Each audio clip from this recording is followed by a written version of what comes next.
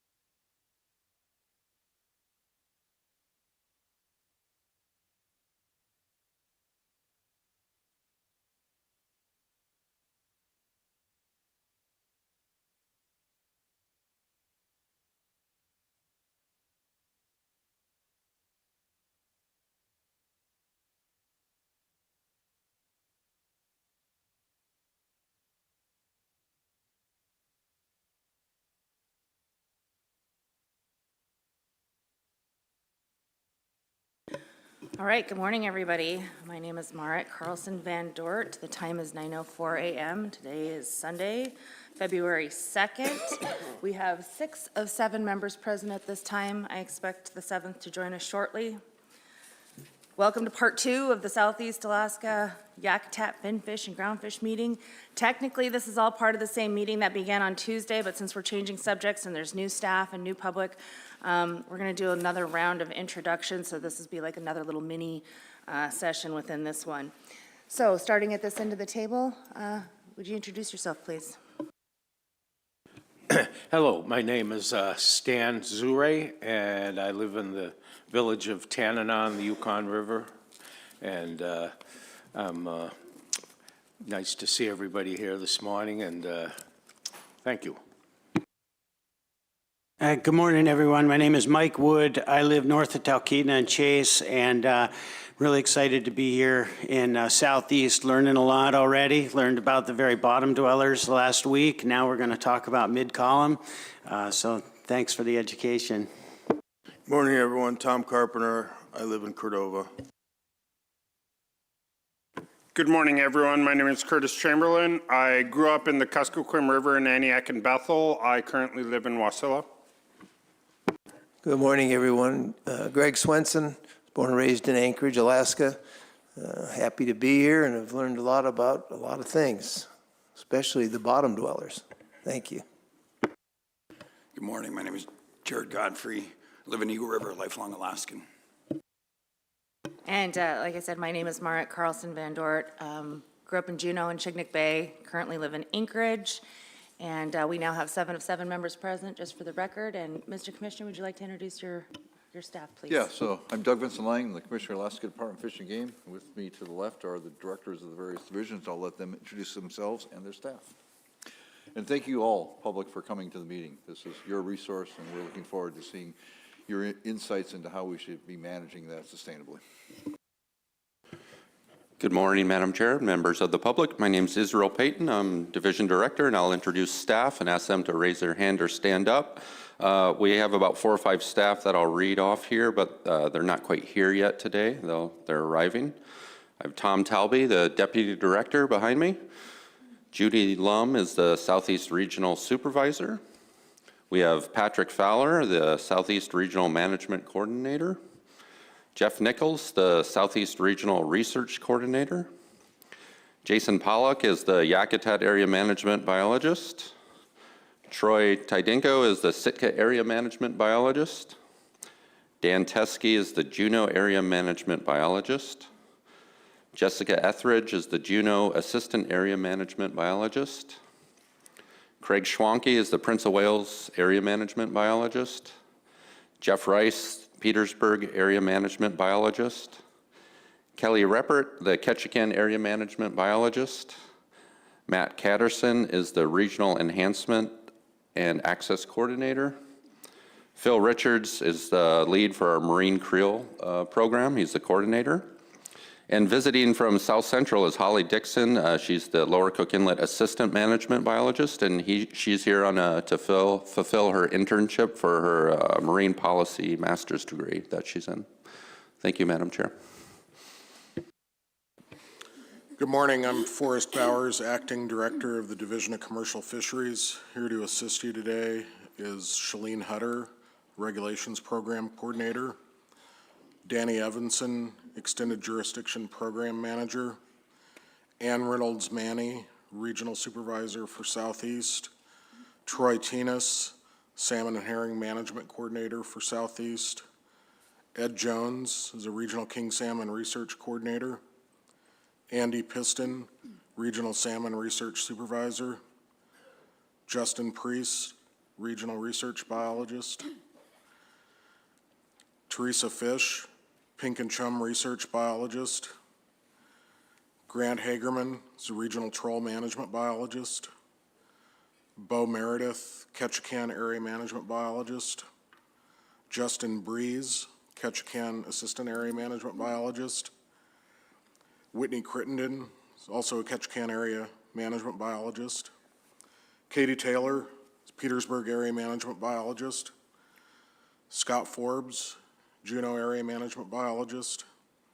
Anthony Wallach, Sitka Assistant Area Management Biologist. Kyle Hebert is a Regional Herring and Dive Fishery Research Biologist. And online at various points in the meeting will be Aaron Dupuy, who is a Sitka Area Management Biologist, and Sherry Dressel, who's a statewide fishery herring scientist. Arriving later in the meeting will be Rick Hoffman, who is our Yakutat Area Management Biologist, and C.L. Roberts, who's a herring biometrician in headquarters. Thank you. Good morning, members of the board. Good morning, everyone joining us here in Ketchikan this morning and those listening remotely online. I'm Amy Wida. I am the head of subsistence for Fish and Game, and I'm located in our Anchorage office. Joining us all from the Division of Subsistence for this meeting are Lauren Sill, our Southern Region Program Manager, and Emily Dahl, our Lead Subsistence Resource Specialist for Southeast Alaska. Good morning, everyone. Thank you. Good morning. Mr. Pappas. Good morning, George Pappas, Office of Subsistence Management, State Subsistence Liaison, Department of Interior, Secretary's Office, Policy Management and Budget. We will have the Regional Advisory Council spokesman, Cal Casaspit, will be flying in tomorrow for part of this meeting representing the Southeast REC. Thank you, Madam Chair. It's good to be here. Thank you, Mr. Pappas. Mr. Peterson. Good morning, Madam Chair. Aaron Peterson with the Department of Law. Good morning. My name is Derek DeGraff. I'm a captain with the Alaska Wildlife Troopers, Southern Detachment, and to my left here is Sergeant Mark Finsist, Ketchikan Post Supervisor. Thank you. Welcome, everyone. Thank you for being here this morning. Mr. Nelson, will you please introduce yourself and staff? Yes, thank you. Good morning, everyone. My name is Art Nelson. I'm the Executive Director for the Board of Fisheries, and from our board support staff here at the end of the table, we have Annie Bartholomew. She's the Board of Fisheries Publications Specialist. Next over there is Savannah Hollingworth. She's the Board of Games Publications Specialist, and she's here to help us out. And there at the end, collecting RCs and blue cards, is Samantha Kirby. She is one of our Regional Advisory Committee coordinators. I'd also like to take a minute to recognize some of the Advisory Committee representatives that we have here. I don't know if everyone's in the room at the moment, but if you are, please raise your hand. From our host community here, the Ketchikan AC, we have their chair, Bo Dale. From the Craig Advisory Committee, we have Ellen Hannon. From East Prince of Wales AC, we have Will Pattison. From the Elfin Cove AC, Patrick Baum. From the Juneau Douglas AC, Richard Yamada. From the Pelican Advisory Committee, Patricia Phillips. Petersburg AC, Max Warhatch. Sitka AC, Stacy Wayne. Wrangell AC, Chris Guggenbickler. And the Yakutat AC, Casey Mapes. And I'm sure we probably have some other AC reps or AC members in the room, so thank you all for your service. Madam Chair. Thank you very much, Director Nelson. Just a couple little notes, or if you're here in the meeting room and you have trouble hearing the meeting, or you just need an extra little help, we have some wireless headsets that will tie into the sound system that will help you hear a little better. If you like, just ask any of the board support staff and they'll get you hooked up. Also, just a reminder to please silence your cell phones. At the beginning of this meeting on Tuesday, we did all of our ethics disclosures. We're not going to go through that exercise again. There were no known ethics disclosures that would prohibit any member of this board at this time from fully participating in all the items on our agenda. For those of you who have been here all week, bear with me. You have either the privilege or the dissatisfaction of listening to me go through all of this information again. But for the new folks here, bear with me. I just kind of wanted to make sure that everybody's up to speed on how we're going to run this session and how we'll conduct this meeting. With respect to access to board members, we're available to you for the purpose of receiving added information. Many of us often meet with stakeholders informally during breaks and before and after daily meetings. We're here to benefit from your knowledge. And however, we do kind of draw a little distinctive boundary, and that's called a sanctuary line. It's right up front here, and we ask that the members of the public please don't come beyond that. If you want to get the attention of a board member who's back here and you can't wave us down, please just grab any member of staff and they'll come let us know that you're interested in having a conversation. Let's see. If you have process questions, please let myself, Vice Chair Carpenter, or Director Nelson know. We want to make sure that you are fully informed on the board's process, and we want to make sure that we do our best to answer any questions that you might have during the course of the meeting.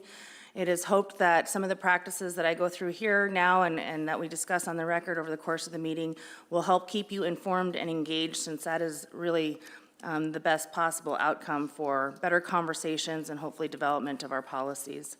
The Alaska Board of Fisheries and the Alaska Department of Fish and Game are united in fostering a respectful workplace, and we're committed to ensuring that workplace is free from negative, aggressive, and inappropriate behaviors. Of course, harassment is not going to be acceptable and will not be tolerated, and just really appreciate everyone's assistance in joining us in that important effort.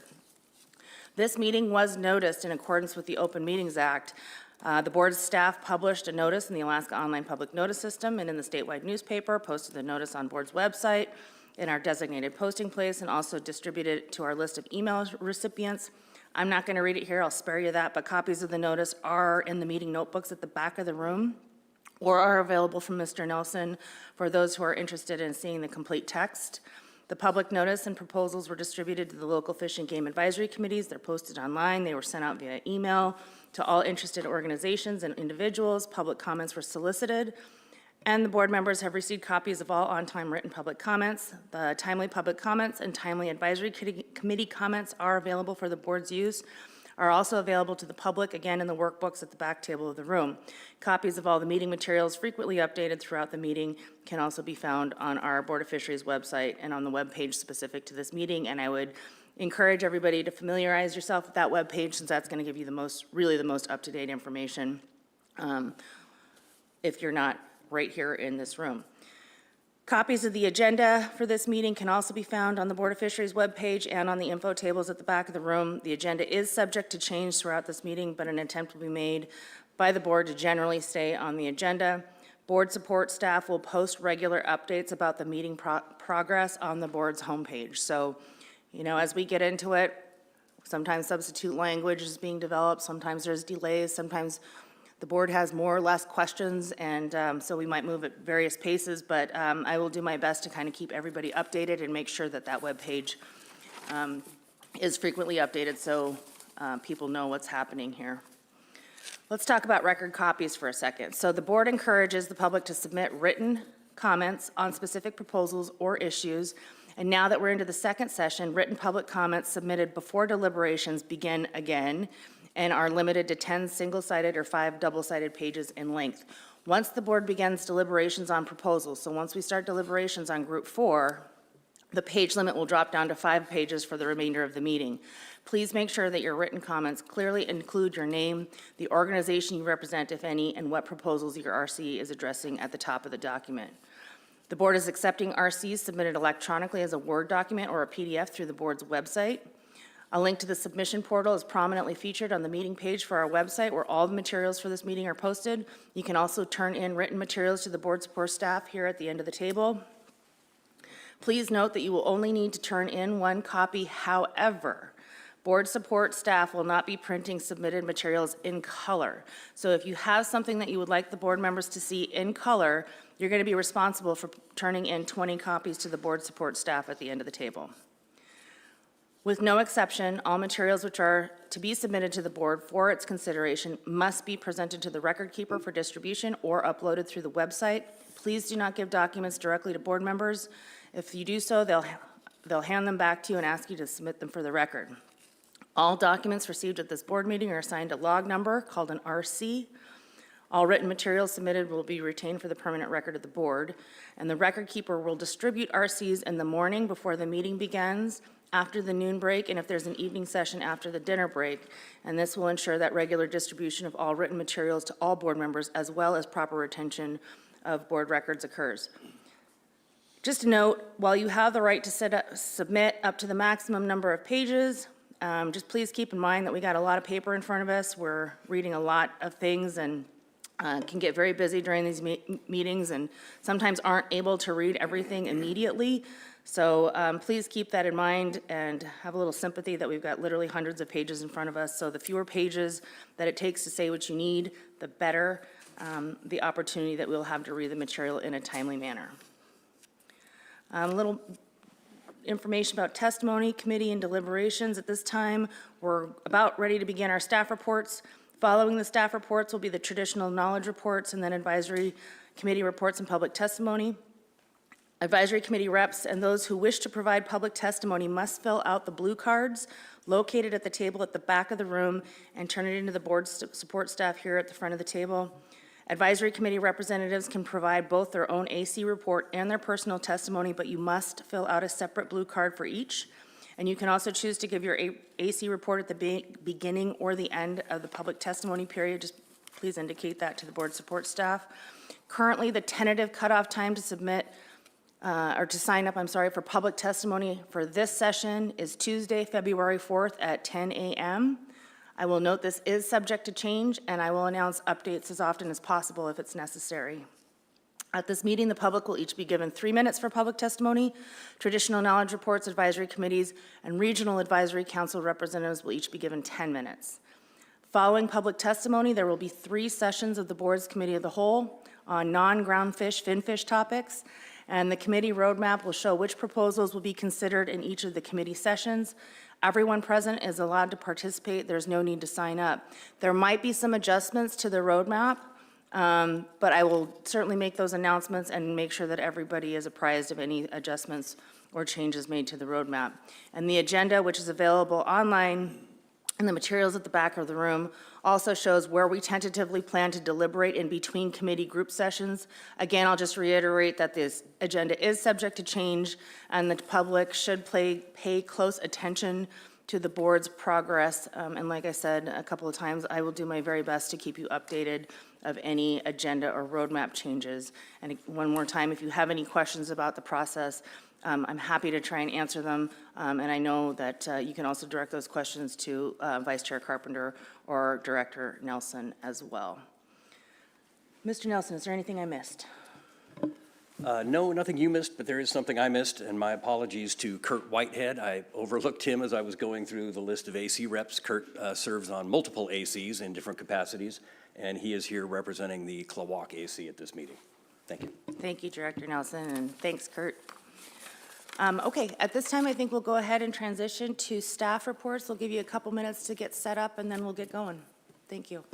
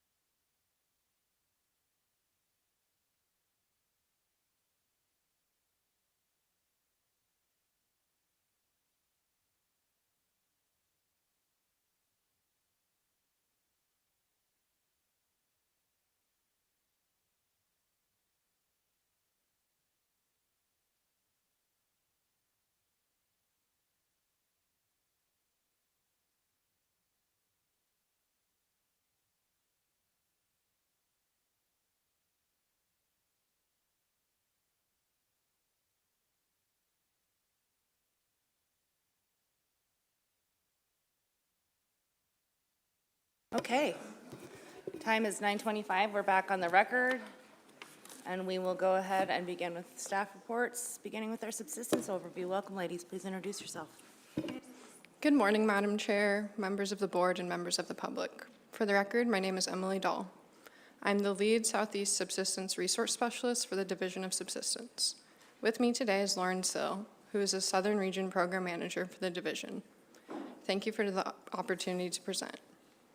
Today, we will build on our earlier presentation and discuss the harvest and use of both salmon and non-salmon fish. First, we will share a brief ethnographic background on salmon in Southeast, as well as available search, harvest, and use data. Next, we will outline the most prominent non-salmon fish in the region. Finally, Lauren will discuss the importance of herring and herring eggs as a subsistence resource within Southeast. Archaeological and ethnographic research demonstrate that salmon have been an important food source for Southeast residents for thousands of years and remain important in the present day. In the distant past and the more recent history, salmon have played a key role in the development of Southeast Alaska.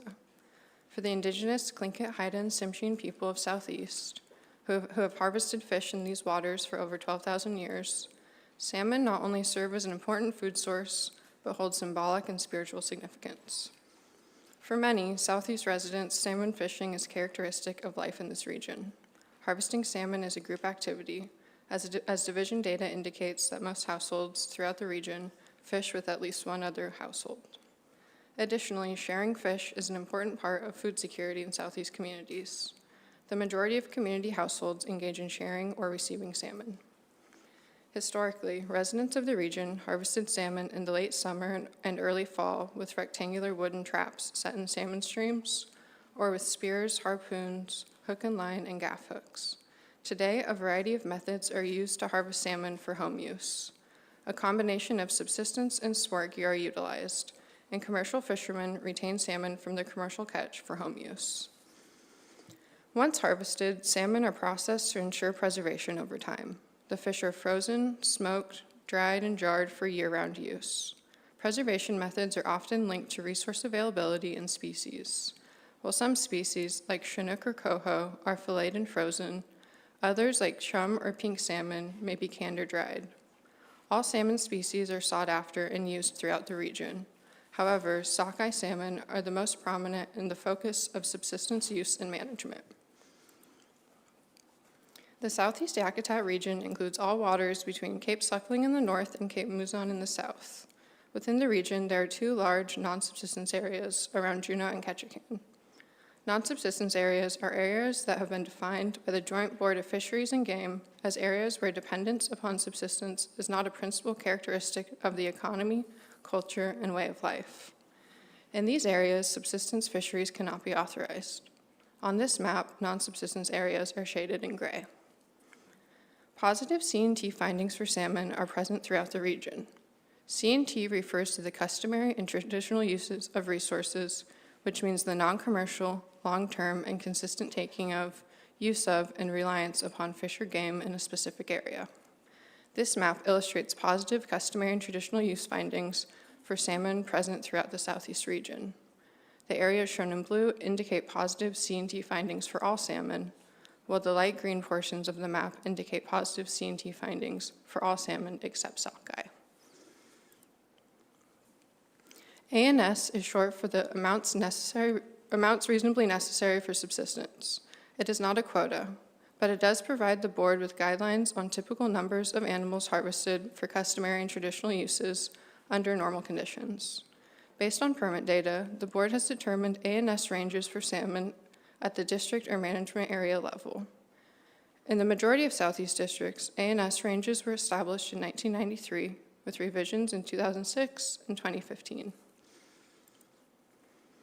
In Southeast, a variety of gear types can be used to engage in subsistence fishing, including drift gill nets, set gill nets, gaffs, spears, beach seines, dip nets, cast nets, and hand purse seines. The permit issued for each area specifies the allowable gear type in that area. For example, gaff hooks are allowable gear type in the Haynes management area, and hook and line is an allowable gear type in the readout system in the Sitka management area. Seasons are managed at a system level for each species of salmon. Managers in the department have time and area authority to respond to annual variations in salmon populations. Seasons typically occur in the summer and fall months and can range from as short as 1 month to as long as 6 months. Limits are specified in regulations and range from roughly 5 to 40 fish. Limits vary by stream system and are managed at a management area level. The board may recognize this map. We included it in our earlier presentation and wanted to show it again today to provide context for the data we will be showing shortly. Comprehensive surveys are one of our standard data gathering methods, and much of the information we'll be presenting today are results from these surveys. This map indicates the most recent survey year for each Southeast community. Bright purple dots indicate communities last surveyed in 1987. Communities surveyed between 1996 and 2000 are shown in yellow. Communities surveyed between 2010 and 2019 are shown in red, and communities most recently surveyed in the past 4 years are shown in green. You may note that neither Ketchikan nor Juneau are shown on this map due to their size and their location within non-subsistence areas. We have never surveyed these two communities. Ideally, comprehensive surveys are administered in a given community approximately every 10 years. This time frame allows us to document trends over time and avoid survey fatigue. The division prioritizes updating community data in each research cycle. As you can see, only a small number of Southeast communities have not been surveyed since the late 1980s. Our most recent surveyed communities are Tenagee Springs, Gustavus, and Pelican, where we are awaiting community data review, and updated data for the 2023 study year will be available by 2026. This map displays all available search and harvest mapping data for salmon throughout the region. This is not just salmon harvested under subsistence regulations, but includes all non-commercial harvesting reported in household survey data. As you can see, residents rely on the majority of Southeast waters for harvesting salmon. While few proposals at this meeting are to change subsistence regulations, we wanted to show the extent of Southeast area waters that residents use to harvest wild foods. Due to the scale of the Southeast region, throughout this presentation, we will discuss harvest data at a management area level. This map indicates how the region is divided into management areas. For the purpose of this presentation, the Prince of Wales management area is included in the Ketchikan management area. The Southeast management areas range in size from 1 community in the Yakutat management area to 14 communities in the Ketchikan management area.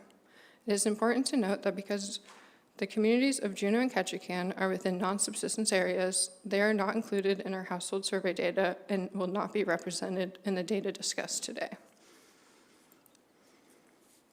This figure shows the average composition of harvest by resource category for each management area. The management areas are labeled on the x-axis, with the number of communities indicated in the parentheses below the management area name. For example, the Yakutat management area, there is only 1 community, which is indicated by n equals 1. The number of communities for both the Juneau and Ketchikan management areas do not include either Juneau or Ketchikan, as they are within non-subsistence areas, and we do not have comprehensive household harvest data available for them. Percentages are measured from the total usable harvest shown on the y-axis. As you can see, in the dark and light blue, salmon and non-salmon fish make up more than 50% of total harvest across all management areas. Salmon make up between 17 and 37% of the total harvest across Southeast management areas. In the Yakutat, Haines, and Ketchikan management areas, salmon account for the highest percentage of the total harvest out of all resource categories. This figure uses household survey data from the most recent comprehensive study year for all communities within a management area. The y-axis shows percentage of households, and the x-axis categorizes households by each management area. The x-axis displays the percentage of households using fish in blue and the percentage of households harvesting fish in orange. Again, for each management area, we have indicated the number of communities for which we have included data. In all management areas, more than 50% of households are actively harvesting salmon. The percentage of households harvesting ranges from 60 to 80%, but you can see that the percentage of households using salmon is higher, ranging from 91 to just under 100%. This demonstrates the importance of sharing. Sharing occurs both between harvesters and from harvesters to non-harvesters. All species of salmon are used by Southeast residents in each management area. This figure illustrates the harvest composition of salmon species at a management area level by percentage. The y-axis indicates the percentage of total harvest, and the x-axis categorizes harvests by each of the 6 management areas. Sockeye are shown in dark blue, coho in light blue, chinook in green, pink salmon in orange, and chum salmon in yellow. This figure includes salmon harvested under all regulations, not only subsistence. As you can see, sockeye and coho are harvested across all management areas at a high rate, while there is more variability in the harvest of chinook salmon. Across Southeast, both chum and pink salmon are harvested in smaller amounts relative to other species. Subsistence salmon fishing in Southeast is managed under a permit system that specifies harvest limits, allowable gear types, and open areas and seasons. Salmon permits are managed by the Division of Commercial Fisheries, and harvest reporting is mandatory. Harvest reports offer important information about trends over time. Permits are available online and in person at ADF&G offices. There are approximately 3,000 permits issued in Southeast annually with an 80% return rate. Drawing from permit data, this figure displays estimated salmon harvest over time. Permits have been in place since 1986 in the majority of Southeast and 1989 in Yakutat. Lower estimated harvests in the late 1980s and early 1990s are likely attributed to the novelty of the permit system. Reported harvests on permits vary from year to year, but since the early 2000s, estimated harvests remain in a consistent range between 50 and 60,000 salmon. For the most recent year, we have data, 2022, sockeye accounted for 89% of the salmon reported on permits, which is an increase from the historical average of 85%. This map displays all the available search and harvest mapping data for non-salmon fish throughout Southeast. This is not just fish harvested under subsistence regulations, but includes all harvesting reported in household survey data. The search and harvest area for non-salmon fish spans across the entirety of the region. The board has made positive, customary, and traditional use findings for non-salmon fish, including halibut, hooligan, smelt, bottomfish, dolly varden, steelhead trout, and herring. Halibut is the primary non-salmon fish harvested by Southeast residents. Halibut can be harvested in Southeast waters year-round and is an important subsistence resource for the region. Subsistence halibut harvest is managed under federal regulations. Herring is a traditional subsistence food and the only non-salmon fish with an ANS determination in Southeast. Next, Lauren will share more about the historic and contemporary importance of herring and herring eggs as a subsistence resource in Southeast Alaska. Thank you. Again, for the record, my name is Lauren Sill. I'm the Southern Region Program Manager for the Division of Subsistence. Each spring, herring return to the nearshore waters of the Pacific Northwest and Southeast Alaska. The event heralds the end of winter and a return to the abundance and vitality of spring and summertime. For indigenous communities along these coasts, herring and herring eggs have been a mainstay of the subsistence round. Ethnographic and historical accounts document the nutritional and cultural importance of this keystone species. Herring have been harvested, processed, consumed, and traded for thousands of years. While herring and herring eggs have been harvested throughout Southeast Alaska in the past, Sitka Sound has always been important for the herring egg harvest, in part because of the sheer abundance of herring, but also because of the length of the spawning period. Historical accounts from the 1800s discuss the influx of Tlingit from Southeast Alaska into Sitka Sound for the purpose of harvesting herring and herring eggs. Herring and herring spawn feature in the oral history of Sitka Tlingit. For subsistence resources in general, not all households participate equally in the harvest of resources. For herring eggs, the harvest is more specialized than many other subsistence resources. To be successful requires knowledge, time, and specific skills. Because of this, there are relatively few harvesters in Sitka Sound, but their harvest is the main source of herring eggs for residents around the state. The distribution and exchange of herring eggs is extensive. Harvesters share eggs with others in Sitka and send them out to communities around the state and beyond. Often herring eggs are shared multiple times before finally being consumed, allowing these distribution networks to stretch far and wide. Herring eggs are also exchanged for other specialized foods, such as hooligan and dried hooligan, berries, dried seaweed, or mountain goat meat. Historically, herring eggs were air-dried or packed in salt for storage and later distribution. Since freezers have become readily available, vacuum sealing and freezing is a preferred method. Herring eggs are also consumed fresh. For these next few slides, I wanted to try and give a sense of what the subsistence herring egg harvest looks like in Sitka Sound. Spawning herring turn the shores of Sitka Sound milky white, which you can easily see from the air. Herring eggs are traditionally harvested after they've been deposited on hemlock branches, kelp, or seaweed. When it's time for the herring spawn, harvesters scout forests to find suitable hemlocks to harvest and set in the intertidal zone. Depending on the size of the boat, the amount of help, and the magnitude of the desired harvest, harvesters will set either whole trees or just hemlock branches. They can be put down alone or tied together in a set. Either way, the trees or branches are weighted with a rock to keep them on the bottom and potentially marked with a buoy. People set branches in areas most likely to result in a good harvest. That means locations without sandy substrate and that aren't subject to a lot of wind and wave action. If the bottom gets too stirred up, it can cause the eggs to be sandy or otherwise contaminated, which is not desirable. Additionally, how far harvesters will travel from Sitka considers the size of the boat, the weather, and the expense. And finally, there needs to be active spawning in the location where branches are set. Many harvesters will put them out just prior to the spawn in locations they anticipate will receive spawn, and then move them if necessary. Trees can't be left in the water too long, though, or they'll start to get algae deposited on them, making them unfit for harvest. Once all the preparations and setting of branches is complete, ideally there's active herring spawn on your branches and you can go back out and harvest. Generally, people haul the branches up out of the water onto the deck using a grappling hook to snag the branch. For harvesters who can set trees, usually they're in bigger boats, likely commercial vessels that have a winch and can haul the trees up that way. When there's good spawn deposition, these covered branches are quite heavy. Minimal processing happens at this point, perhaps lopping off part of the trunk or branches that don't have needles on them to reduce the amount of waste you're bringing back to the dock. As we'll mention later in this presentation, multiple thousands of pounds of herring eggs are harvested from Sitka Sound. Despite the magnitude of the harvest, it's a small percentage of the trillions of eggs that are deposited throughout the Sound. These photos come from Sitka Tribe of Alaska's harvest and processing events, but they're representative of herring and processing in general, of harvesting and processing in general. Once the eggs are back on the docks, that's when the processing begins. How the eggs are processed depends on what the final product is going to be.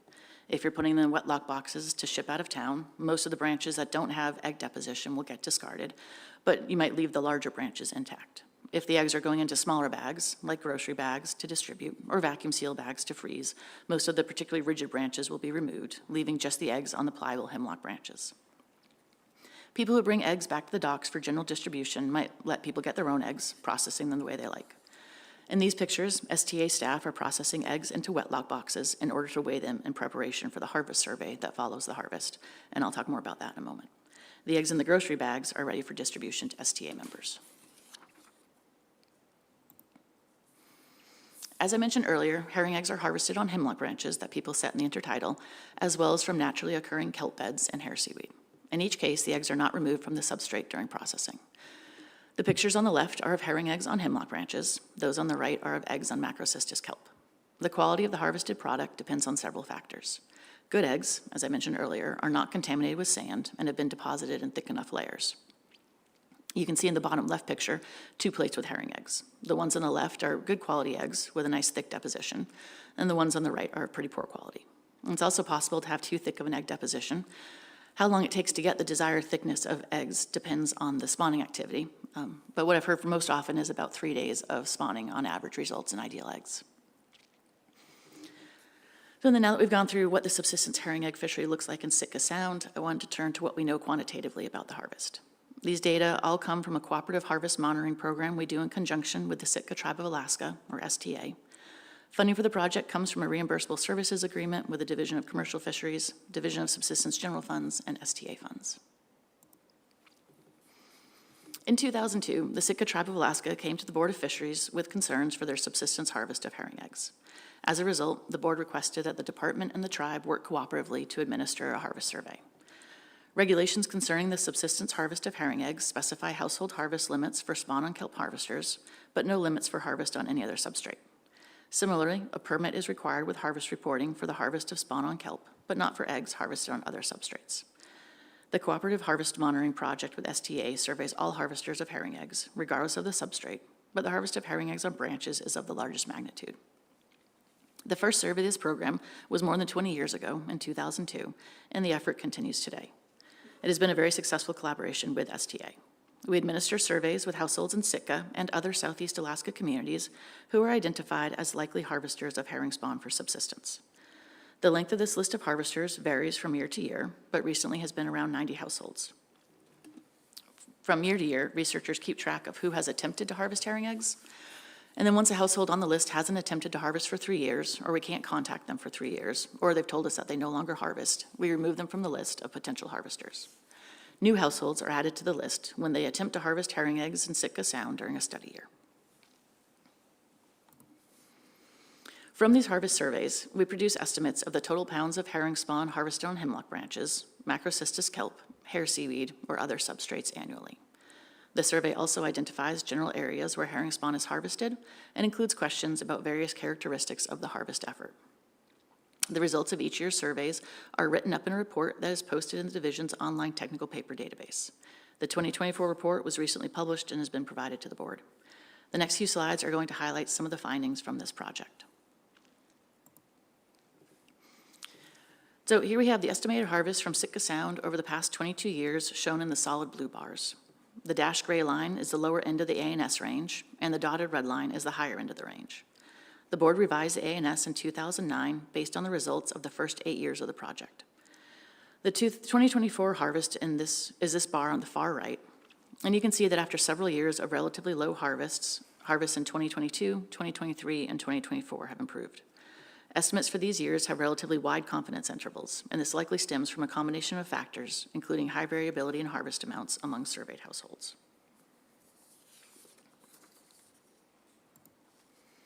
These blue bars are the same as the previous slide, the estimated harvest of herring eggs in Sitka Sound since 2002.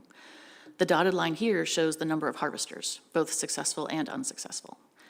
The pounds of herring eggs are on the left axis, and the number of harvesters are on the right. You can see there's variability from year to year in the number of harvesters. Things like work conflicts, the expense of harvesting, or perceived poor conditions all play a role into why some harvesters choose not to harvest in any given year. Looking at these data, it appears that the number of harvesters isn't a very good predictor of the harvest amount on its own. There were more harvesters in 2024 than in 2023, which was more than in 2022, but the harvest did not increase commensurately. Years like 2010 or 2017 show similar disparities between the number of harvesters and the total harvest. When thinking about overall harvest amount, more factors than just the number of harvesters need to be considered, such as the location of the spawn, the duration of the spawn, or the weather. For example, the particularly low harvests in 2018 and 2019 likely reflect the fact that herring spawned relatively far from town and were concentrated in the more northern reaches of the Sound.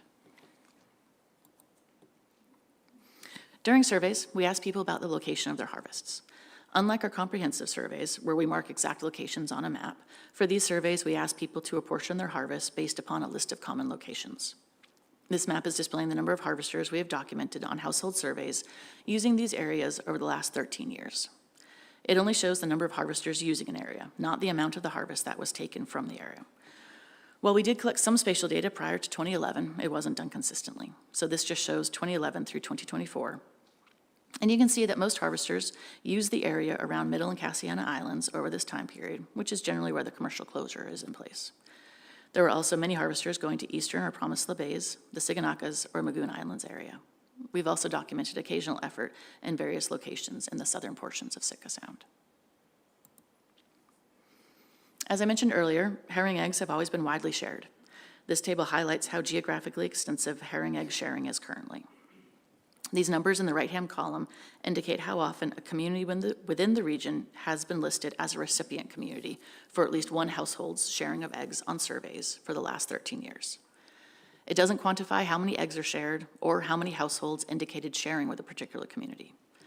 Unsurprisingly, communities in Southeast are shared with the most frequently, but eggs have also been shared with communities in every region of the state and outside of Alaska. The majority of herring harvesters share at least a portion of their harvest. The surveys we conduct are only with herring egg harvesters, so this is an incomplete picture of herring egg sharing. We know that recipients of herring eggs further share them, but we don't currently have a solid understanding of what these secondary and tertiary levels of sharing look like. Anthropologist Tom Thornton has conducted ethnographic studies on the distribution of herring eggs from Sitka Sound and describes a resilient distribution network that moves thousands of pounds of herring eggs through dozens of communities and thousands of recipients. As part of his work, he collaborated with our harvest monitoring program to add additional questions to our surveys for 2 years, 2018 and 2019. And STA has also done some preliminary studies to characterize sharing of herring eggs from Sitka Sound through non-random surveys, and their results generally support Thornton's findings. Further investigation into the distribution of herring eggs from Sitka Sound is a topic we'd like to further pursue. I said in the previous slide that most harvesters share a portion of their harvest. As you can see from this pie chart, the majority of the harvest weight is shared each year. This slide is showing results for 2024, but these are pretty consistent with years past. A small portion of the harvest weight, around 10%, is kept by the harvester for their own use. Of the remaining 90%, about half is usually shared with Sitka households, and half is shared beyond Sitka. If you look at the table on the bottom right, there are more details about the types of herring eggs that are shared. The left-hand column is the type of substrate herring eggs were harvested on. Across the top are columns for eggs kept for the harvester's own use, eggs shared within Sitka, and eggs shipped out of Sitka. The first row is the total harvest of herring eggs on any substrate, and these percentages match the pie chart. The next row down is herring eggs harvested on hemlock branches.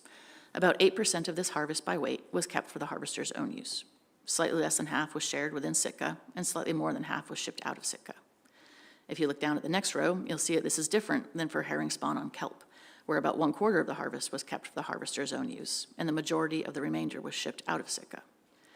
For herring spawn on hair seaweed, the last row on the table, about 1/3 was kept by the harvesters, half was shared with Sitka households, and 20% was sent out of Sitka. These next two slides are some examples of the types of assessment questions we ask on the survey. I haven't included all of the ones that we ask. The first question concerns vessel sizes used for the herring egg harvest in 2024. We ask about vessel size partly because it helps us understand how the fishery is conducted. Where you can go and how much you can harvest at one time varies if you're talking about a skiff or a big commercial vessel. How big of a factor weather is can also be related to what size vessel you're in. In 2024, most harvesters were in skiffs and vessels less than 24 feet in length. This is pretty consistent with past survey years. The second question concerns efficiency in harvesting. We know that lack of equipment and the cost of harvesting are two challenges people have explained to us for why they didn't harvest in a particular year. We also know that sharing sometimes takes the form of providing labor or equipment in exchange for a share of subsistence resources. And we know that many households harvest with the intent to share with other households. So in 2024, 66% of households harvested with another household. While every year a substantial number of households harvest together, the percentages seem to vary quite a bit from year to year. We haven't had a chance to assess whether there are any trends in answer to these questions or if there are correlations between the percentages of households responding in the affirmative and other factors. Finally, we ask questions about whether the household got enough herring eggs. This is a pretty tricky question because there's not really an objective definition of what enough means. The way the question is asked has changed over the years. We currently have a multi-part question. Did the harvester get enough herring eggs, and did they get enough to share? One caveat to these questions has always been that we've asked them right after the harvest was finished, and it's possible that circumstances change over a year that would change the answers. So beginning with the 2022 survey, we've asked harvesters to think back on the previous year and answer these questions for that year. So in 2024, we asked harvesters whether they had enough eggs during 2023. Harvesters should have a better assessment of whether their 2023 harvest was sufficient for their needs at the end of the year, rather than at the beginning. Approximately 3/4 of respondents said they got enough eggs for their own use and for their sharing needs. This was a higher percentage of households than answered in the affirmative on the 2023 survey. Also beginning in 2022, we added a third part to this series of questions. We asked harvesters if they were asked for eggs during the year that they couldn't supply. The point of this question is to try and gauge broader community need for herring eggs. It's not a perfect proxy. But we recognize that a limitation of our survey is that we only talk to harvesters, and we really can't characterize how the subsistence harvest of herring eggs meets the needs of consumers. As we mentioned earlier, there are a lot of households that rely on sharing networks for resources they depend on, and we're not capturing those people with this survey. So this is our attempt to see what we can learn. Approximately 1/4 of households we spoke to in 2024 said they were asked for eggs that they couldn't supply during 2023, and 3/4 were not. As I mentioned earlier, all of this plus the rest of the results of the 2024 survey year are published in our most recent technical paper, which can be found in RC3 tab 11. And that's all we have for our subsistence overview for Southeast. As we mentioned the other day, we're in the middle of a few new projects, updating comprehensive harvest data for 3 icy strait communities and conducting an in-season monitoring project on the Clock River. We should be publishing results from both of those within the year.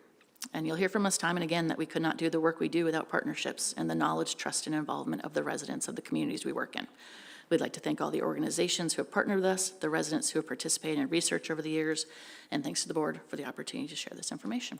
We're happy to take any questions. Thank you. Board questions. Mr. Wood. Yeah, thank you. So I've got 3 questions. One was on the map on page 3, you have the blue areas positive, or blue, green, and gray. I kind of wish that map was a little bit bigger to better identify some spots, but I could tell it would take up a lot of pages. The reason is if you go to slide 6, you reference one of the areas you surveyed was Thorn Bay. And so to me, like yesterday was through deliberations, it would help to clarify some of those issues regarding subsistence and letting us know ahead of time, speak up to when we're not getting it. That would be great. The other thing, so that was one thing. Secondly, I want to go to slide 16. And I was wondering, where else other than, where else do they harvest hooligan in Southeast other than, what are the different areas? One place you had here was way up on the Chilkat River. I'm forgetting the name of the village, but. Through the chair, Member Wood. Yeah, so hooligan is harvested in Yakutat. There's some rivers up there where hooligan go in. Along Cluckwan is the community of Cluckwan harvests a lot of hooligan. In the Chilkat, there's also hooligan down in the Unic around Ketchikan. And there are a few other places, I believe, around Petersburg, Wrangell, that there is some hooligan harvest. Is all of that hooligan, well, do people use that pretty, when it's running, do they put it away everywhere? Through the chair, Member Wood. Yeah, the communities we've been in where there is hooligan harvest, there are, a small number of people who harvest a lot of hooligan, and they share it pretty widely within their community. And also, like hooligan in particular has a lot of sharing between Sitka, so herring eggs get shipped up and hooligan gets shipped down. And so there's a lot of sharing for those sort of resources. That's cool. I like hooligan. And then the last part was on slide 22. You mentioned that there are 90 households harvest. It was in the Sitka area? Through the chair, Member Wood, there are 90 households currently on our list of harvesters that we talk to. So not all of those people will harvest in any given year, but that's the sort of universe of who we think might be harvesting in Sitka Sound. Okay, cool.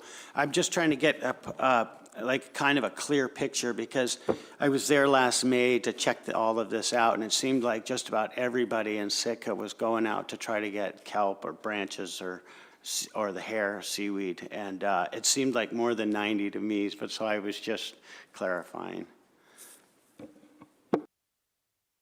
Other board questions? I have just a couple. On slide 25, kind of 24, 25, either one works. Obviously, we see the dip in 2020, and you've explained that that's due to COVID. And then you also mentioned in I think it was 2017, 2019, or maybe 2018, 2019, that dip, you mentioned that there's sort of multi-factor issues, but that it was perhaps due to where the spawn occurred, farther away from town, and just maybe less spawning occurred. What was going on in 2022? How come you saw that spike? Madam Chair, it's a good question. It's always trying to figure out what's going on and why people are choosing to harvest, not harvest. I know some things in 2022, we had a lot of new harvesters who decided to harvest that year. I know there was a Kuiks in town, and there's a lot of herring that get harvested for that, so there was definitely some effort involved with that herring, harvesting eggs for that purpose. It's hard to say whether, the last few years, I feel like there have been a lot of new harvesters showing up in our survey, and so I don't know if there's just a generally trying to make more of an effort or more interest in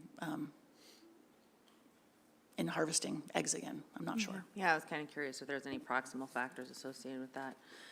And then my question on 27, I know that this is just from I'm assuming just from the surveys that you got. I was shocked to see Anchorage not in there somewhere. Is that lumped in with the Matsu? Okay. And then maybe it's not for, I'm just trying to reach back in my memory. Maybe it wasn't around Sitka herring, maybe it was Arctic Yukon, but the sort of the scatter map that shows sort of the network of sharing and how far and broad it goes. Do you have something similar for that, for herring? Madam Chair, so there are a couple, what we do have is a map that just kind of shows arrows that go out of Sitka to the different places. Yeah, but we don't have, sometimes the Arctic, they have some sharing network of like this household shared with this household. We don't have sharing networks down to that level. We just have sort of where it goes, what communities it goes to. If you have that map available, I'd love to have that RC'd. Yeah, I think I can find it and do that. And, yeah, I mean, at some point, that network map would be a really interesting exercise for Sitka herring, and I would love, love, love to take a look at that sometime. Dr. Rita, and then Mr. Vincent Lang.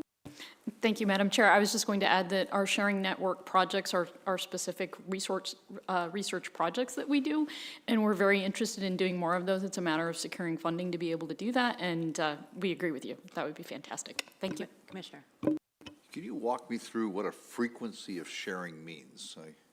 Like, what is a frequency of 152 versus a frequency of 2? Right, so this is basically, I just went back through all of our surveys for any given year. So in 2024, if there was a household that said they shared their eggs with a house in Southeast, it got a 1. If there was a household that said they shared eggs with a community in the interior, it got marked as a 1. So this is just looking through the surveys and seeing how many times different communities showed up as being heart shared with in that year. Does that make sense? Yeah, so it depends upon the number of households you surveyed. You might have surveyed a lot more houses in Southeast versus the Matsu. That's what I'm struggling with. Are these directly comparable based on some ratio of surveyed to unsurveyed houses, or just if you surveyed more in the Sitka area, you would have a higher frequency? Through the chair, Commissioner. So not necessarily, because I think if say we are doing these surveys in Southeast, and so if during 2024, 10 households shared with Juneau would still just get 1 mark for 2024. It wouldn't show up 10 different times. So it's not exactly that because we're surveying Southeast residents. For sure, Southeast communities are shared with more frequently, but this one is just showing, did a Southeast community get shared with in 2024? Just once, and it's a 1 or a 0 kind of thing. Is that? I'll talk to you off the record. Yeah, I'm a little bit confused. And the because origin of some of these other areas of the state, I know there's a lot of sharing going on, like in the Aleutians, and it just seems like 3 is really low for that compared to Southeast Alaska.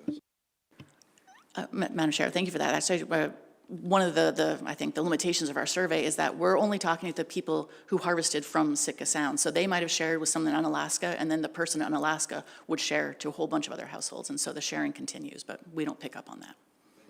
Yeah, and I think the survey origin was Sitka, right? Yeah. Okay, any other questions? Thank you for your presentation.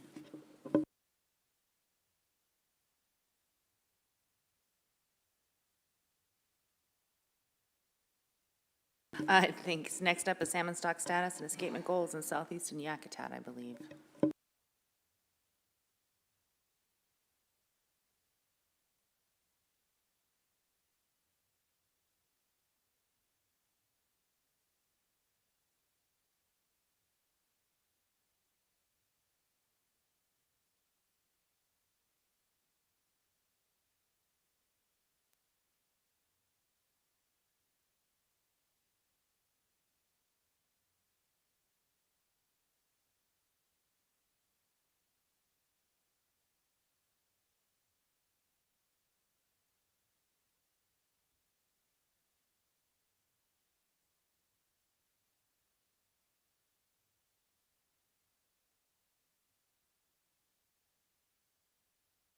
All right, whenever you're ready, please put yourself on the record and begin. Madam Chair, members of the board, good morning. For the record, my name is Jeff Nichols. I'm the Regional Research Coordinator for the Division of Sportfish in Southeast Alaska. With me today are colleagues from the Division of Commercial Fisheries, Ms. Teresa Fish and Mr. Justin Priest. In August of 2023, we formed an interdivisional team of staff from the Divisions of Commercial Fisheries and Sportfish in a review of Southeast Alaska salmon escapement goals. The full team and smaller focal groups groups continued to meet and advance products through the remainder of 2023 and into 2024.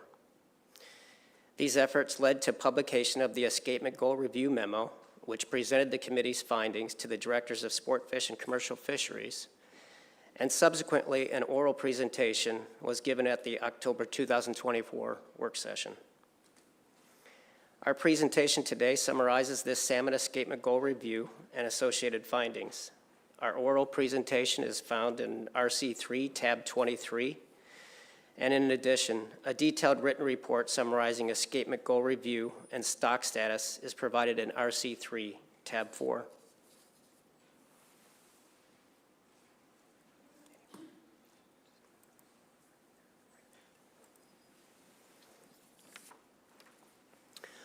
Our presentation will briefly introduce escapement goal policies, provide current escapement goals and stock status of salmon in Southeast Alaska, and summarize recommended escapement goal revisions.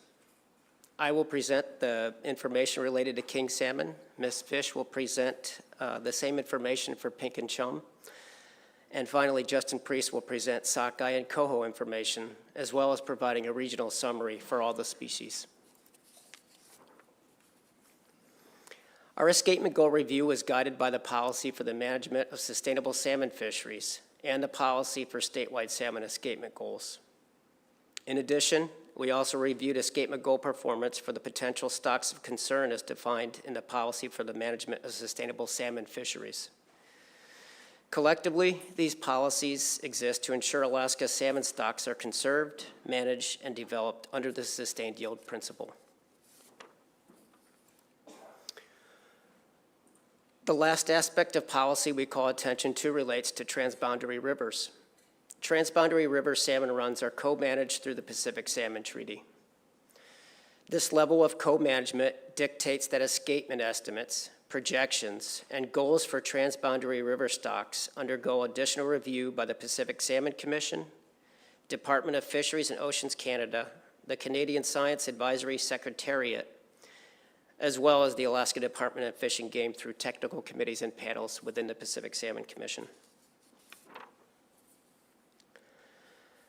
Escapement goals for Southeast Alaska, for salmon in Southeast Alaska were classified as either biological, sustainable, or optimal escapement goals as defined by the policy for the management of sustainable salmon fisheries.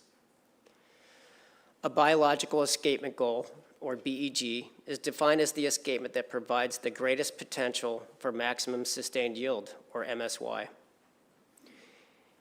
BEGs are expressed as a range with upper and lower bounds driven by stock productivity information, and the range between informed by data uncertainty. Of the 47 escapement goals evaluated for Southeast Alaska, 29 were BEGs. And BEGs are in place for all species of salmon in the region, except chum salmon.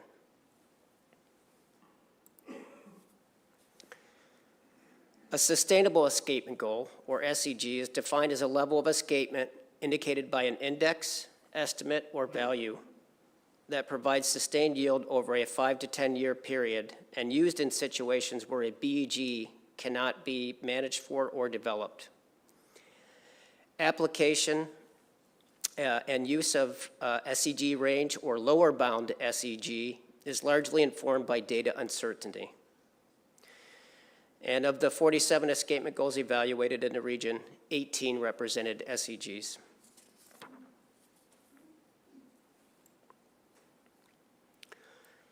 This slide presents current escapement goals for the 11 stocks of king salmon, which are surveyed annually, and the associated BEG range.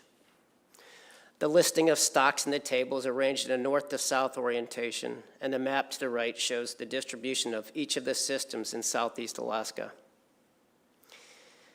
This distribution of 11 king salmon index systems in the region includes a nearly contiguous stretch of Southeast Alaska and represents most of the known wild stock production in the region.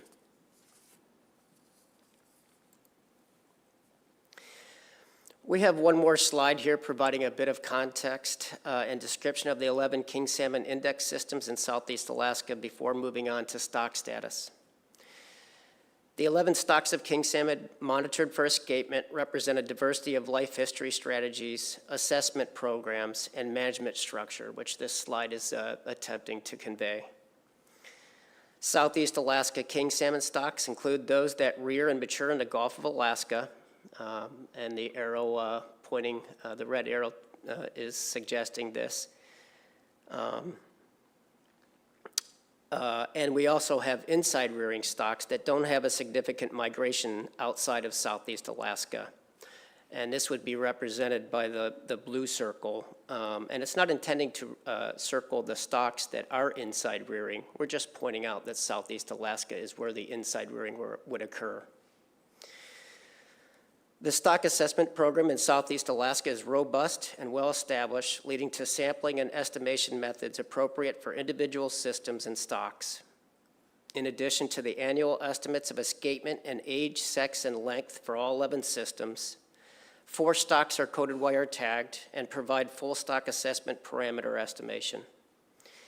The full indicator stocks in the region include the Chilkat, Taku, Stikine, and Unuk rivers, equally representing the 2 different ocean rearing patterns. Finally, the management structure for king salmon involves 3 transboundary river stocks, shown here in yellow, and these are co-managed with Canada under the jurisdiction of the Pacific Salmon Treaty. Our evaluation of king salmon stock status for this presentation focuses on performance with respect to established biological escapement goals annually and across the time series. Over the last 10 years, king salmon stocks achieved the lower bound of the established biological escapement goals just over 50% of the time. We explore these escapement trends in the following slides with individual and regional counts and identification of current stocks of concern, which are also listed here for initial context.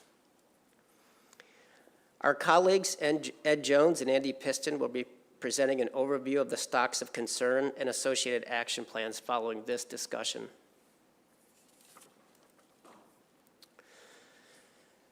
In the following 3 slides, I'll be presenting escapement trends for each of the 11 king salmon indicator stocks in Southeast Alaska, again, relative to the current biological escapement goal. And I realize there's a lot going on in these graphs. I'm just going to walk you through the layout. Each of the individual graphs have a consistent horizontal axis, time series through 2024, while the vertical axis, estimated spawning escapement of large king salmon, varies in scale across the systems. A legend at the bottom describes the 2 different colors of vertical bars, with years represented by bright orange, identifying when escapements were below the goal, and those with dark blue being years when the lower bound was met or exceeded. Each graph also contains the specific biological escapement goal that represents total escapement in the upper right corner. This range depicting the upper and lower bounds is illustrated by the 2 horizontal black lines in a graph across the time series. I've pointed this out before, but I'll say it again. I want to point out that these escapement trends are presented relative to the current BEG ranges. Also, as identified previously in slide 6, the escapement being monitored and assessed in these 11 systems represents the vast majority of wild king salmon production in the region. This first slide portrays escapement trends relative to the BEGs for the Seatuck, Elsek, Chilkat, and Taku rivers. The Elsek and Taku rivers are both transboundary river stocks with co-management between Alaska and Canada. I'll note that the Chilkat and Taku rivers are currently designated stocks of concern.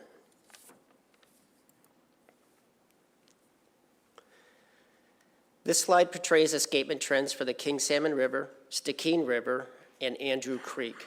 Andrew Creek is a tributary to the Stikine River within the U.S. side of the watershed. Each of these 3 stocks are generally located in central Southeast Alaska, and each are also currently designated stocks of concern. Lastly, of note, the Stikine River is a transboundary river stock managed bilaterally under the Pacific Salmon Treaty by Alaska and Canada.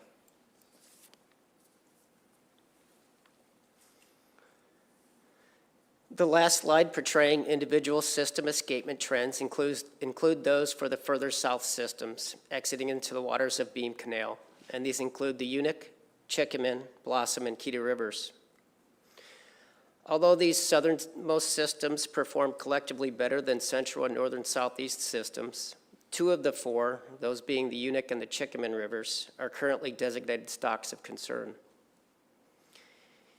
King salmon runs for all 11 of these indicator stocks met or exceeded the lower bound of the escapement goal approximately 56% of the time over the last 5 years, compared to just over 51% for the previous 10-year period.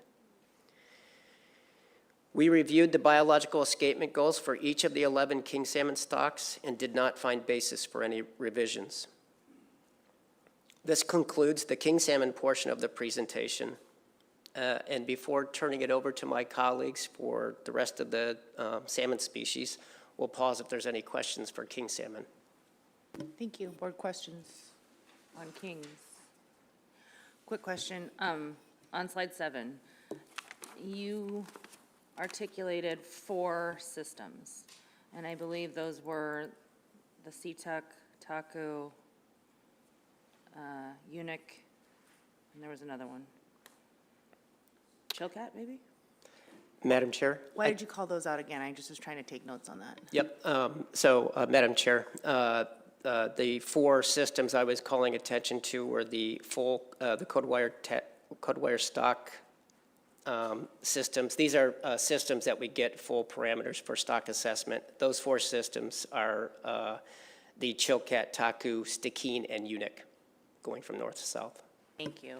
And then on the next slide, in terms of the escapement goal performance, king salmon runs met or exceeded, is that all 11? Or does that include the SOC systems in that calculation as well? Madam Chair, that includes all 11 systems. 11. Okay, thank you. Any other questions? Okay, let's move on.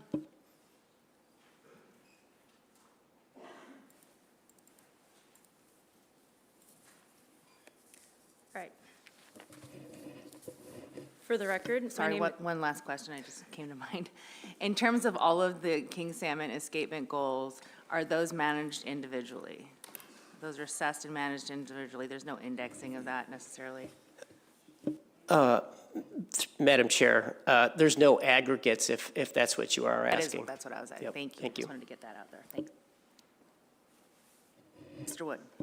Sorry, it took me a few seconds to find a page, but on slide 7 again, I just want to clarify a few things because terminology being thrown around. That blue circle you mentioned is inside rearing. Is that inside, meaning the inside rearing of the wild stocks coming down and hanging out where you're doing your survey? Through the chair, Member Wood. Yeah, let me clarify quickly. Inside rearing stocks are stocks that generally mature and rear within Southeast Alaska, but these stocks can also go to the Gulf of Alaska and further north.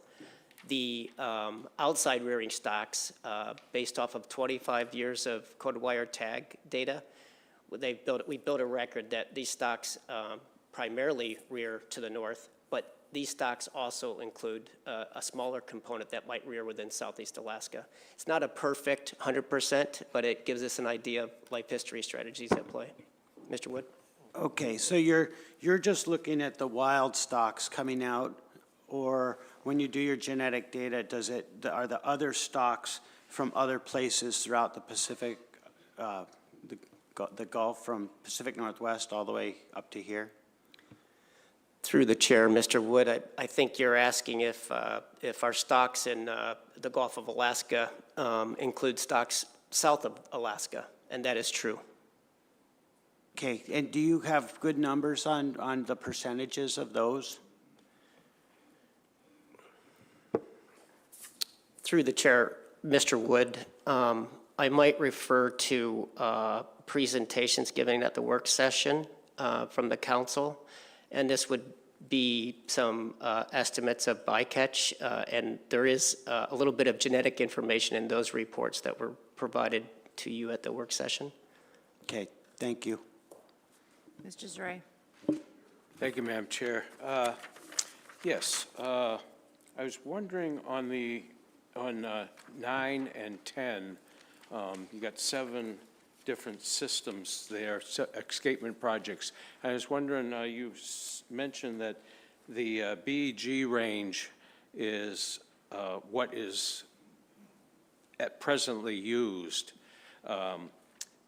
Has that changed, just kind of generally, has that changed much for any of these 7 different systems here over the years? Through the chair, members Array, the last revisions for king salmon occurred at the 2018 meeting. At that point in time, we changed 3 systems. That was the last revision for king salmon systems. Was it much of a change? The change in, through the chair, members Array, the change in 2018, it was a change in, previously it was an indexed number. The change reflected to total watershed abundance for the spawners. And one more, Madam Chair. On 10, well, actually in all of them, those 7 different escapement projects, prior to the approximately prior to the mid-'80s, you have a number of places where you were below the goal. Is there any kind of, I know back in those times, maybe monitoring was different, or was there a biological, or would you say a biological or monitoring issue that would have made those been low? Through the chair, Mr. Zure, as I mentioned, we're displaying the current escapement goal through the time series. With 11 systems at play and noting that there was some changes in the revisions to escapement goals, it's kind of, I can see how that would be difficult to track. What I can say is that relative to the existing biological escapement goal going back in time, the orange bars would represent an escapement that was below the current goal. The reasons why, which I think was another aspect, it would be specific to each stock. I wouldn't want to generalize. Members Array? Good enough, thank you. Commissioner. Yeah, a lot of questions regarding king salmon are probably going to be best addressed in a subsequent presentation you're getting up. A lot of these stocks are covered under the Pacific Salmon Treaty. Our ability to independently adjust escapement goals is really constrained by the treaty process. And many of the stocks that you have that are intercepted in Southeast Alaska, also stocks of origin of Canada and the lower 48, for which we, especially those endangered species, we have very confining abilities to manage our fisheries based on the exploitation rate of those stocks at our fisheries. So some of these questions are going to be answered, I think, a little bit later moving forward. So thank you. Mr. Bowers. Thanks, Madam Chair. Jeff, could you return to slide 8, I believe it is? Regarding the stocks of concern, I believe at the work session, Unic, Chickaman, and Chilkat were delisted. Is that correct? Through the chair, Mr. Bowers, that's correct. Okay, thanks. Just wanted to clarify that.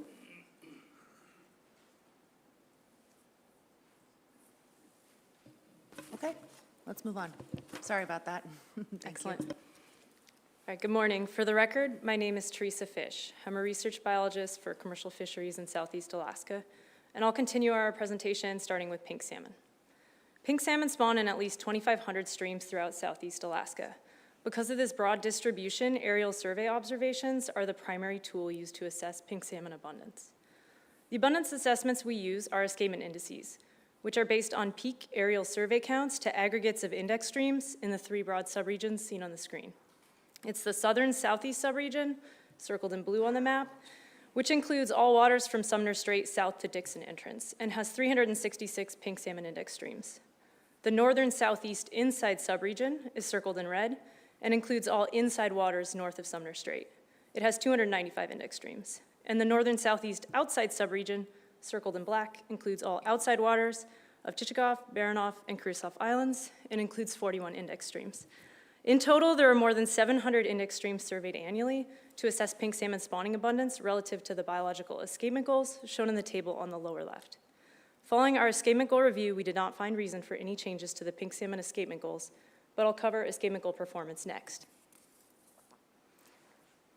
The three charts show annual pink salmon escapement performance in millions of index fish compared to the biological escapement goal ranges, which are shown as the gray shaded areas on each chart.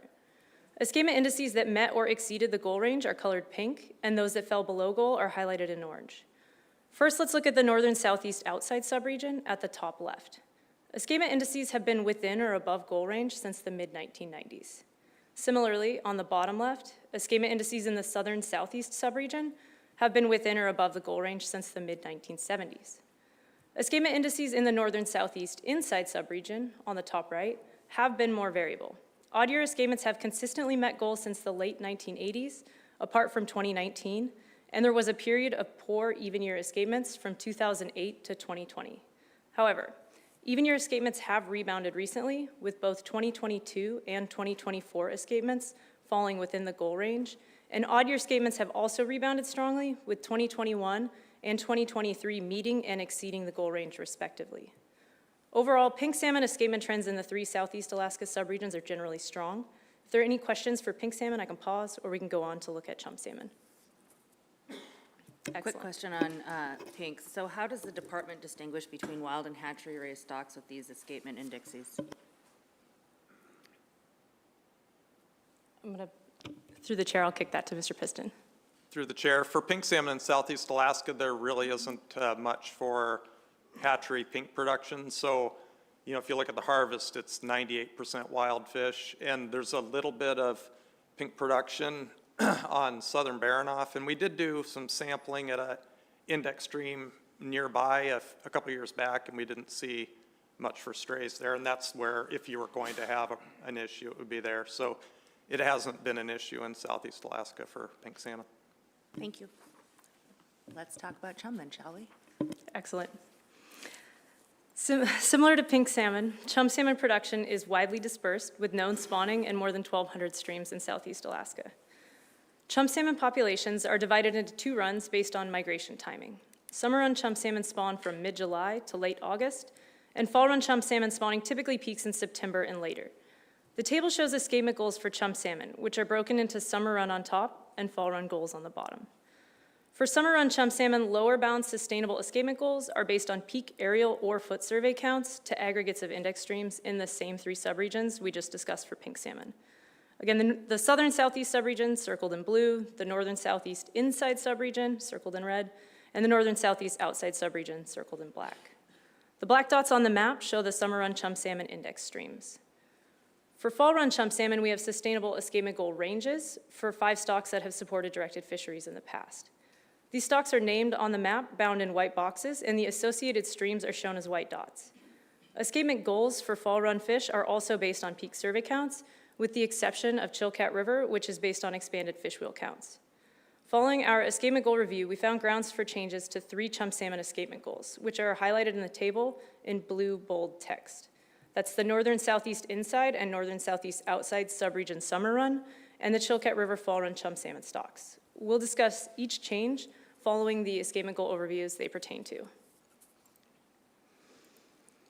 The 3 charts show escapement indices for summer run chum salmon in thousands of index fish relative to the lower bound sustainable escapement goal, which is shown as the horizontal dashed line for each subregion. Years where the index was above goal are shaded purple, and years below goal are highlighted in orange. Escapement indices to the northern southeast outside subregion, shown at the top right, are based on 9 index streams and have been poor in recent years. All 5 past years and 7 of the last 10 years have been below the lower bound sustainable escapement goal. This stock was designated as a stock of management concern at the October work session and will be discussed in detail in following presentations. Below that, on the bottom left, is the southern southeast subregion escapement index. It's based on 15 index streams. Escapement indices here have shown considerable variability, but have generally been above the lower bound sustainable escapement goal since the mid-1980s. The past 10 years have all been above goal, with the highest index on record occurring in 2023. The northern southeast inside subregion, which is on the top right, is based on 63 index streams. Escapement indices in this subregion have a more pronounced cyclical pattern. The mid-1990s to mid-2000s were a period of high abundance, and since then, escapements have generally been lower and more variable. Escapement indices have been above the lower bound sustainable escapement goal in 2 of the past 5 years and 6 of the last 10 years. A quick reminder, this slide presents the escapement indices and escapement goals as they stood before the October work session, and both the northern southeast inside and northern southeast outside subregions adopted revised lower bound sustainable escapement goals after the removal of 14 total index streams. In the following few slides, I'll discuss the changes by subregion. So the northern southeast inside summer run chum stock is again composed of an aggregate of index streams found on inside waters in northern southeast Alaska, which is circled in the map on black. The escapement is assessed using the sum of peak aerial or foot survey counts to all index streams. The red and black dots on the map show the 63 index streams that represent the stock and contribute to the current lower bound sustainable escapement goal of 107,000 index fish. Working with ADF&G managers, we decided to eliminate 13 index streams in the subregion to improve the quality of the escapement index. These 13 streams are shown as red dots on the map. The streams were removed for several reasons that limited the dependability of the counts, including poor visibility or findings of high proportions of stray hatchery chum salmon in particular streams. Poor visibility was related to continual issues such as glacial water, overhanging vegetation, or masking by pink salmon. Since the run timing of summer chum and pink salmon overlaps, masking can occur when chum salmon escapements are small relative to pink salmon escapements, and chum salmon are essentially hidden from view on surveys. Such visibility issues potentially decrease the quality of our survey counts. Similarly, high proportions of hatchery salmon in an index stream means escapement counts for those streams may not be representative of wild stocks. While straying of hatchery-produced chum salmon into these streams is not necessarily an indicator of diminished wild chum salmon production in the drainages, the presence of hatchery-produced fish makes it impossible to estimate wild chum salmon abundance from aircraft or foot surveys alone. Additionally, the 3 streams removed from the index primarily due to hatchery chum salmon accounted for only 2% of the total index on average over the last 30 years. The Escapement Goal Review Committee found the goal was improved by removing the 13 identified index streams and recalculating the escapement goal of the northern southeast inside subregion summer chum stock.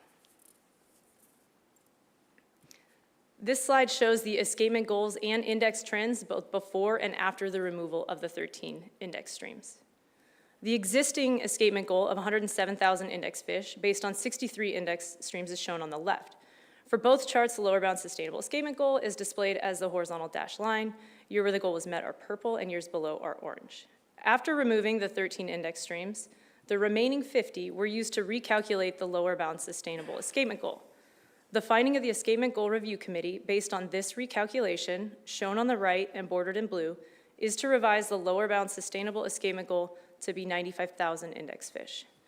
As shown, this revision retains much of the same properties as the existing goal and does not affect general trends, in part because approximately 3/4 of the index values from the removed streams were interpolated, or in other words, based on counts observed at surrounding streams.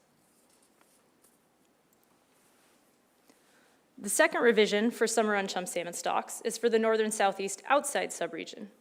The stocks return to index streams located on Baranof, Chichagof, and Krusof Islands in the outer coast waters of northern southeast Alaska. Similar to the previous stock, northern southeast outside subregion chum are assessed using the sum of all peak aerial or foot survey counts to an aggregate of index streams. The 9 index streams are shown on the map as black circles, and the current lower bound sustainable escapement goal is 25,000 index fish. Recently, a chum salmon hatchery release site in Crawfish Inlet, highlighted as a red triangle on the map, resulted in a high proportion and quantity of chum salmon in the nearby index streams, just to the north, labeled on the map, West Crawfish, Northeast Arm Head. This has meant that index counts at this stream are no longer representative of wild escapement, and counts of hatchery fish in these areas could greatly inflate the entire subregion index. Prior sampling has shown generally low proportions of stray hatchery fish at the remaining 8 index streams in the northern southeast outside subregion, particularly in the 7 streams north of Sitka Sound.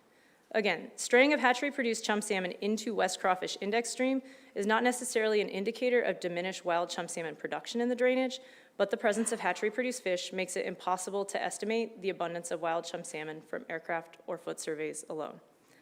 The Escapement Goal Review Committee found the goal was improved by removing the one index stream that closely was associated with the new hatchery release site and recalculating the escapement goal of the northern southeast outside subregion summer chum stock. This slide shows the northern southeast outside subregion escapement goals and index trends, both before and after the removal of the one index stream. The existing escapement goal of 25,000 index fish is based on 9 index streams shown on the left. Again, the lower bound sustainable escapement goals for both charts is the horizontal dashed line. Years where the goal was met are are purple, and years below goal are orange. After removing one index stream, West Crawfish, Northeast Armhead, the remaining 8 streams were used to recalculate the lower bound sustainable escapement goal.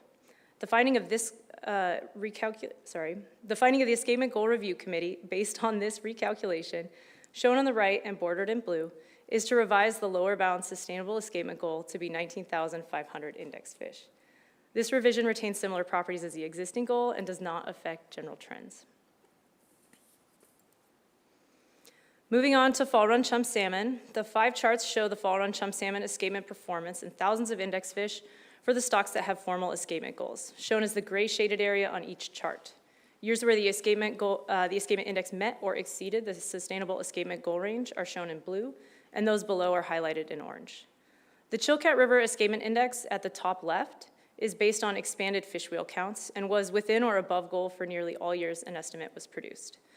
The 4 remaining fall run chum salmon indices are evaluated using the sum of peak, aerial, or foot survey counts to the stock's index stream or streams.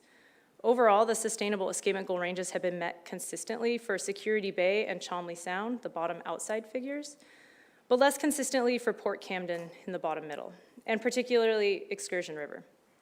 Excursion River, the top middle, has been below goal in 4 of the past 5 years, but unless a directed fishery is opened in Excursion Inlet, the harvest rate on this stock is likely near 0.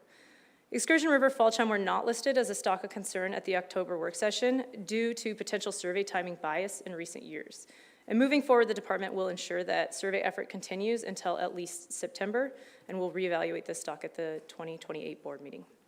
Again, this slide presents the escapements and goals as they stood before the October work session, at which the Chilkat River escapement goal was eliminated, which we'll move on to now.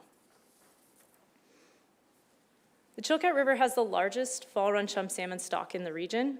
Escapement was estimated using 2 fish wheels on the Chilkat River by multiplying the fish wheel counts by an expansion factor.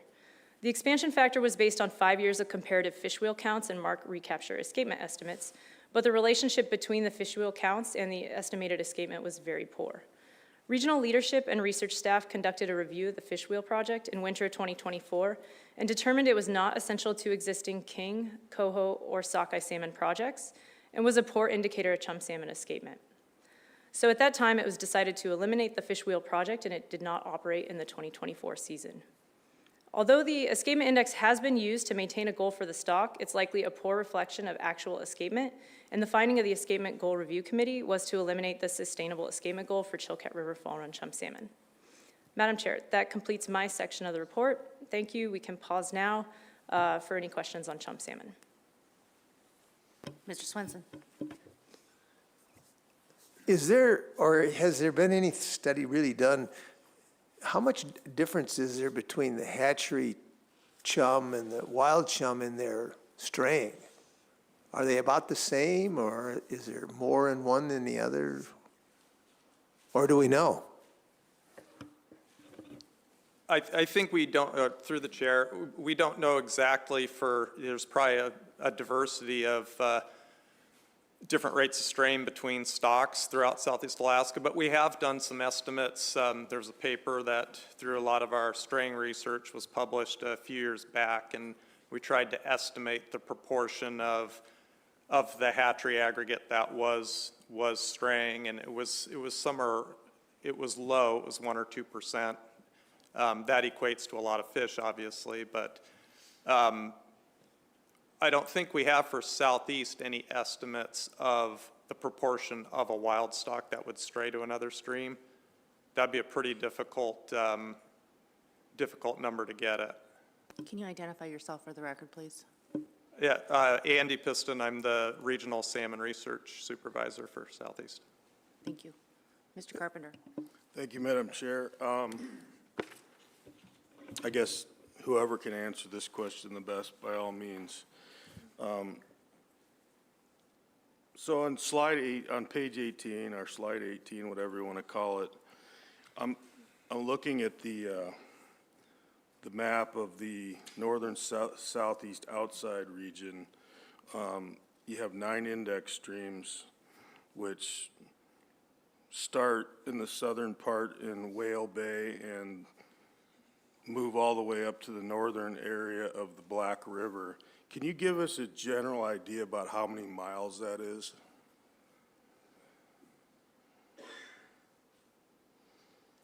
Through the chair, looking at the legend on the map, I'm going to say that's about 50 miles, maybe 70. And so most of the index streams are on the northern side, besides the 2 down below. And when I look at the previous slide on 17, I'm looking at the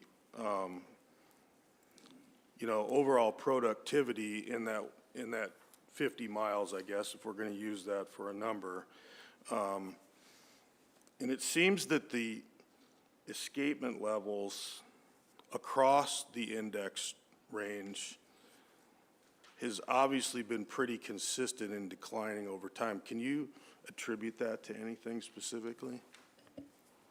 Through the chair, I would say for the northern southeast outside subregion, a few slides back, if you look at the summer chum indices, all 3 of them together, one thing to note with, yes, that one, you can see that for northern southeast inside and southern southeast, you had some periods of lower productivity in the 1970s, for example.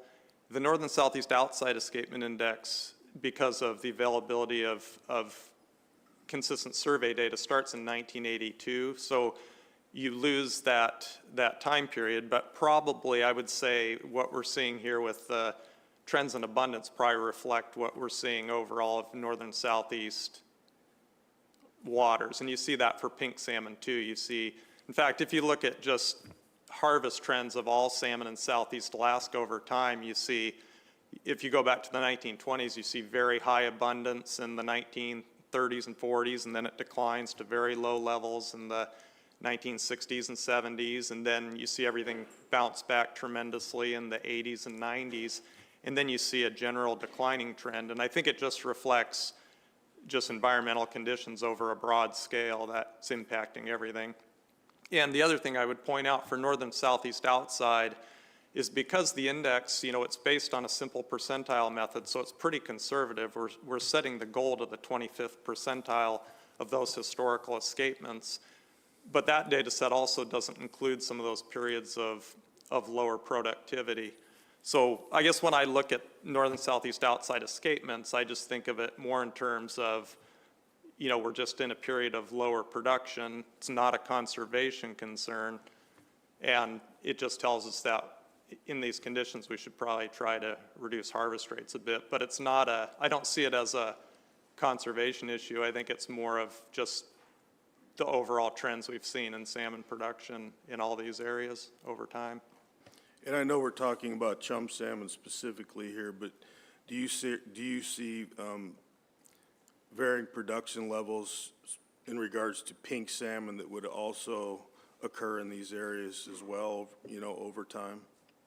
Yeah, well, for northern and southeast outside pinks, it's kind of interesting. When you look at pinks in the northern southeast outside, they skyrocketed in abundance in the mid-1990s. Both our harvest and escapement increased tremendously. And while it's been variable since then, they've basically stayed at those higher levels. Yeah, there's an example of that you can see in the mid-90s, suddenly everything just increased out there. So we've seen pink salmon in that subregion generally performing extremely well for whatever reason for the last 4 decades or 3 decades. In northern southeast inside waters, we've seen more variable production with pinks, and especially in recent even years, we went through a period of, but it's very, I guess it's highly variable between species and areas. Thank you. You just said that the trending lower production is not a conservation issue. Yeah, well, and that's in a general assessment, most of our escapement goals are set at some effort to achieve maximum sustained yield.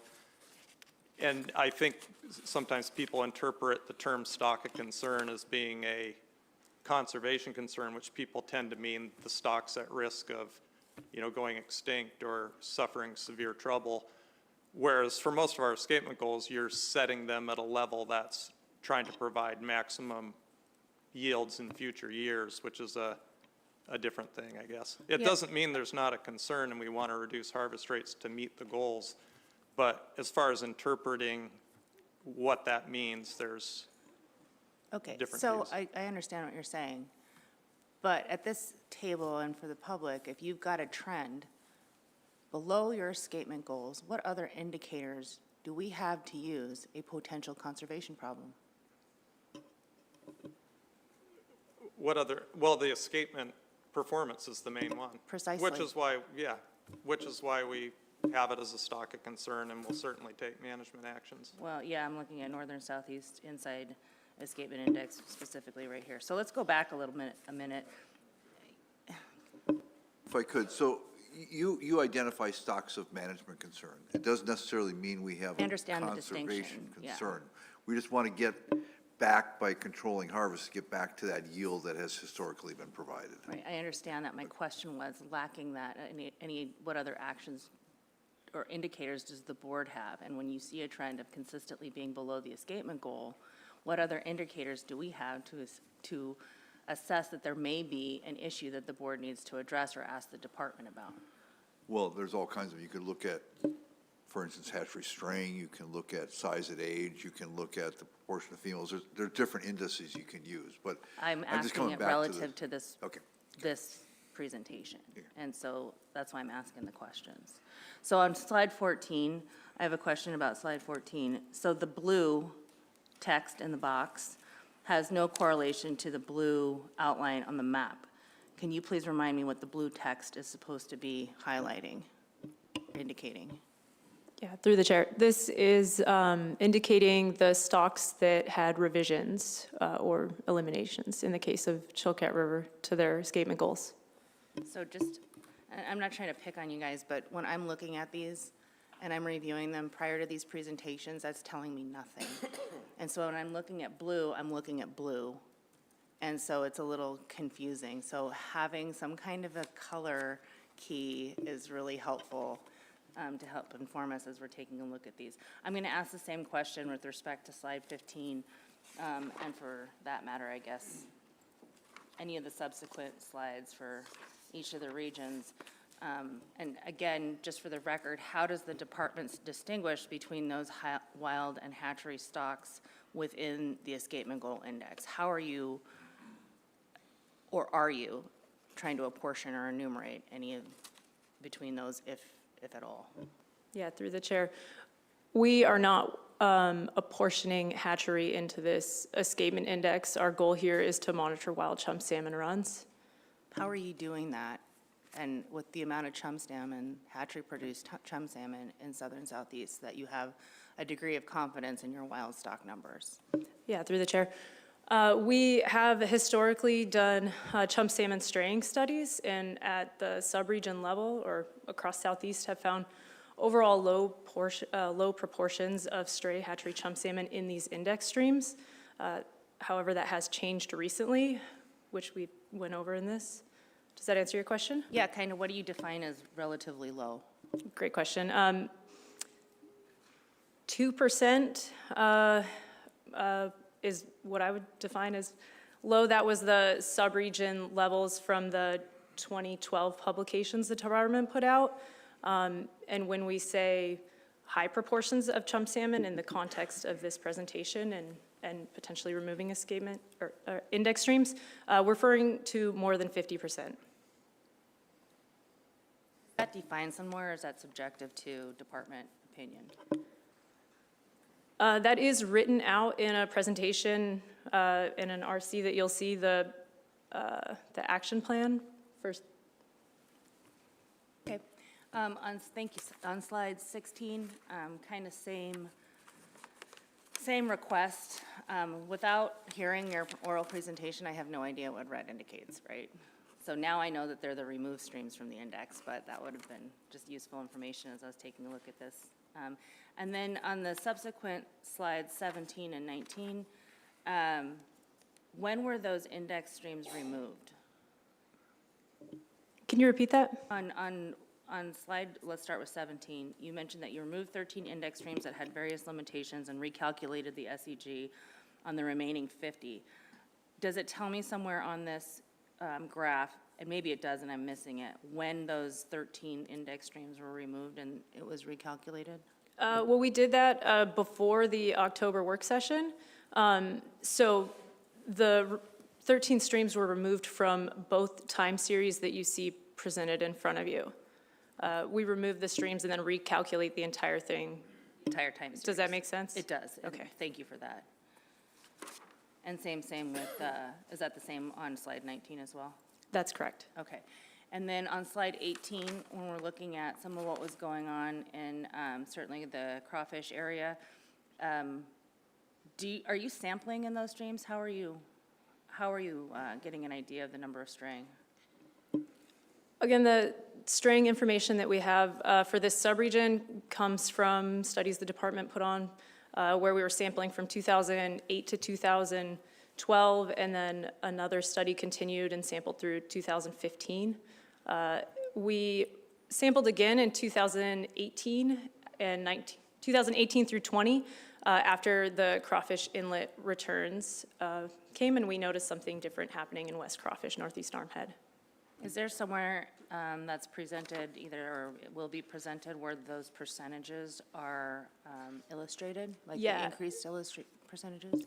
They are in RC, I'm going to guess 4, In the written report? Yeah, the stock status of chum salmon. But that's not highlighted anywhere in the oral reports. Yeah, apologies. Noted. Madam Chair, I would also note that NSRA has been collecting otolith samples at the West Crawfish stream over the last couple of years, so they have additional information. Well, but there are, but you're presenting to the board, so that's helpful information, but I mean, I'm not sure I'm going to be digging it out of NSRA's information here at this table right now. Mr. Wood. Okay, thank you. I just need some clarification on a few things. If you could go to slide 16. And you mentioned out of 63 index streams, 13 were eliminated. And that's for the northern southeast inside region. And then on slide 18, we have the northern southeast outside. And how many index streams have been removed from the outside? Or is that 13 like combined? Through the chair, it's 13 index streams in the northern southeast inside subregion and 1 stream in the northern southeast outside subregion. 1 stream. Okay. Correct. And with these streams, are they all they're all experiencing a lack of return escapement? Correct. That's why you're choosing they were eliminated That is as index streams. That is not correct. They were removed because of challenges of getting reliable information from these particular index streams. That was mostly due to visibility issues or high rates of hatchery stray fish in the index streams. Okay. So all of the ones that were removed that we see, the ones on the outside and the inside, were removed for that same reason. The streams were, they're Okay. removed for either poor visibility or high rates of hatchery stray. Poor visibility. And is that poor visibility based on the time of year or just the other fish that could be on top of them? It's related to a number of things. It could be like the forest around it if there's a ton of overhanging vegetation, really tannic water, turbid water, or regular occurrences of turbid water or glacial water. And as you are maybe alluding to, really high proportions of pink salmon can occlude chum salmon. Yeah, that's partially what I was getting at too. When you look at the kind of the high numbers of pinks that are coming back in the area, and you're doing these from the air, and depending on the time of year, how confident are you that, you know, of the, I'm just trying to assess the confidence level, especially when I see all of the index streams that were removed, they're so widely spread out. So I guess I'm trying to understand, you know, from the inside to the outside. I guess that's not widely spread out. But I'm just trying to understand the connection between that. And then you answered two of my questions. I'll end it there. Thank you. Mr. Chamberlain. I'd like to visit slide 18, and I don't know if I have an opportunity to address this more in presentation, so I'll start my questions now.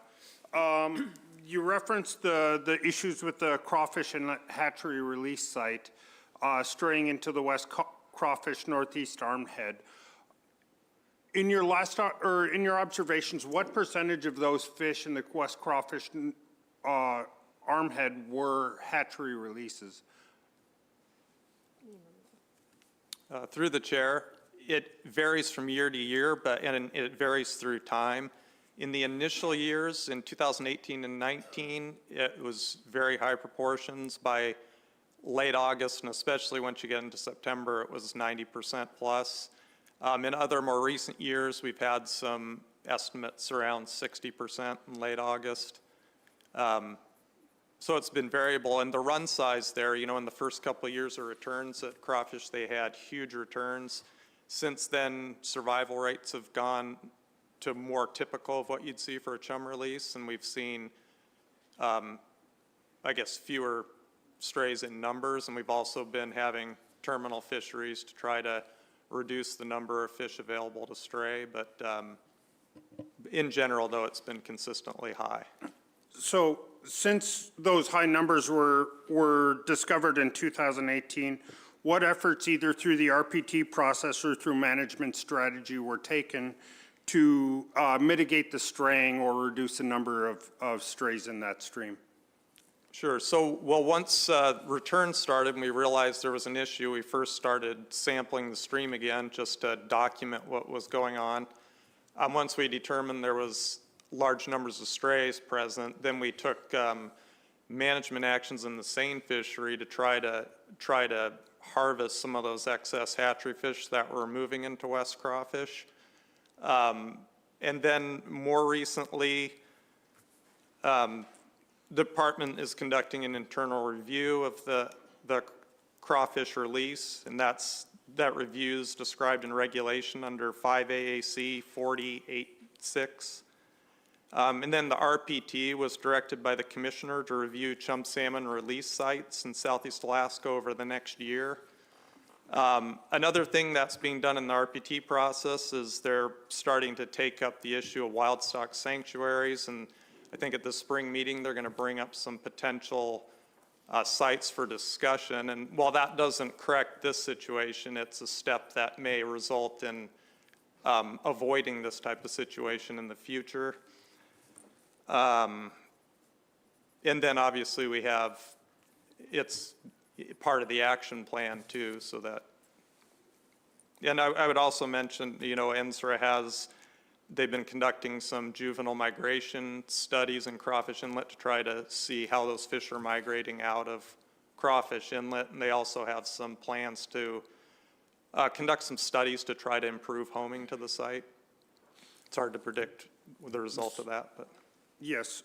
So the increased harvest efforts on the hatchery fish, would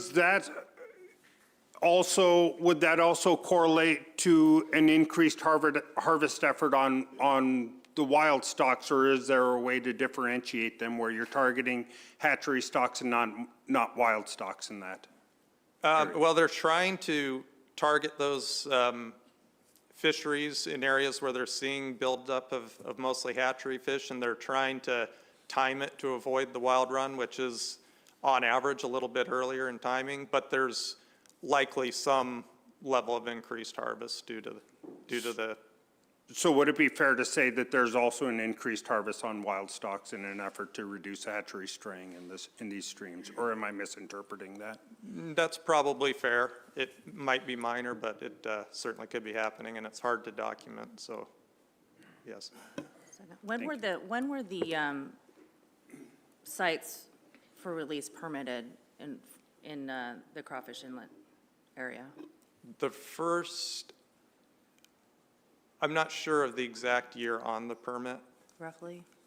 Well, the first returns, I think, were 2017-18, so probably around 2014. So from that time period on, do you have information on the percentages of strays in those nearby areas? Yes, and we have a table in the action plan that shows those proportions. Okay. Okay, do you know where, like, can you tell me specifically, or can you just RC that page again for me, please? Yeah, well, for sampling that's occurred beyond, are you asking about What I'm sampling? looking for is I would like to see the percentages of strays that you've found over time since the first release, and what's happening there. I'd like to see that in a graph. Okay. Does that make sense? Yeah, and we do have that table when we pull up the action plans. Okay. That has year-by-year proportions of stray hatchery fish. And I guess, so my other question then is going to be sort of in response to these numbers that the department saw that sounds to be pretty high, if you're saying upwards of 90% in some sites. You indicated a management strategy to increase harvest or opportunity for harvest. What other management strategies? Was there any reduction in sites? Was there a reduction in broodstock production that was directed by the department in response to the high numbers that you were seeing? There hasn't been any change to the release. Okay, thank you. Okay, I'm going to switch gears very quick. Oh, so I'm sorry, Mr. Swenson, go ahead. Thank you, Madam Chair. Let me know. And I don't know, I'm just thinking this through. Does the department do any studies on some of these streams that are close to the hatcheries or that have this straying? I mean, are there some streams where these fish can live together without the hatchery fish, for example, over time overtaking the wild fish? I mean, I know this has to differ from stream to stream. Some streams can accept more fish, others can't take as many fish. I mean, I just wonder, is there anything ever done to decide which streams that it's maybe not a big issue with of a mix versus others that it is? Through the chair, I would say there's, in part of the Alaska Hatchery Research Group, some of the studies that have been going on, they have tried to look at, relative reproductive success of, hatchery by hatchery and hatchery by wild spawning in the wild. And that information, they're kind of in the final stages of that project. So hopefully in the next year or two, we'll get some Southeast-specific information from a few streams. And that's mostly up in northern Southeast inside, a couple streams up there. But right now we don't. I mean, ideally we avoid that situation. We don't see stray levels like that, but we do have some projects to try to at least assess what would be happening in a situation like that. Okay, thank you. Yeah, thank you. Two questions. Since we're digging in on the West Crawfish site in particular, I'm wondering, we were talking about the chum, and the wild chum that were there was a summer chum? Is that correct? That's correct. Okay, and then the hatchery chum that seemed to be commingling with them is a fall chum? That's correct. Okay, so hopefully, ideally, the timing was supposed to be spread out, and then we've also noticed on the map that the actual release site is quite a bit further away from the stream that we've eliminated from the index. And who knows why they do that, the fish. But I'm curious why, like with these other streams in slide 16, we pointed out the West Crawfish hatchery site and the release site, sorry, the West Crawfish, or the crawfish release site and the West Crawfish index stream. Are there, in these other ones that have been eliminated, are there other remote releases close to there that could be attributed to the same kind of problem? Or is that just an observation problem? Like, you can't attribute this as much to hatchery overlay as you can just branches in the way or poor watercolor, I guess is what I'm asking. Well, for the streams that were eliminated due to visibility issues, there's no relation to the hatchery releases, but the ones that were removed due to high proportions of stray hatchery fish are because of proximity to a release site. Okay, so in slide 16, you know, I don't see any spots that are pointed out as hatchery release sites, I guess is what I'm saying. So, okay. but so there are on slide 18. So I'm just wondering if there's. Sure, through the chair, if we go back to slide 17, the one showing the, sorry, the one we were on right before you flipped. So on this one, the primary stream that was removed due to high proportions of hatchery strays was Dry Bay Creek, which is on the lower right of the circled area, and that's by a new release site at Thomas Bay. And then up in Lynn Canal in the very northern part, there was a stream up there, and there's 2 release sites right in the vicinity of those red circles. So those are the primary areas where there was index stream removed because of high proportions of hatchery strays. Thank you. Just to dovetail off of that a little bit then, so we're looking at the Chilkat Fall chum salmon, under your last slide, I think it's slide 21 in this series. We eliminated the SEG there. Is there any, and the fish wheel project, is there going to be any effort by the department to sort of keep an eye on that or continue to assess how that's going, and how would you do that? Yeah, Lacking an absolutely. SEG. Madam Chair, I've been talking with our managers in the Haynes area, and we did have funding this year. We had her do some helicopter surveys up on the spawning grounds. And we're going to try to develop an index area where we can consistently, hopefully with helicopters, get good consistent index of abundance up there on the spawning grounds each year. That's our plan right now moving forward. Good, thank you. Mr. Swenson. I just want to compliment you guys on, you've been on the hot seat here with a lot of questions, and I think you've done a doggone good job of answering most of the, all the questions that I've heard come forth. Thank you for that. I agree. Mr. Commissioner. Yeah, we'll have another opportunity to review this during the action plan, so I'm saving some of my comments for the action plan. Keeping your powder dry. Thank you. All right, let's pause for a few minutes and take a quick break, and then come back and complete the presentation with Coho and Sakai. Thanks.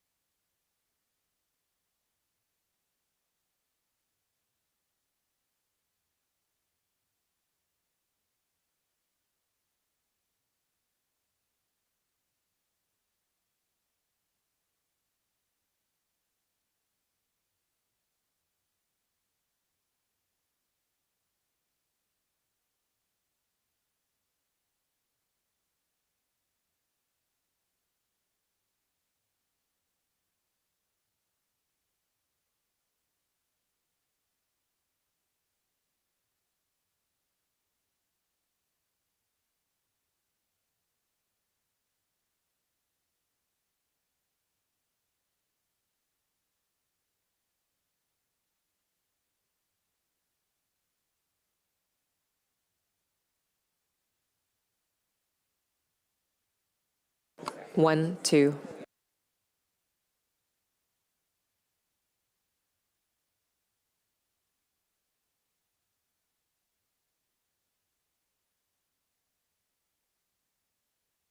One, two.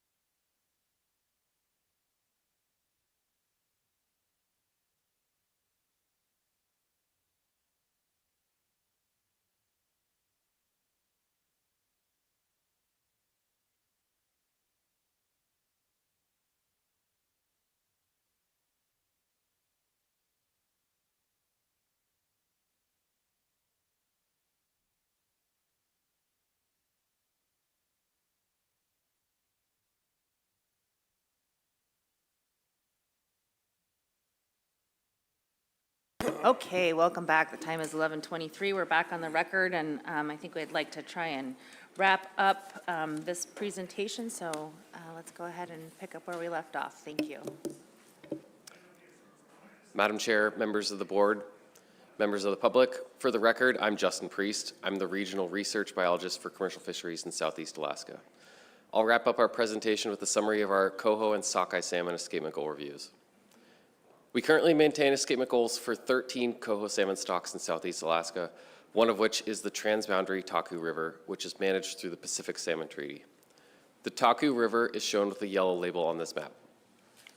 Also shown is a table of current escapement goals for these stocks, including one highlighted in dark blue, for which the Escapement Goal Review Committee found basis for changes to the goal. Coho salmon escapements in the region are variously assessed through weir projects, mark recapture studies, survey counts to individual streams, and survey counts to aggregates of index streams. For the aggregate counts, we have 5 index streams in the Sitka area and 14 index streams in the Ketchikan area that are each assessed as aggregates. Those streams are circled on this map. The next 3 slides show annual escapements of coho salmon compared to current escapement goals. We'll now show escapement goal performance for coho salmon stocks. The 5 stocks shown here are what we call indicator stocks. Coho salmon smolted, all of these systems are coated wire tagged, then recovered in commercial and sport fisheries when they return on their adult migrations. The horizontal black lines in these charts represent the escapement goal ranges. The dark blue bars represent escapements that met or exceeded goals, and the orange bars represent escapements that were below goal. Coded wire tagging information has provided comprehensive, long-term information on smolt production, total harvest, total run size, and harvest and survival rates. This information is useful for abundance-based management of fisheries that are directed at harvesting coho salmon. For example, commercial troll fisheries and terminal drift gillnet fisheries. As you look over these charts, you can see that escapement goal performance for these coho salmon stocks has been very good. Few escapements have been below goal. In general, these high-quality data sets show that escapements are typically within the escapement goal ranges in recent years. Next, these are 5 additional stocks. These 5 coho salmon stocks are monitored by variously survey counts to individual streams, such as the top 2 shown on the left here, 2 sets of aggregate index streams counted on multiple systems, shown on the right, and also the Klawak weir count on the bottom. Note again the generally good escapement goal performance, though counts at Peterson and Montana Creeks have been below average in recent years. Finally, we also maintain escapement goals for 3 Yakutat area stocks, which are monitored through survey counts. Obtaining survey counts for these systems has been hit or miss the last 3 years due to persistent stormy weather during the fall, so that there are some recent gaps in the charts shown here. These gaps are shown with a small asterisk. To summarize coho salmon escapement goals throughout Southeast Alaska and the Yakutat region, over the past 10 years, goals were met 88% of the time on average. Very few coho salmon stocks have underperformed for any length of time, and we did not identify any coho salmon runs as stocks of concern. We'll now review the Escapement Goal Review Committee's finding for the Klawak River coho salmon stock. The Klawak River is located on the Prince of Wales Island near Klawak and Craig, Alaska. The Klawak hatchery is located on the river itself, 3.5 miles upriver from the estuary, and has released coho salmon since 1980. The hatchery and weir are both currently operated by the Southern Southeast Regional Aquaculture Association. There's a weir across the river, and currently an escapement schedule is used to pass a portion of coho salmon upstream of the weir into the lake to spawn naturally. The remainder are used for broodstock and cost recovery. Otolith sampling conducted from 2013 through 2015 indicated that nearly all coho salmon that passed as escapement in those years were first-generation hatchery fish. The current SEG is set to limit hatchery fish upriver to maintain optimal spawning densities and historic run timing. The committee's findings were therefore to eliminate the SEG. This would not affect the escapement schedule, which would remain in place. I'll pause there, as that's the conclusion of coho salmon, if anyone wants to review coho salmon or ask questions. Let's keep moving. Moving on to sockeye salmon, we currently maintain escapement goals for 12 stocks in the region. 4 of those goals are for stocks located in transboundary rivers, which are managed through the Pacific Salmon Treaty. As before, the names of these locations are shown here with yellow labels. Also shown is a table of current escapement goals for these stocks, including 2 highlighted in dark blue, for which the Escapement Goal Review Committee found basis for changes to the goal. Sockeye salmon escapements in the region are variously assessed through weir projects, mark recapture studies, survey counts, and DIDSON sonar counts. These next 2 slides show annual escapements of sockeye salmon compared to current escapement goals. Compared with other species of salmon, sockeye salmon runs have exhibited quite a bit of variability over time. On this first slide, most of the first group of stocks have done well. Of particular note are the record returns at Redoubt Lake in recent years, outlined here on the left. Redoubt Lake returns in recent years have far exceeded the upper bound of the escapement goal.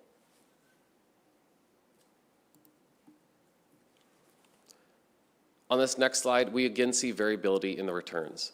For sockeye, we've seen more runs with escapements below goal than we've seen for other species of salmon in the region. Note that there are 2 current sockeye salmon stocks of concern, which will be outlined in orange. More information about these stocks will be in the following presentation, but I'll show them briefly here. The McDonald Lake sockeye salmon run, shown at the bottom right, has been below goal in 7 of the last 8 years. It was designated as a stock of management concern at the 2018 Board of Fisheries meeting. The Hugh Smith Lake sockeye salmon run in the middle right will be discussed more as part of the stock of concern presentation, as that stock was recently listed as a management stock of concern during this meeting cycle. In addition to these 2 current stocks of concern, 1 stock was recently delisted. The Klukshu River, shown in the center left here, is the Canadian tributary of the transboundary Alsek River and was designated as a stock of management concern at the 2020 Board of Fish work session and delisted at the October 2024 work session. Additionally, there are 2 escapement goals that the Escapement Goal Review Committee found basis for revising. These updated goals are shown here on the top 2 charts and are with updated goals in blue and will be covered more in a minute. The 2 systems with the revised goals are the Taltan Lake and Main Stem Stikine River stocks. We'll now go into further detail about both revisions. Both sockeye salmon goals that the Escapement Goal Review Committee found basis for revisions to are stocks located in the Stikine River drainage. The first of the 2 goals I'll review is the Taltan Lake and River stock. The Taltan Lake or river is a tributary to the Stikine River and a distinct stock. Review and assessment of the escapement goals was conducted by a bilateral Stikine working group, which reviewed all assessment and escapement data. The working group included representatives of ADF&G, Fisheries and Oceans Canada DFO, and the Taltan First Nation. The findings from their working group were then reviewed by staff from the Canadian Science Advisory Secretariat, the Pacific Salmon Commission Transboundary Technical Committee, TTC, and the Pacific Salmon Commission Transboundary River Panel, TBR. The previous BEG was 18 to 30,000 fish. The finding was to modify the BEG to 11,000 to 25,000 fish. This updated goal was adopted prior to the 2023 fishing season. The figure on the right shows the previous goal in solid black lines and how that compares to the updated goal in dashed blue lines. The second Stikine River sockeye salmon stock to review is the Stikine Main Stem stock. Similar to the Taltan, assessment of this escapement goal was conducted by the same bilateral Stikine working group.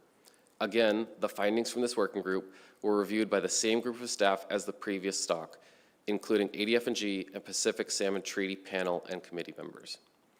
The existing biological escapement goal is 20,000 to 40,000 fish.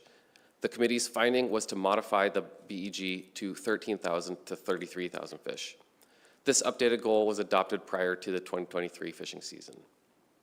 The figure on the right shows how the previous goal in solid black lines compares to the updated goal in dashed blue lines.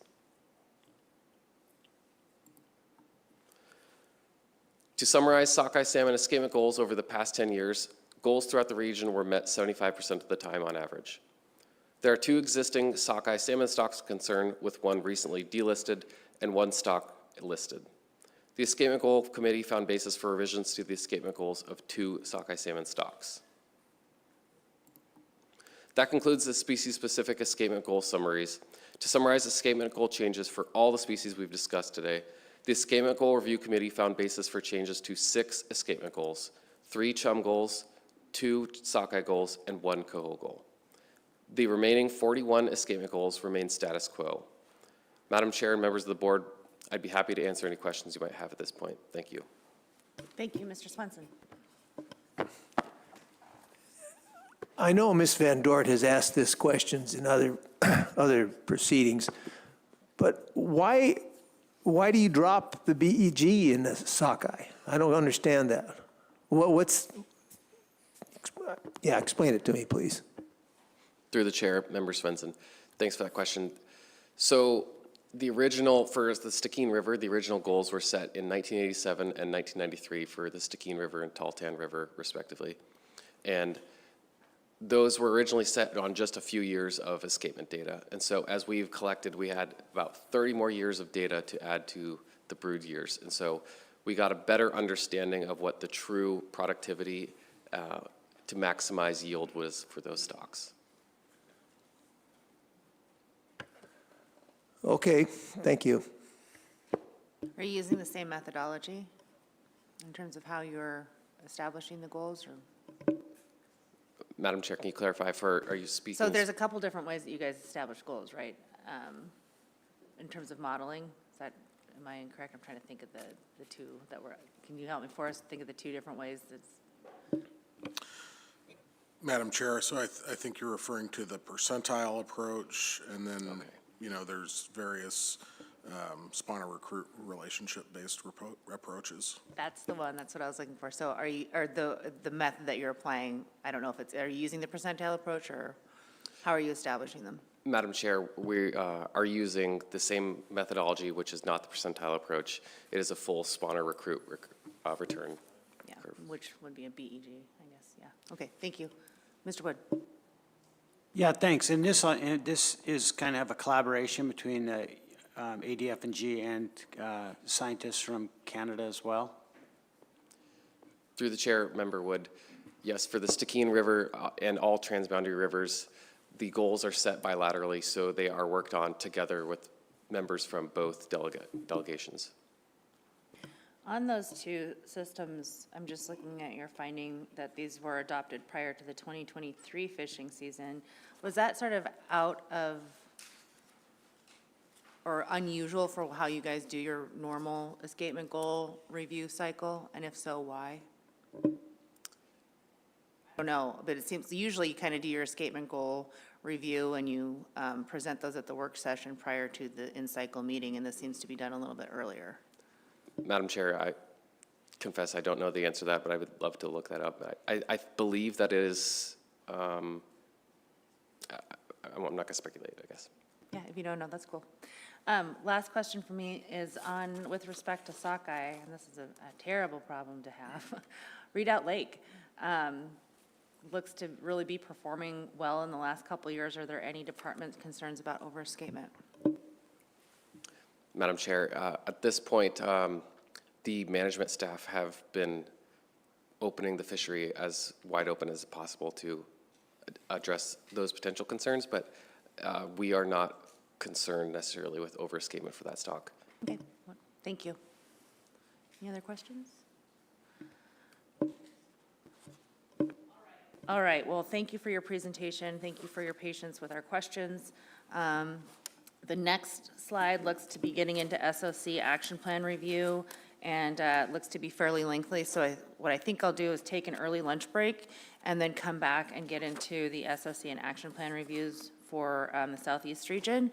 So let's go ahead and take a break, come back at about 1:15, and we'll get going. Thank you.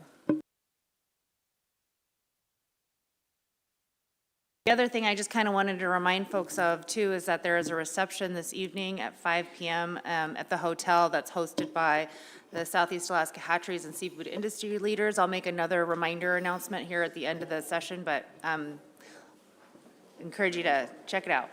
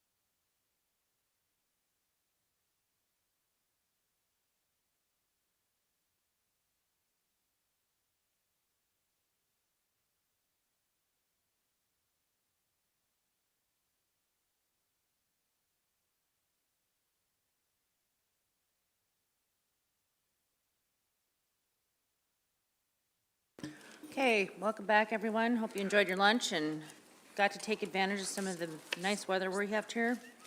Let's go ahead and proceed with staff reports, and I believe we're at Southeast Region Stock of Concern and Action Plan Review. So, gentlemen, please take it away. All right, good afternoon, Madam Chair and board members. I'm Andy Piston, Regional Salmon Research Supervisor for the Division of Commercial Fisheries, and with me is Mr. Ed Jones, Statewide Chinook Salmon Research Coordinator for the Division of Commercial Fisheries. In this presentation, we will start by providing an overview of the Stock of Concern designation process that has taken place to date, and then we'll go with the next steps in the process. Next, we'll provide brief updates for continuing stocks of concern and for stocks that were delisted at the October work session. And finally, we will summarize stock status and information for 2 newly designated stocks of concern and briefly introduce objectives and potential actions described in the action plans drafted for discussion at this meeting. Additional presentations for each action plan will be given near the end of department oral reports. And our presentation is listed in RC3 tab 24 and the draft written action plans in RCs 4 through 6. First, we'll start with a quick definition of some key terms. The Sustainable Salmon Policy outlines different levels of concern. We have yield concern, management concern, and conservation concern. The Southeast stocks presented today were all designated as stocks of management concern, which is defined as a chronic inability to meet escapement goals despite the use of management measures implemented to reduce harvest. A chronic inability means that an escapement goal is not met over a 4 to 5 year period. An action plan for a stock of concern is developed by the board and the department that outlines actions that will be taken to reduce harvest and meet escapement goals over a specified period of time. Steps in the stock of concern process that have been taken to date include the department reviewed escapement goals and recommended stock of concern status for underperforming stocks at the October 2024 work session. At that time, the board adopted stock of management concern status for Hugh Smith Lake sockeye salmon and the northern southeast outside summer run chum salmon stocks. In November and December, the department drafted action plans for the board, which include options for reducing harvest on these stocks. The next steps in the process include reviewing the draft action plans, and area management biologists will present on each action plan to help inform discussions. The board can then take regulatory action if deemed necessary, and final action plans will then be approved by the board and implemented by the department. This map shows the locations for stocks we will mention in our presentation. 9 of these stocks were already designated as stocks of concern. 5 of the stocks labeled in orange will be continuing as stocks of concern. 4 stocks labeled in yellow were delisted at the October work session. The 2 new stocks of management concern are shown with the blue labels, and that's Hugh Smith Lake sockeye salmon and the northern southeast outside summer run chum salmon. I will provide stock of concern updates for sockeye and chum salmon stocks, and then Ed Jones will cover stock of concern status for Chinook stocks in the region. And I'll stop for questions between our 2 portions of the presentation. First, we'll provide a brief update on Cluckshoe River sockeye salmon, which was adopted as a stock of management concern at the 2020 work session and delisted at the October 2024 work session. The Cluckshoe River is a Canadian tributary of the Alsek River, which flows into the Gulf of Alaska southeast of Yakutat. Like other transboundary river stocks, Alsek River salmon runs are managed through provisions of the Pacific Salmon Treaty. The current escapement goal is a biological escapement goal range of 7,500 to 11,000 fish that was established in 2013 and is shown on this chart by the 2 horizontal black lines.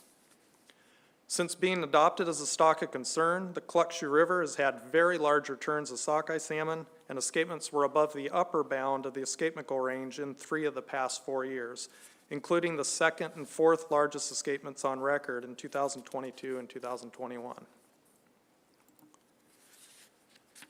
Next up, we'll provide a brief update on McDonald Lake sockeye salmon, which was designated as a stock and management concern during the 2018 Board of Fisheries cycle. This chart shows historic escapement estimates and the sustainable escapement goal range of 55 to 120,000 fish, which is shown by the two horizontal black lines. The action plan for this stock reduced time and area for many net fisheries in southern Southeast Alaska and resulted in a nearly 50% reduction in harvest rates for this stock. Escapements began improving in 2021 and 2022, and the escapement goal was met in 2023 and 2024. Stock of concern status and management actions will continue for this stock, but recent trends have been encouraging. Next, we'll look at two new stocks of management concern, and we'll start with Hugh Smith Lake sockeye salmon. And the Hugh Smith Lake Action Plan is RC6. Hugh Smith Lake is located on the mainland of southern Southeast Alaska in Boca de Quadra Inlet. Hugh Smith Lake sockeye salmon migrate primarily around the south end of Prince of Wales Island, as indicated by gray lines on this map. And the largest harvests typically occur in District 1 and the waters surrounding the entrance to Boca de Quadra, with significant harvests occurring in District 4 in some years. Few Hugh Smith Lake sockeye salmon move around the north end of Prince of Wales Island, and harvests in other districts is typically very low. The department has operated a weir at the outlet of Hugh Smith Lake annually since 1980, and escapements have been highly variable over the past 44 years. Beginning in the early 1980s, the lake was the subject of sockeye salmon enhancement and rehabilitation efforts that included lake fertilization from 1981 to 1984 and fry stocking from 1986 to 1997, and a pre-smolt stocking program from 1999 through 2003. The current optimal escapement goal was established in 2003 that included hatchery origin fish from enhancement efforts that were ongoing at the time. The escapement goal is based on a risk analysis and theoretical stock recruit analysis. Since 2014, we have been getting consistent harvest estimates for the stock and are building brood tables and can conduct more rigorous stock recruit analyses once we have more years of data. Hugh Smith Lake sockeye salmon were previously listed as a stock of concern in 2003, following a period of very low escapement from 1998 to 2002, and then they were delisted in 2006. And escapements had consistently met or exceeded the goal range from 2003 to 2017 before dropping abruptly in 2018. The 2013 brood year had very poor survival, and we saw very few two-ocean fish in 2017, but we still had strong numbers of 5-year-old fish from the 2012 brood year. In 2018, the escapement numbers dropped abruptly as returns from the 2013 and 2014 brood years made up the majority of the escapement. Most recent returns were impacted by a marine heat wave that impacted the Gulf of Alaska from late fall of 2013 through 2016, and again in 2018 and 2019. In addition, the small escapement in 2018 coincided with drought conditions in the fall of 2018, and the primary spawning tributary, Bushman Creek, was mostly inaccessible through most of the normal peak spawning month of September. We've also seen reduced size at age in the dominant age classes, as well as scale patterns that suggest poor growth at sea in many of these years. Recently, we've seen some signs of improvement, beginning with a jump in smolt numbers in 2023 and 2024, and continuing with high counts of jack sockeye salmon in 2024, which follows that 2023 bump up in smolt numbers. This coming summer, we'll see if that translates into larger returns of two-ocean fish. The action plan the board will be discussing at this meeting is similar to the 2003 action plan and outlines 3 options for reducing commercial harvests. Harvest rates on the stock have always been high due to its location in the center of some of the most productive pink salmon runs in the region, and it averaged approximately 66% based on coated wire tags and genetic-based estimates. Since 2014, the average harvest rate has been estimated at 67%, with a range of 38% to 88%. And detailed harvest estimates are provided in tables 1 through 3 of the action plan. Recommended fisheries actions focused on the areas nearest the mouth of Boca de Quadra and include portions of the District 101 purse seine fishery and adjacent drift gillnet fishery. Recent information confirms that the timing of actions from weeks 29 to 33 are appropriate, although we note the harvest rates have remained high while implementing the action plan closures from 2019 to 2024. Options to reduce harvest presented the action plan, including using EO authority to manage based on in-season assessment, continuing to implement the 2003 action plan closures annually, or expanding the action plan closures to their full extent for the entire time period of statistical weeks 29 to 33, and increasing the closure area in the purse seine fishery. Guidelines for removing stock of concern status follow most recent action plans and requiring at least 3 consecutive years meeting goal or 4 of 6 years before considering delisting. And there's only one proposal that may have an impact on the stock, and that is Proposal 167 to increase the length of purse seine nets by 50 fathoms. This map shows the location of the 2003 Action Plan fisheries restrictions at their full extent in the vertical and diagonal lined areas near the center of the map. The actions in weeks 29 and 30 only impact the purse seine fishery right at the mouth of Boca de Quadra and then expand north and south in weeks 31 to 33 and include the northern 1 nautical mile of the District 101 drift gillnet fishery in those weeks, as shown on the map. Option 3 would expand the purse seine closures to include the triangular-shaped area between the gillnet and seine fisheries, which currently allows for some effort in that zone between those two areas. Previous studies have shown the proportions of Hugh Smith Lake sockeye are highest in fisheries near the mouth of Boca de Quadra, and that peak harvests occur between weeks 29 and 33, as outlined in the 2003 action plan. Additional slides related to this action plan will be provided during action plan presentation to help inform the process and provide more visual reference to the various options as you work through them. Next, we will look at the northern southeast outside subregion summer run chum salmon.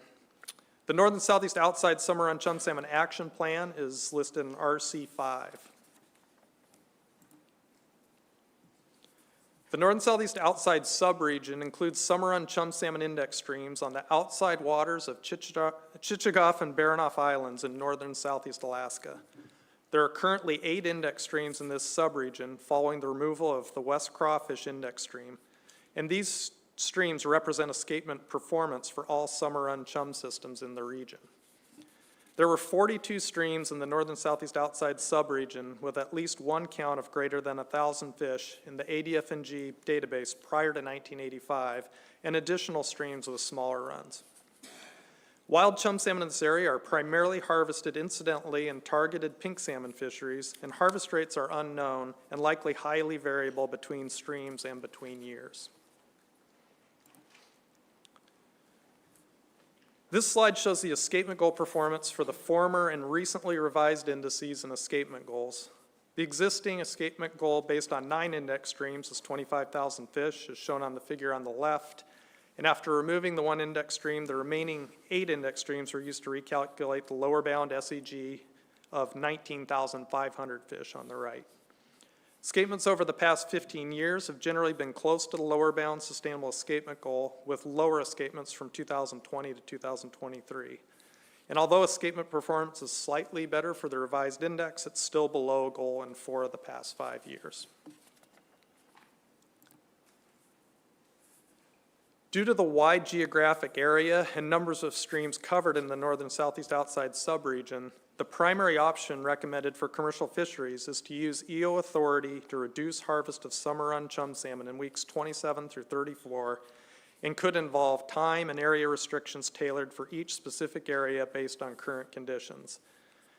The timing of summer run chum salmon is earlier than pink salmon, so harvest rates on the first half of the run are likely low.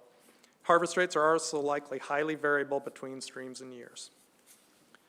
3 options are also provided regarding hatchery chum salmon releases at Crawfish Inlet. That includes status quo, reducing the size of the release through commissioner action, and eliminating the release site in Crawfish Inlet through commissioner action.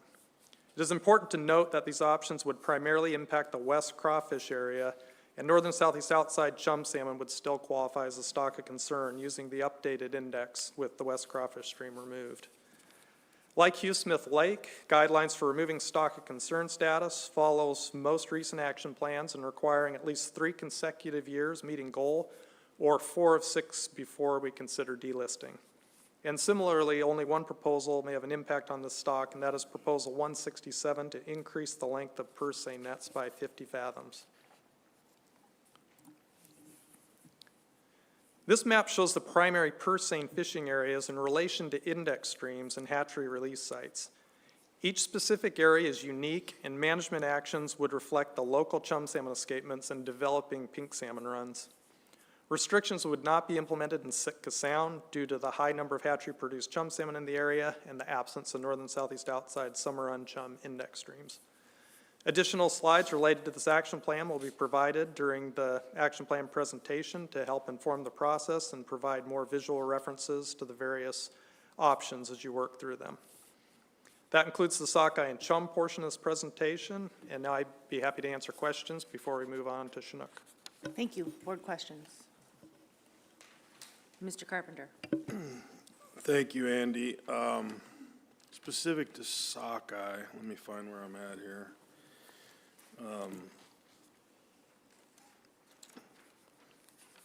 And McDonald Lake. It seems like you've had some pretty high levels of escapement in the past, and it seems to have had some sort of an impact on returning fish, you know, over time, and then it kind of would rebound. How much of the escapement level in this particular system, based on liminology or whatever else you have to inform your decision, does an impact of high levels of sockeye escapement have, you know, for future years of production?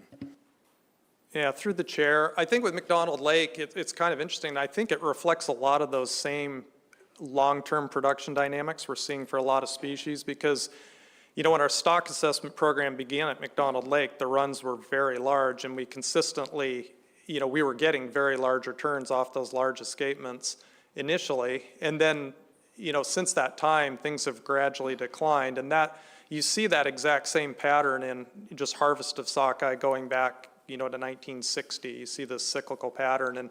And you also see that pattern in stocks like in northern British Columbia, the Skeena and Nass Rivers. They both, if you look at their escapement trends through time, they both build up to really high levels, you know, in the 1980s, 1990s, and then you see that decline. So I think it's, for McDonald Lake, you know, clearly at a time, those large escapements were producing huge returns. Now, not so much, but I think it's really just driven by what's going on in the marine environment with marine survival. Thank you. Mr. Wood. Yeah, thanks. Andy, just to clarify right off the bat, for us learning this stuff, the definition of stock of concern, is it 3 different grades? Like you begin with stock of yield, stock of management, and then stock of conservation? Is that how that works, or can you go straight to stock of management and bypass yield? For Southeast Alaska, all our stocks of concern have been stocks of management concern, and I think the yield concern would more depend on a specific situation of the stock. Maybe, for example, if the yield concern I think might be more appropriate if that one specific stock drove the entire fishery. And to your question of conservation concern, we don't have any stocks of conservation concern in the area, but that would be much more severe than a stock of management concern. Okay, so it doesn't necessarily follow a stepped process forward or unwinding it either, like when you decide to delist it. It doesn't go from like stock of management down to stock of yield. We haven't taken that route in the past, no. Okay, thank you. Commissioner. Yeah, so Madam Chair, I don't know if there's more board discussion on this, but I wanted to read into the record what I intend to do with the chum salmon action plan under my authority. So be patient with me. The department recognizes that straying of hatchery-produced chum salmon in southeast Alaska has impacted the ability to assess the status of wild chum salmon returns in some areas. We also recognize that research about hatchery and wild chum salmon interactions is ongoing and at this time, the impacts of these interactions is not definitive. However, the presence of hatchery chum salmon, which are a part of the stock that is not meeting sustainable escapement goals, has, in my opinion, resulted in a stock of concern listing and the development of an action plan to ensure wild chum salmon stocks of concern are recovered and removed as a stock of concern. The interaction between hatchery chum and wild chum salmon is not definitively known to be the cause of the wild chum salmon decline production levels, but to reduce the presence of hatchery chum salmon in the crawfish inlet area seems appropriate to me. In combination with increased sampling in this area by the hatchery operators, a reduction in releases at crawfish inlet will help us better assess and understand the impacts to wild chum salmon in this area. Therefore, I am taking the following actions as a commissioner to address hatchery impacts to wild chum salmon stocks of concern. Recognizing that the eggs have already been taken and incubated, marked, and releases were approved under the 2024 Sawmill Creek Hatchery Annual Management Plan, all prior to the designation of the stock of concern, I will approve the current FTP for this year's fry release at Crawfish Inlet. Based on discussion with hatchery operators, fry releases are estimated to be 830,000 fry below the 2024 levels. Starting in fall 2025, I will reduce the FTP permitted chum salmon egg take for releases at Crawfish Inlet by 25% under the Sawmill Creek Hatchery PNP permit from 30 million eggs to 22.5 million eggs. This reduction will be evaluated at the April 2025 Regional Planning Team meeting for their comments on how this reduction will impact hatchery operator cost recovery and allocation within the user groups, and that will be sent to me prior to the FTP application review process. I will also consider increasing chum egg take by 7.5 million for release at Deep Inlet on the Sawmill Creek Hatchery PNP permit, or release at Bear Cove at the, I can never say this right, Mendivie Creek Hatchery PNP permitting, pending Commissioner's review and approval of a plan that demonstrates that the increased releases will not impact the stocks of concern.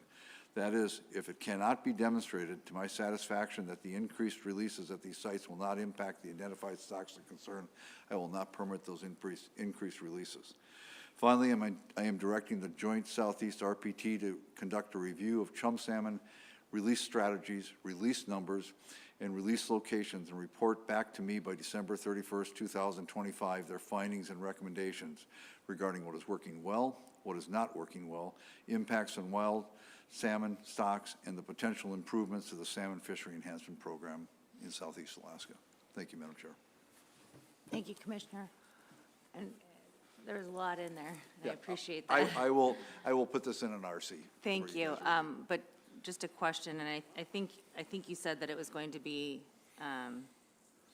evaluated over the course of this year, but as part of, I heard the numbers in the egg takes and the production and that portion of it, but what's the consideration in terms of the release sites, at least in the near term? Are you going to be potentially reducing some of those release sites, particularly where we're seeing more acute problems? Well, what I'm saying is that we're going to reduce by 25% the fish that are going to Crawfish Inlet. If the hatchery operators can demonstrate that they can release those safely in a way that doesn't impact the stocks of concern in other areas, I'll consider that, but I won't consider it unless they can demonstrate that. I don't want to move the problems of Crawfish Inlet to another area. So I'm giving them the opportunity to prove that, and if they can't prove it, then I'm not going to do it, is what I'm telling you. Okay, appreciate that. Thank you. Mr. Chamberlain. Thank you, Commissioner. One of the things we always, and it's been going back and forth here and in Prince William Sound, what is the, when we were talking about, the adverse levels of hatcheries and you were speaking to certainty, and you were looking at level of satisfaction for approving increases in releases and this release, what is the burden of proof on that one as far as how certain does it need to be that the release will not impact wild stocks? Is it certain, or is it probably, or I just want to, that's a sliding scale on there, so I'd just like to know where we land on that. Well, if the increased releases, for instance, in Deep Inlet is going to result in the request to remove a stock, an existing stream from the index, that would cause me deep concern, because that's exactly what we did that led us into the problem we're having right now. So I don't think there's a definitive layer of proof, but clearly if the net result of that is that it's going to probably end up high rates of straying into other deep inlet streams, that's going to result in us coming back and asking to remove that stream from the index. That would not allow me, that would trigger me to say, no, we're not going to do that. One other question, Commissioner, for you or your staff or anyone. What is the public engagement process in the RPT? I have attended 1 or 2 RPTs, but maybe we can get Flip up here and he can walk through the, what the RPT process is about and how the public can get engaged in that. I think they are open to the public. Yeah, I know that they're open to the public. I'm just kind of curious, how and when are they noticed? Where are they noticed? What is the opportunity for the public to participate or weigh in on some of these issues? I don't know a lot about it, so I'm just kind of curious. Yeah, so I will commit process to is. doing more than we do by publishing something in the newspaper, getting out that this is out there. And I think, at least in Southeast Alaska, there's a pretty good awareness of what's happening right now and interest in this process. So we will get those out on our ADF&G website in addition to, and get it out to the ACs and a variety of other people. Hi, Flip, welcome. Hi, for the record, Flip Pryor. I'm the Aquaculture Section Chief, with the Alaska Department of Fish and Game, Division of Commercial Fisheries. I'm going to do a whole presentation on the RPT process a little later, and I'll bring up all the public involvement at that point. Thank you, I appreciate it. Look forward to it. Okay, any other questions, Mr. Wood? Yeah, thank you. I like, it's interesting, I don't even know what the right word is. I'm glad that Commissioner made the statement that he did. This West Crawfish area in particular, I think is a pretty interesting experiment because the whole process appears to have been approved by the hatcheries and the state back in the day. The inlet in Southeast Alaska seems like an awesome place for these dead-end fjords to be able to release hatchery fish without impacting other streams. And then these hatchery fish just happen to go completely up an entirely different inlet that happen to have an index stream in them, somewhat unintentionally. And why is that? Which begs the question is, when you're looking at straying in general throughout all of Alaska, why are they straying? And so I think this is, sometimes you got to think about how do you turn lemons into lemonade in a way. And it could be an awesome opportunity to better understand why this straying happens and put the burden of proof or whatever on the state and the hatcheries to figure this out, which I think is where you were leading in making the decision you have. So at any rate, I understand that you got to, in hindsight is 2020, you got to look backwards and figure out how to deal with a problem or a situation that maybe didn't go as expected. But it's also shouldn't be a lost opportunity, I would think, to better understand why these fish are doing this, is all I wanted to add. Mr. Chamberlain. So feeding off Mr. Wood's comments and elaborate in touching on this, how in the West Crawfish site there was evidence of straying in 2018 and we're addressing it in 2025. Sorry, I'm way too much in my head. How do we go, if we do this, how do we make sure that if we identify high evidence of straying, how do we avoid making this mistake? Because I'm a firm believer that, it's sound business practice and even better environmental practice. If you're going to make a mistake, make it once. How do we ensure that if we do encounter high straying rates, that we're not sitting on it for 7 years before action's taken? Yeah, I think that's a very good point. I think that's what I'm asking for in the review of the whole process moving forward, because clearly we ended up at a place where we didn't take an action until we identified a stock of concern. And then the reaction to the stock of concern was to remove index streams that were problematic from that. And that, from my chair, was an acceptable solution to the problem, just simply covering your eyes and moving forward. Now, really, some of those index streams are very minor contributors to the overall stock of concern. You can have that scientific argument one way or the other, but clearly the strategy that I didn't find acceptable is we'll simply just remove the problematic streams and just move forward. So that's not going to happen in the future, but we shouldn't have to wait until we get to a stock of concern to have that discussion. You're right. So that's why I've asked for a more thorough review of the release strategies moving forward and recommendations on how to improve that. Thank you. All right, let's move on.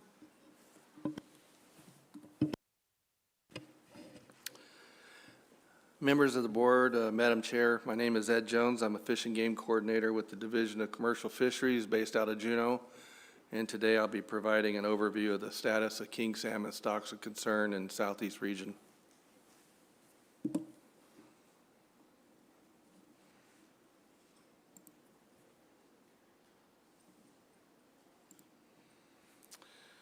There are 34 known stocks of king salmon in Southeast Alaska.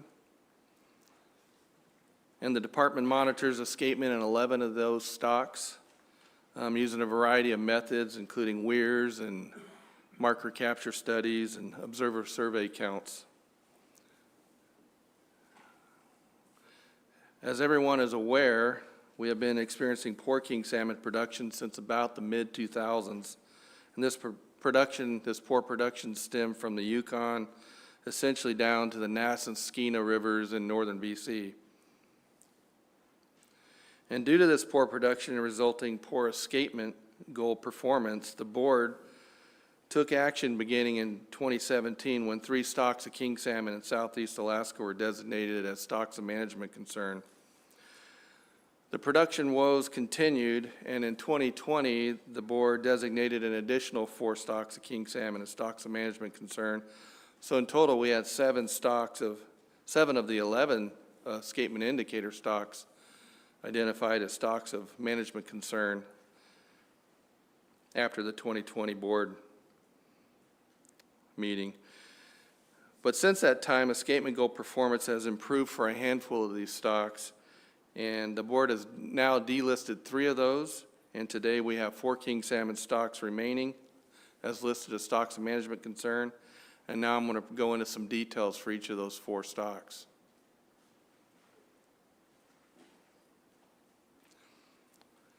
Beginning with the Taku River in the north, the first thing to note that in Southeast Alaska, king salmon escapement goal performance is specific to large king salmon. Those fish are essentially 28 inches in length, in total length, or larger. This originated in the 1970s when most of the escapements were monitored using observer counts, and staff realized that they were not very accurate at counting smaller size king salmon. So we made our counts exclusively germane to the large component of the spawning abundance. And also having those goals specific to larger fish essentially made the goals specific to the escapement containing the eggs and the bulk of the females as a result, since they come back as older age fish, the larger fish.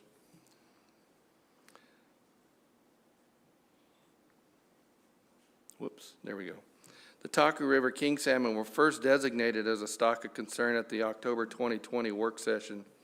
And since then, escapement goal has continued to be poor, failing to attain the lower bound of the escapement goal in 5 of the most recent 6 years. On average, the Taku River produces the largest run in the region, and this river is located just northeast of Juneau, and the Taku stock is one of 3 transboundary river stocks in the region, the other 2 being the Stikine, which I'll describe shortly, and the Alsek. The Taku stock spawns exclusively in Canada, and fish are classified as outside rearing, meaning that once juveniles leave the river in the spring, they essentially head out to the Gulf of Alaska to rear. So as a result, these fish are only accessible to fisheries in Southeast as mature run fish, and that's between March and early July. Standardized escapement surveys date back to 1973 for this stock, and about half the fish are in the river by essentially the end of May. We also mark and codewire tag juveniles, which allows estimates of smolt abundance, marine survival, marine harvest, and exploitation. This figure is pretty complicated, but it's also very informative. In this case, each bar represents the calendar year run, and the bars in green represent the years in which the lower bound of the escapement goal was achieved. The bars in red are the years the lower bound was not achieved. The horizontal lines represent the upper and lower bounds of the escapement goal. And again, the escapement goal for Southeast Alaska king salmon is in terms of large fish. So the blue section at the top of each of those bars is the harvest, and the percent noted at the top of the bar is the actual harvest rate, or the proportion of the run that was harvested in the fisheries that year. So for instance, looking at the bar on the far left in 2015, the run was about 28,000 fish, the escapement was about 23,000 fish, so about 5,000 of those fish were harvested, and that represents a harvest rate of about 18%.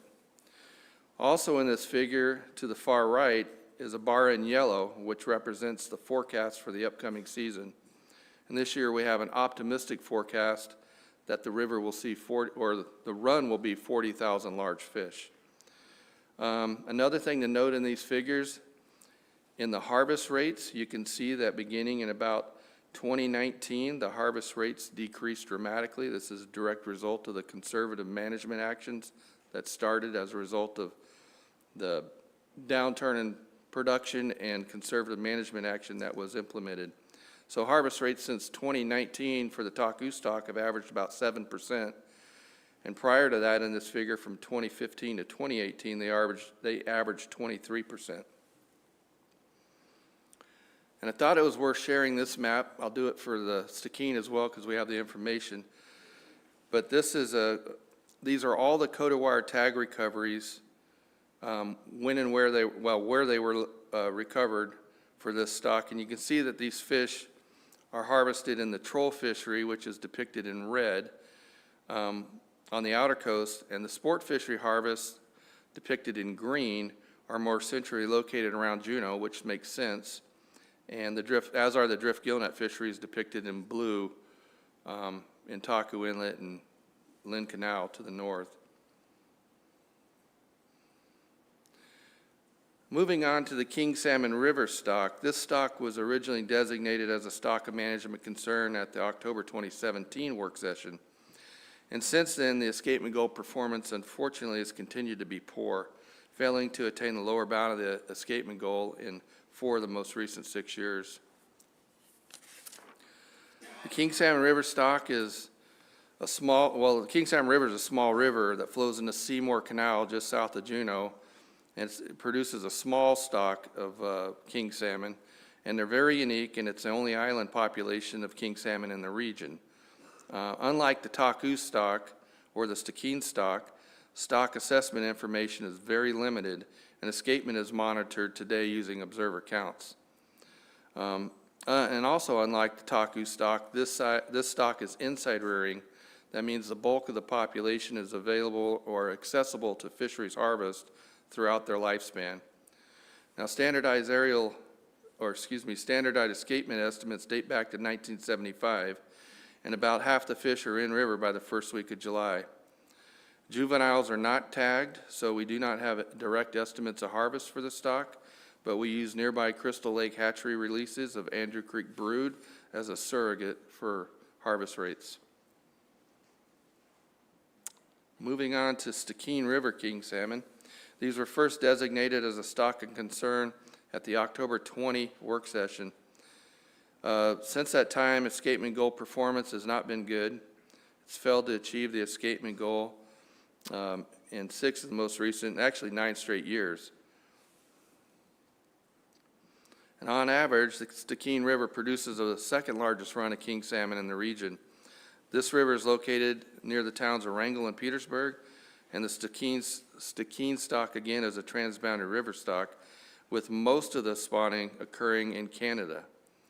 Like the taku stock, Stikine fish are outside rearing and thus only accessible to fisheries from essentially March through mid-July on their mature runs. And we have standardized escapement estimates dating back to 1975 for this stock, and about half the fish are in the lower river by the first week of June. Like the taku, we also mark and coat wire tag juveniles, So again, that allows estimates of smolt abundance, marine survival, marine harvest, and exploitation. And in Southeast Alaska, it was noted earlier by Mr. Jeff Nichols that we codewire tag stocks in the Chilkat, Taku, Stikine, and Unic. And outside of one other system down on the Columbia, that's the only place on the planet that wild Chinook salmon are codewire tagged. So it's very unique information. And again, here's that very complicated figure. As was the case for the Taku stock, you can see the effects of the conservative management measures that began in 2018 in this case. Since 2018, harvest rates have averaged 10%, whereas from 2015 to 2017, as an example, they averaged 29%. And the forecast for the upcoming season is not good. It's at 10,000 large fish. And here's that map showing recoveries of the Stikine River codewire tags. Like the Taku stock, these fish are harvested in the troll fishery on the outer coast. They're also picked up more central in the region in the troll, as well as the sport, and the gillnet fisheries in the more terminal areas. And moving on to Andrew Creek, this stock was originally designated as a stock of concern at the October 20 work session, and since that time, escapement goal performance has been poor. It's failed to attain the lower bound of the escapement goal in 4 of the most recent 6 years. Andrew Creek is a small tributary in the lower Stikine River.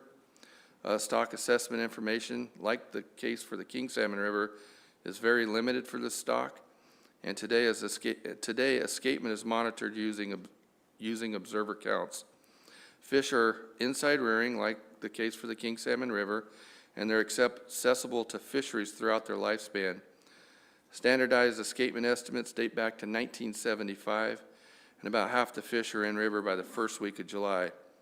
Juveniles are not codewire tagged or marked, and so in this case we use nearby Crystal Lake and Macaulay hatchery releases of Andrew Creek brood as surrogates for harvest rates and exploitation. And for each of these stocks of management concern, management has been effective at passing the bulk of the run to the spawning grounds. Really, most of the issue with production has been due to poor marine survival. And on that note, so hopefully the production is going to turn around. But on that note, I figured it was worth producing or showing you the forecast for the upcoming season. Kind of got a little out of order there, didn't I? So we forecast runs for 5 stocks in the region: the Seatuck, the Chilkat, Taku, Stikine, and Unic. In this upcoming season, the only stock with a run forecast that's below the lower bound of the escapement goal is the Stikine stock. And this year that happens to have the most uncertainty associated with it, and it wouldn't surprise me if it's actually underestimating reality at the end of the day. So with that, I'll wrap up, see if there's any questions. Be glad to answer them, or try to answer them. Mr. Swenson. Well, that's great news for the Taku. So tell me, how do you decide that the Taku, or any stream, is, in this case the Taku, is going to have this huge uptake in this year? Through the chair. It's a great question, and that information or those forecasts are made possible by the fact that we estimate the abundance of not only large fish in the river, but also the medium-sized fish, and in some years we've even got estimates of small-sized fish. So what I'm getting at is we have run reconstructions annually that include, in this case, Ocean Age 2 jacks, and as well as Ocean Age 3 and Ocean Age 4, Ocean Age 5 fish. But we use a sibling model to forecast the production of the Ocean Age 3, 4, and 5 fish that come off of the younger ages. So for instance, this upcoming season, the bulk of the forecast is for 5-year-olds, Ocean Age 3 fish. Well, that is primarily driven by a good run in 2024 of Ocean Age 2 fish, 4-year-olds. And that's a great question because we saw that throughout the region this year, there was a lot of Ocean Age 2 fish on the spawning grounds in every one of the systems we monitored. And that's a good sign for the following year. It generally is a good sign for the following year that that brood year is going to show strength the next year, and that's what we're banking on. So my next question is, why is that one so, why is that doing so well and the other ones aren't? Because we basically are always, it seems like always saying that, well, would this lead to say that it's an in-river problem with these other stocks? Because they're all coming from out in the ocean, and we say that, we don't know what's going on in the ocean, that's what's bringing them down. But the taku is going to hopefully do well. So are the other rivers, is that an in-river problem with spawning that's causing those stocks to stay down? Through the chair, what we've seen is that the production woes in Southeast, and for the most part along the coast, have been the result of poor marine survival. This upcoming season, which is a good change for finally, we're seeing what looks like a positive turn, which I would suggest is probably due to an uptick in marine survival. It's just that simple. So you need two pieces of the equation to get production. You need to have adequate number of spawners, and then you need some good marine survival.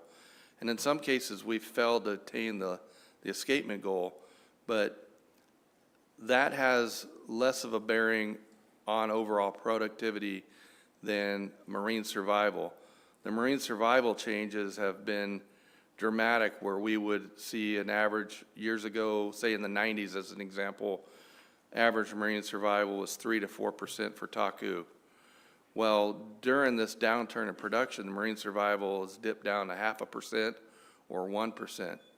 So it has a bigger role in the productivity equation than, say, smolt production, because we've seen smolt production cycle up and down, and it doesn't seem to be causing any of these issues. That's not really what's driving it. You might have half the number of smolt this year as you did last year, but what makes the biggest difference, again, is marine survival. If that marine survival is double or triple, that's going to have the biggest play. Okay, thank you.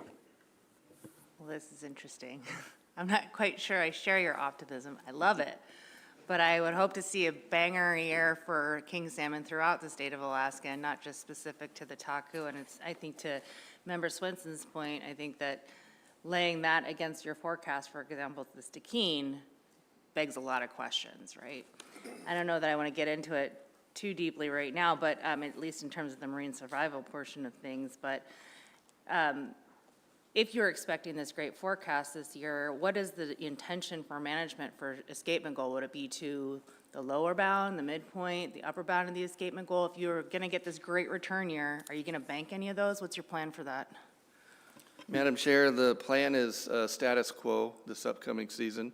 What does that mean? I mean, what's status quo, please? So per the action plan that's established for the taku, those guidelines are going to be adhered to. Now, we do have some flexibility to respond and maybe relax some of the king salmon restrictions, depending on, in this case, if we see actual fish in the river and the forecast looks like it's panning out to be productive, then maybe we can, after 95% of the runs in the river, we can start concentrating on sockeye and maybe switch gears a little bit. So, but it's a good question, because, we deal with Canada as well in the treaty arena, and they're watching us very closely. And so right now, going into the season, we don't have any intention of changing what we've been doing for the since 2018, essentially. So, and the forecast is optimistic for the chilkat, the seatuck, the taku, and the unique. The Stikine's the one that's the outlier. So we're actually seeing good forecasts for 4 of the 5. Okay. Do you have SMSY calculations for the taku and the Stikine? Yes. The taku SMSY is 25.5, and the Stikine at 17.4. And those are large fish. Yeah, that was going to be my next question, if these were large fish goals. And these are large, for both the Taku and the Stikine, those are large king escapement goals. That's correct. So then, Commissioner, and then I have one more question after that, and then I'll move around the table. So these are these are forecasts. These aren't, we haven't met any escapement goals. We haven't met the criteria in the stock of concern memo to or stock of concern action plan to make us suddenly realize we got a bunch of fish here that we can go fish on. Until I see that there's more fish actually in the river and that we're actually have that in a series of years according to the action plan, are we not going to, we're going to continue with the action plan to rebuild these stocks moving forward.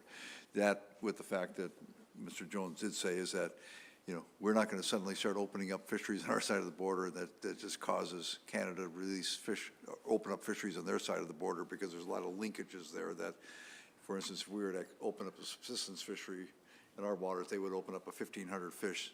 You know, so there's a lot of reasons to, based on a forecast, to not start fishing hard until we actually have delisted this as a stock concern. Well, you're reading my mind, Commissioner. Good job. Thank you. But my last question is kind of along those lines, is that even in these instances in the Taku and in the Stikine, more concerningly in the Stikine, I think you see these fairly significant harvests underneath the SEG. I would personally consider 17% not insignificant when you're not meeting an escapement goal and you're nowhere near SMSY. So my question is, why is that occurring? Madam Chair, those harvests and harvest rates, the harvests in total numbers of fish are not alarmingly high. The problem is the run's low. So if the run's small, every little bit adds up, and those harvest rates blow up as a result. So, and the other thing to note is we've really pulled the reins back in the terminal area on the Stikine and the Taku, and a good chunk of those harvests are non-terminal in nature, as well as Canadian harvests, incidental to their sockeye fishery, or, you know, they're incidental harvests is what I'm saying. Let me ask you then, why is it on a Stikine River large king salmon?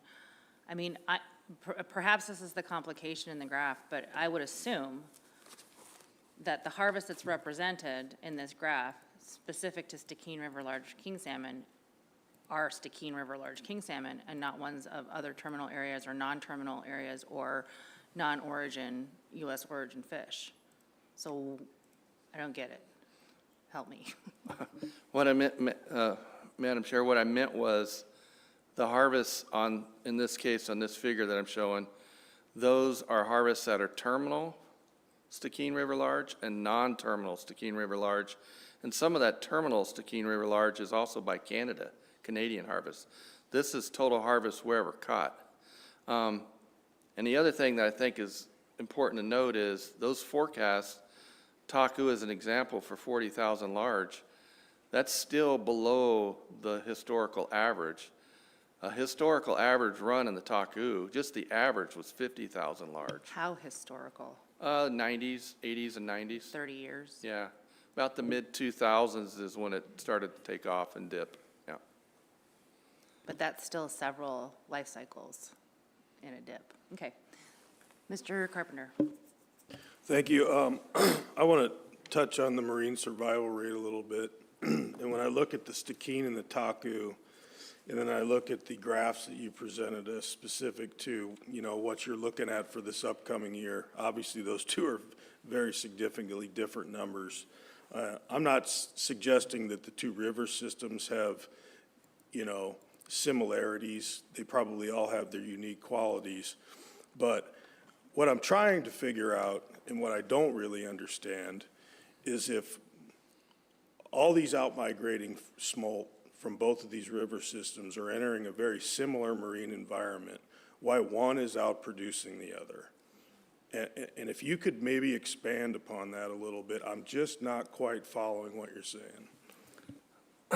Through the chair. So in this case, you're asking about the disconnect between Taku, Chilkat, Unic, and Seatuck versus Stikine. Because the Stikine is the one that has the low forecast of the mix. Well, the reality is the forecast for the Stikine is not based on a sibling model this upcoming season. The other 4 stocks were based on sibling models where we look at the production of those Ocean Age 2 to predict the Ocean Age 3 and so on and so forth. The Stikine, the data was so limited this year, and we're kind of hamstrung in the treaty arena where we're supposed to get forecasts out by December 1. That was the best forecast that we could come up with for the Stikine. But like I said early on, it had the most uncertainty associated with it. That's why I tend to believe it's going to underestimate reality. That's my guess. It's not as solid as the other forecasts. Okay, I understand more clearly now what you're talking about, and that makes more sense to me. Obviously, you know, we all hope that this number is quite different than what's reflected in this particular chart, and so I will take that obviously into consideration when we move forward. But I think the interesting part of this conversation, and I don't want to stray too far from king salmon, is, you know, the marine environment has impacts on all species of salmon. And so when we get into this conversation down the road, I think we need to keep that in mind. Mr. Chamberlain. Thank you, Madam Chair. There's a lot of information here, which is bringing up even more questions as we go, but I'll try to stay brief. The first question I have is how reliable have past forecasts been? I'm seeing promising results or promising forecasts for the Taku River, but I'm also seeing high harvest rates on the Stikine and a few others. The question I'm wondering here is what's the likelihood of overestimating the harvest and potentially overharvesting there? So I guess how accurate have past forecasts been? Through the chair, that's a great question. We actually do have measures of uncertainty on 4 of the 5 forecasts. The Stikine's the one, in this case, where the measure of uncertainties, the method is not as robust, I should say.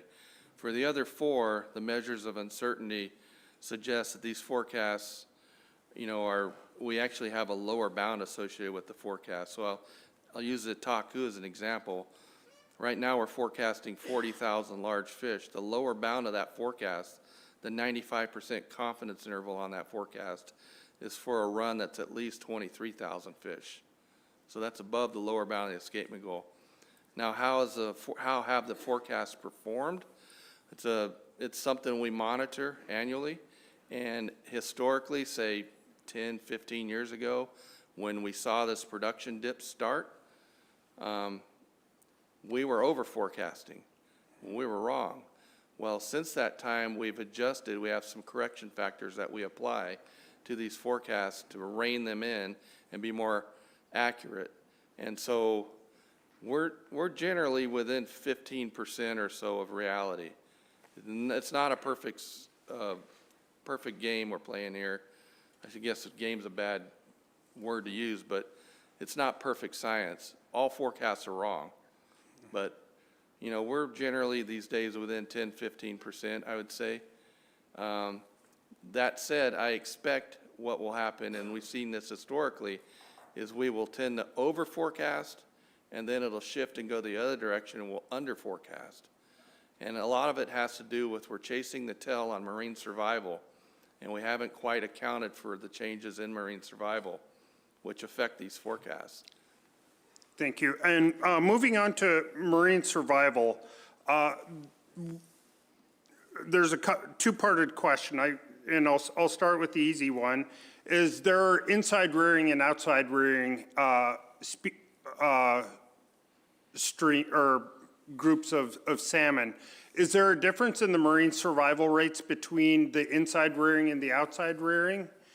And then for the larger scale on the marine survival, what are the largest causes to the department's best knowledge? And I know it involves a lot of, it may involve some speculation. I don't like speculation, but what are the large mortality causes in the marine survival rate? And to the extent it's poor rearing habitat, are we seeing similar age at weight problems between the inside and outside rearing. So I'm just trying to get a more concrete picture on what in the marine environment is causing the distress for the Chinook. Through the chair, we have estimates of marine survival for the Chilkat, Taku, Stikine, and Unique, and 2 of those are inside rearing, 2 are outside rearing. The 2 outside rearing stocks are the Taku and Stikine, and the inside rearing, Unique and Chilkat. What we've seen with the inside rearing stocks, they seem to have slightly performed better in marine survival, but not a lot. And it bounces around, but it looked like the outside rearing stocks, Taku and Stikine, actually took a bigger hit to the traditional, the long-term average marine survival than those other 2 stocks. But we have those estimates for the entire time series I can make available. I can dig that up and provide that, but offhand, that's kind of the trend. I'd say to be safe, they've kind of cycled together, but you know, my inclination just thinking back is that the inside had slightly better, and we're not talking a lot of a difference here. This is a small difference. And then the other part of your question was? What are the largest causes of, to the largest source of marine mortality? So through the chair, so I always describe this as we have a pretty good, we're pretty good at being, in some cases, at estimating the number of adults back. In some cases, like in Southeast, where we've actually got the programs to estimate the smolt abundance, we're pretty good at that. But we don't have any inclination on the stuff in between. So when these fish go out to sea, it's all a guessing game at that point. Now, obviously, we have some assumptions, and with some of the work that Dr. Katie Howard's done up off the Yukon and the Kuskokwim, there's some, you combine that with some of the work we've done here, we strongly believe that a good chunk of this marine survival is driven by their first few months in the ocean after they leave as smolt. But that said, there's salmon sharks, there's halibut, marine mammals, and people that all like to eat big fish. So that certainly exacerbates the issue. Mr. Wood. Okay, I got 2 questions. About the Taku, you said one of the reasons for the really good forecast is that there was a lot of age 2 fish. Could you explain that a little bit deeper? And then I have one more question. Through the chair, yeah, and it's ocean age 2, which are 4-year-olds. So that brood year, that production, so in 2024, we saw a lot of 4-year-olds, higher than what we have seen recently. The abundance of 4-year-olds was up, and that's off the spawning event in 2020. So the production of that brood year, that parent class, looks to be good. That said, you plug that into the model, and it's going to show as 5-year-olds or ocean age 3 the following year, this upcoming season. So our forecast is looking good this upcoming season, primarily driven off of the 3 ocean or 5-year-old component, off the 2 ocean or 4-year-old component in 2024. Okay, thanks. And so, kind of drawing off of that, I'd like your impression, like say over the last 10 years, of the fish.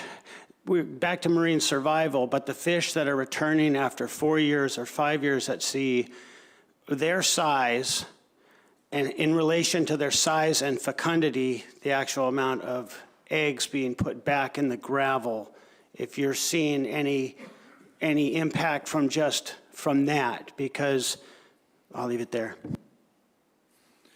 Yeah, through the chair. So one thing that is being talked about in the community, scientific community, especially in the recent years, is size at age changes in these stocks and the loss of older age fish. In other words, they're coming back younger. So when we look at this, I'll keep it simple. When we've looked at it, size at age, for the most part, appears to slightly be decreasing over time. But it's not what's driving the issue with smaller fish these days. What's driving the issue with smaller fish is they're simply coming back younger.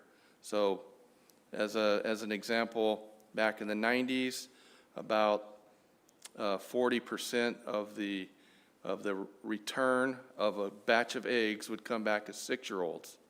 Today, that's down around 10%. So we've lost the older age. Back in the 90s, we'd see 5% 7-year-olds in the region. In all the stocks we looked at, about 5% 7-year-olds, 5 ocean fish. Today, they're all but missing. Right, and these graphs that you presented are only capturing maybe 1 or 2 age classes for 10 years look back, and that's not very much. And so what my request is going to be is to give us these graphs with the full time series and an overlay of the forecast confidence intervals on top of that. Does that make sense?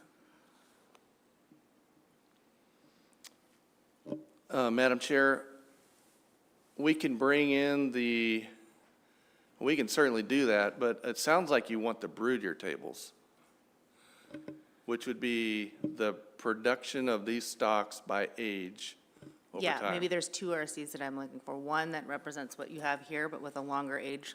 You only gave us 10 years here. And I just don't think that that's a very complete picture. And then, yeah, I'd be interested in just seeing what your forecasts are off of this information and the confidence intervals that you applied to each of those forecasts in those years. Oh, okay, yep, that's Does that easy make enough to sense? do. Yep. Thank you. Mr. Swenson. My quick question is, well, why are they coming back so early? I mean, are they hungry? Are they, what makes them come, what would drive them to come back early? Would not getting enough food out there, would that do that? Through the chair, that's something we're all scratching our heads on, but some of the answers, and when I ask some of the great scientists this question, their answer is generally, if the ocean's too friendly, you'll come back early as a fish. If it's the other end of the spectrum, too harsh or unfriendly, you'll come back early. So, but the reality is we do not know. And we do believe it's a natural shift. There's some evidence to suggest that, but there's definitely a shift towards younger age fish. And so it's complicated our modeling, to say the least. Mr. Wood, you get the last question, then we're going to conclude this presentation, and please keep it to the presentation. Well, I'm sorry, but I wanted to finish what I was asking you before. So with the escapements, and you see these smaller fish coming back, potentially with less eggs compared to big eggs, does that make you think of the escapement goals versus lower or higher in order to get, based on the size of the fish, to get the same number of eggs in the gravel? Through the chair, we've looked at that in a couple stocks where we can actually apply fecundity to our spawners, and inherently you're going to have a lower fecundity with smaller fish, but the results in terms of spawner recruit analysis haven't been that meaningful. It certainly has resulted in a change in the escapement goal, but they've been subtle at best. So we're actually looking at that, exploring that, but right now there's nothing to suggest that we would suggest a recommendation to an escapement goal change based on that. So, Thank you very much. Let's go ahead and shift gears to our next presentation. Appreciate your presentation, gentlemen.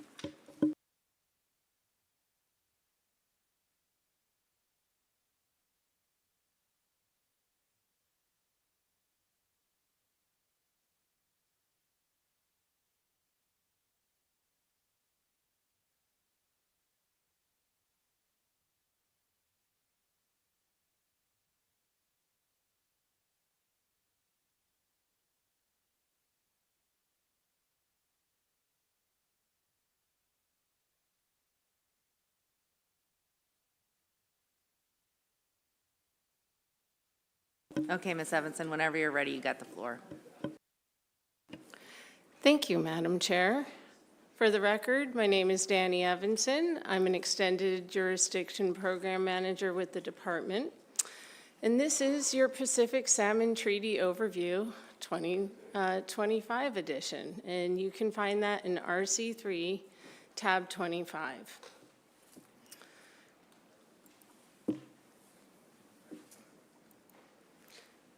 It's hard to talk management in Southeast Alaska without talking about the treaty. The two are incredibly interlinked, and the treaty is pervasive throughout just about all of our fisheries.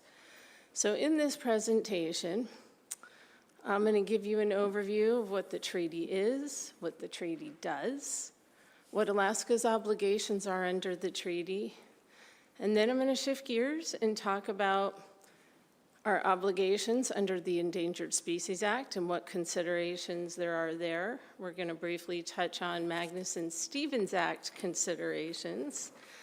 And because there's so much to unpack here, and I'm going to be pointing out along the way, highlighting things that are outside the purview of the board and what's within the purview of the board that are related to the proposals you'll be entertaining this week, but I'm going to summarize at the very end all of the management constraints so we can track all these different parts and pieces. I also put together an RC for your convenience, RC 8, that has every single salmon, actually all the proposals for the week, and a checkbox of whether they have an additional consideration of treaty, Endangered Species Act, Magnuson Act, for convenience. Okay, what is this treaty thing and why do we have one? The fundamental goals of the Pacific Salmon Treaty is twofold.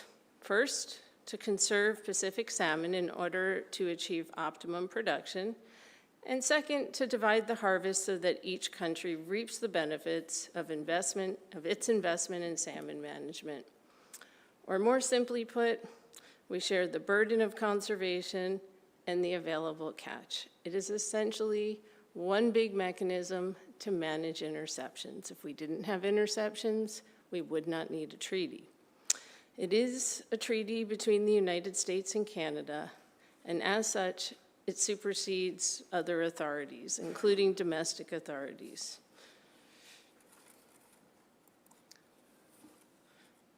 There are 6 general principles laid out in the treaty. Those are conservation and sustained yield, preventing overfishing, providing for optimum production, fair sharing of the resource, which we refer to often as the equity principle, avoiding undue disruption of existing fisheries, and where practical, reducing interceptions.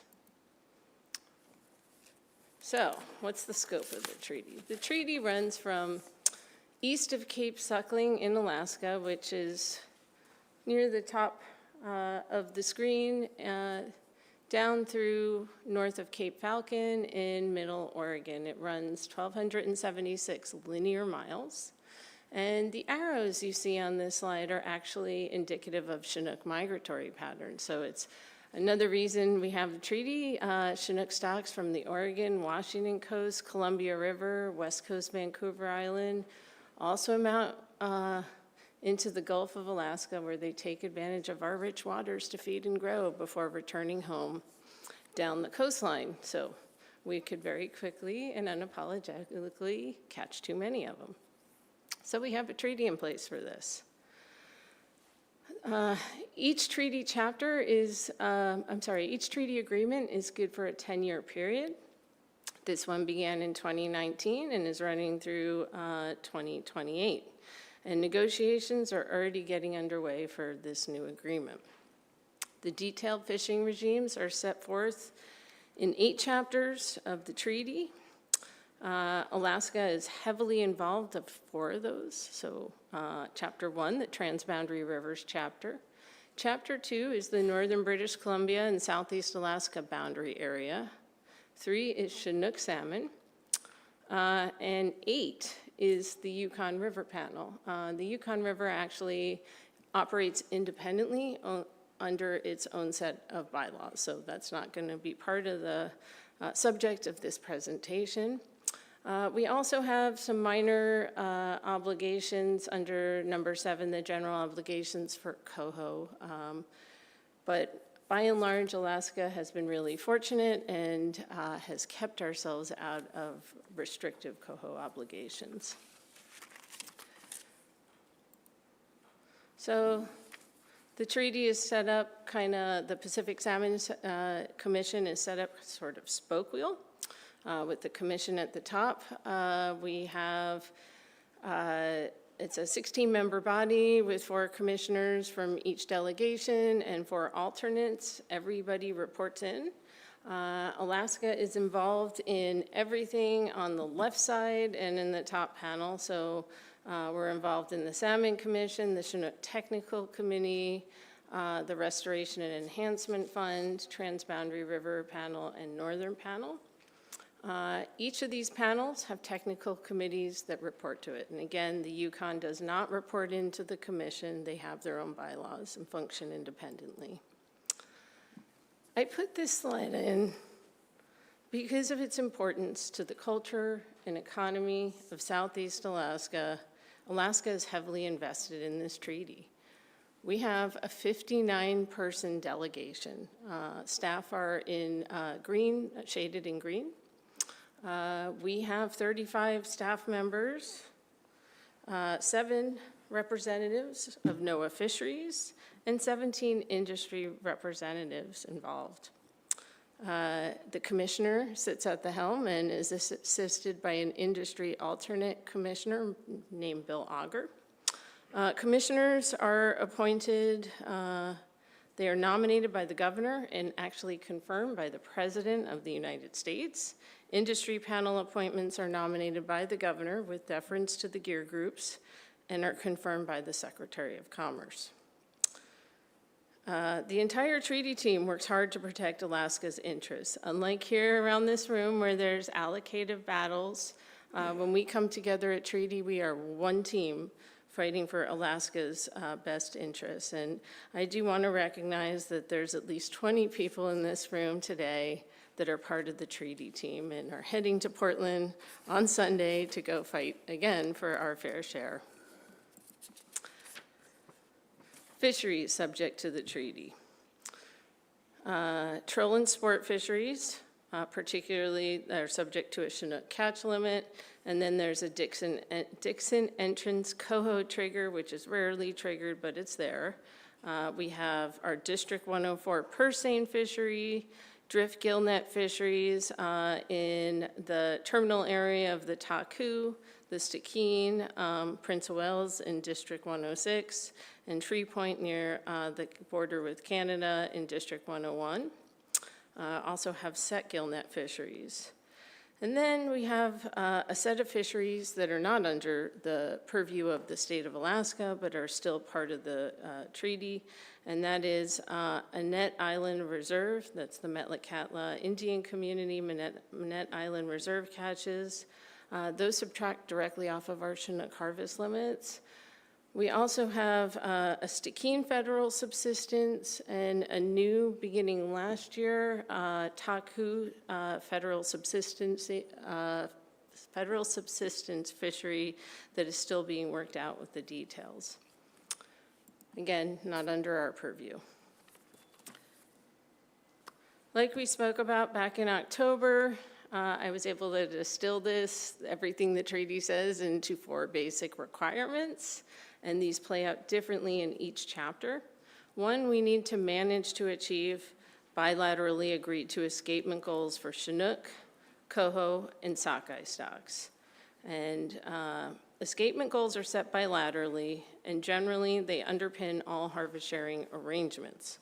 Because the treaty supersedes all domestic authorities, being the highest law of the land and all that, it would be inadvisable for the board to set an OEG for these stocks. It would really complicate management.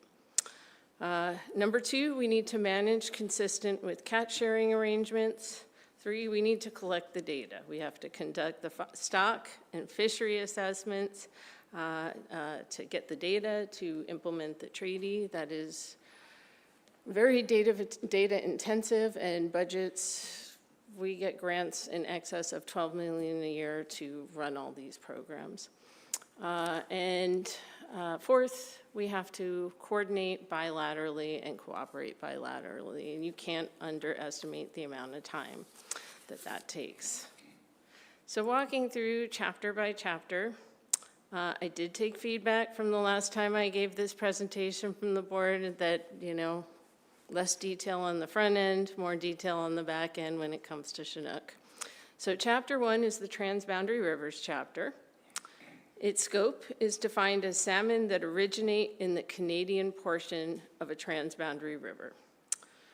So in this case, the Alsek, the Stikine, and the Taku rivers. It is important to understand that this chapter only applies to Canadian origin fish from these three rivers. It does not apply to salmon that spawn and hence originate in the U.S. portion of the drainage. This is overseen by the Transboundary River Panel, who has a technical committee that reports to it. Fisheries are confined to Canadian and U.S. in-river fisheries and U.S. marine fisheries in Districts 106, 108, and 111. So fisheries near the terminal areas of these rivers.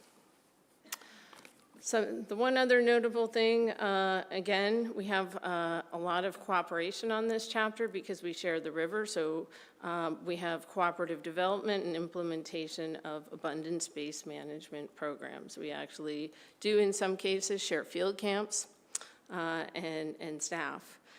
And then there's also a Transboundary River Sockeye Enhancement Program. That is the backbone of bilateral coordination and cooperation in terms of harvest sharing in this chapter.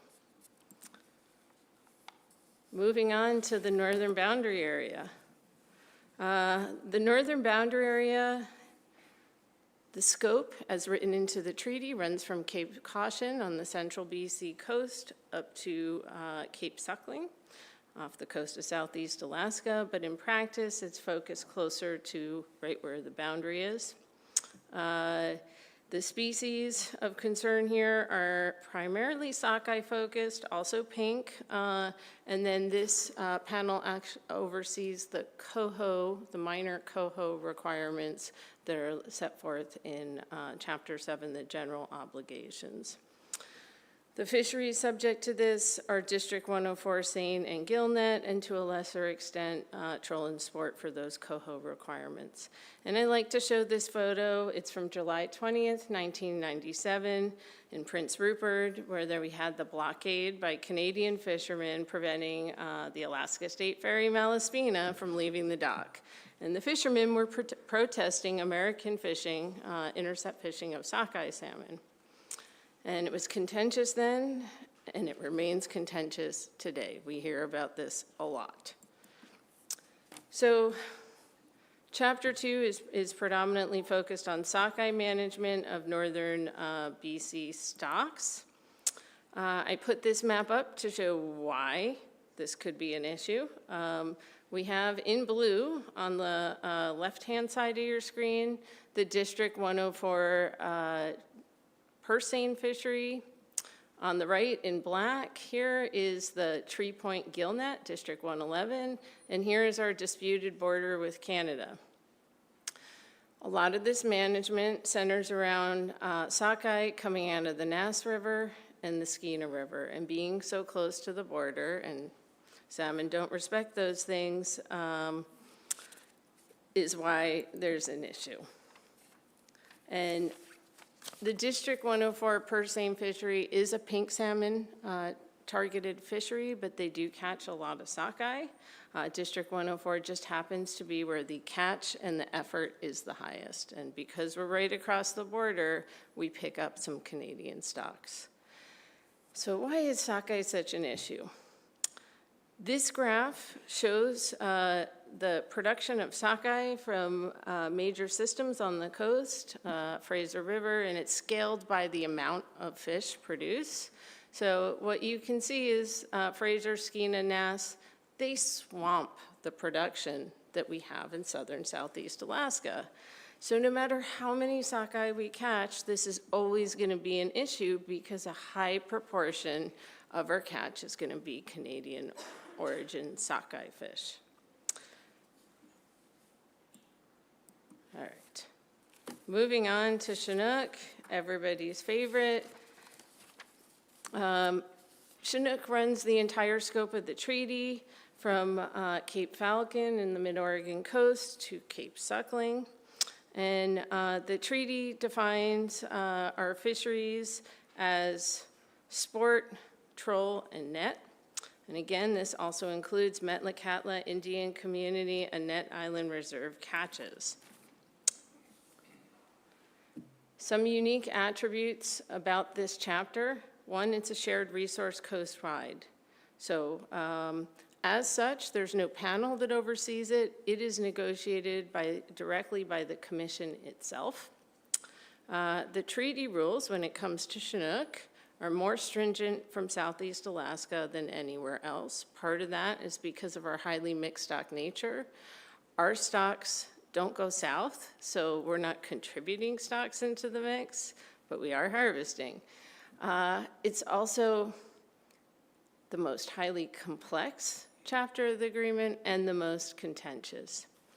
The other thing I like to point out is north-south sharing. This is the Baldridge stipulation, which was a continuation of a sharing arrangement with the Pacific Northwest tribes that satisfies stays of litigation that seek to bring the harvest of salmon originating from the Pacific Northwest under the legal framework of U.S. treaty obligations with the tribe. So, the Baldridge stipulation provides that all fisheries targeting far north migrating Chinook may be closed in the absence of an agreement between all the U.S. interests. And I bring this up because there are some folks in the room who think, well, we have a sympathetic federal administration, we can simply walk away from the treaty. We can't, or we risk litigation and federal preemption of fisheries. The other thing I'd like to point out is that this is the only salmon fishery, at least that I'm aware of, in Alaska that's managed to a harvest limit. Again, this is an example of why we have a treaty. Chinook are highly migratory. In the green and the yellow represents where this is one tag code, one release group from one hatchery. The green and the yellow indicates where it was raised and released. In this case, it was released just below the 9th dam on the main stem Columbia River. And all of these red circles show where these tags were recovered. So this is 1 year, one release group. And you can see they go all the way across the coast. Part of the reason why we have so many recoveries in Southeast Alaska is also attributable to our high sampling rates, not just the abundance in our waters, but this is an example of why we have a treaty in place. And for those of you who can actually see the numbers inside the circles, that's an indicator of the number of tags that were recovered. Okay. This slide shows the average stock composition of the troll catch. There are 7 stocks that make up, stock complexes that make up the lion's share of our fisheries. By far and away, Columbia River in green is the largest contributor. We saw that on the slide before. That's their upriver bright and summer stocks. Others are Oregon coast, Washington coast in purple, some component stocks of the Fraser River. West Coast Vancouver Island has always been a big contributor, north and central British Columbia, and then we have our Southeast Alaska Transboundary River stocks at 16%, and everything else is parked in an other category, and that includes minor contributors such as Endangered Species Act listed stocks from Puget Sound. This has changed through time because we have shaped fisheries to avoid wild stocks in Southeast Alaska, and when you're managing to a catch limit, you're necessarily shaping onto something else. But I do note in recent years, where it used to be that the sport fishery catch composition was very different because of how and when they were fishing, now that we have spring fisheries closed and the way those two fisheries are prosecuted, they're very similar. So, what are our obligations under Chapter 3? They're a little more nuanced here and a little more prescriptive. We have to manage to not exceed a preseason catch limit set under the treaty. If we have an overage, we have to pay that back the following year, so it would deduct from our annual catch limit. We have to manage to achieve escapement goals for 6 stocks, 3 Southeast Alaska and 3 Transboundary River. And the operative word here is manage. We just have to demonstrate we are managing, because if there aren't that many fish out there, we might not have any fisheries, and we're still not going to meet them. So the operative word is manage. We have to manage incidental mortality, not to exceed 59,400 fish. And there's this commitment to discuss significant management changes that a party is considering that may alter the stock and/or age composition or incidental mortality of the catch. And I'll come back to that. Because I've received a lot of questions on this one, just wanted to briefly touch on how our catch limits get set. Beginning in 2024, we are back on the Pacific Salmon Commission Chinook model. So it's based on outputs from their model. It is a multi-stock, multi-fishery cohort analysis. It has 48 fisheries and 41 stocks, and they throw that in a hopper with terminal run forecasts, recent average survival, projected maturation rates, and a bunch of other things, and they turn the meat grinder, and it spits out a number that we call an abundance index. And the preseason abundance index is the metric by which harvest limit is determined preseason. And there's a formula in the treaty that converts that into a catch. So it's in the treaty. And then postseason, they run the model again to see how well the model performed, and it's the metric by which harvest limit is determined postseason, used to evaluate model error. The graph up there just shows how well that model's performed through time. Any bars below the line are an under forecast, and anything above the line is an over forecast, not optimal performance. I think you can file that one under the category of all models are wrong, but some are useful, or not. So, 2024, it spit out an abundance index of 1.44. And for the math in the treaty, that equates to a catch limit of 211,400 fish. And we were under our limit the year before, so we didn't have to pay back any. So that's where the board comes in the board allocation scheme. So we take that 211,400 fish, and the allocations are on the right, and we take out Persane and set gillnet at 4.3 and 2.9% respectively. 1,000 comes out for set gillnet, and the remainder is 80-20 troll sport. So, and then we come back at the end of the season and say, okay, how did we do? And so this just shows how we would do a performance evaluation. We take the allocation, same as last table, what they actually caught and what the difference. But at the end of the day, we were under here by almost 3,600 fish, so we do not have to pay back next year. And our performance has been pretty good since 2019, since this payback provision got put in, at taking it up as close to the line as we possibly can without going over. So treaty catch, how do we calculate that? We take our all-gear catch, everything everybody caught, and we subtract out what's called an Alaska hatchery add-on. Most Alaska hatchery-produced Chinook don't count against this limit. There's a few penalties that subtract off that, so it's not all of them, but most of them don't count against the limit. We also have certain terminal exclusion areas we get to remove. These are areas like the sea tuck, certain hatchery terminal areas, and some exclusions for taku and stikine directed terminal fisheries. And that's how we arrive at what the treaty catch is. I put this slide in to explore incidental mortality just a little bit because this is a new obligation under the 2019 treaty agreement and may be a new concept. Incidental mortality occurs when fish are encountered by fishing gear but are not landed. It also occurs when Chinook are caught in non-retention periods or the Chinook are below legal size limits and released. The figure shows the fishery performance relative to the limit. As you can see, we've been under in all 5 years that we've had this limit in place, but in some cases, we've been a little bit close.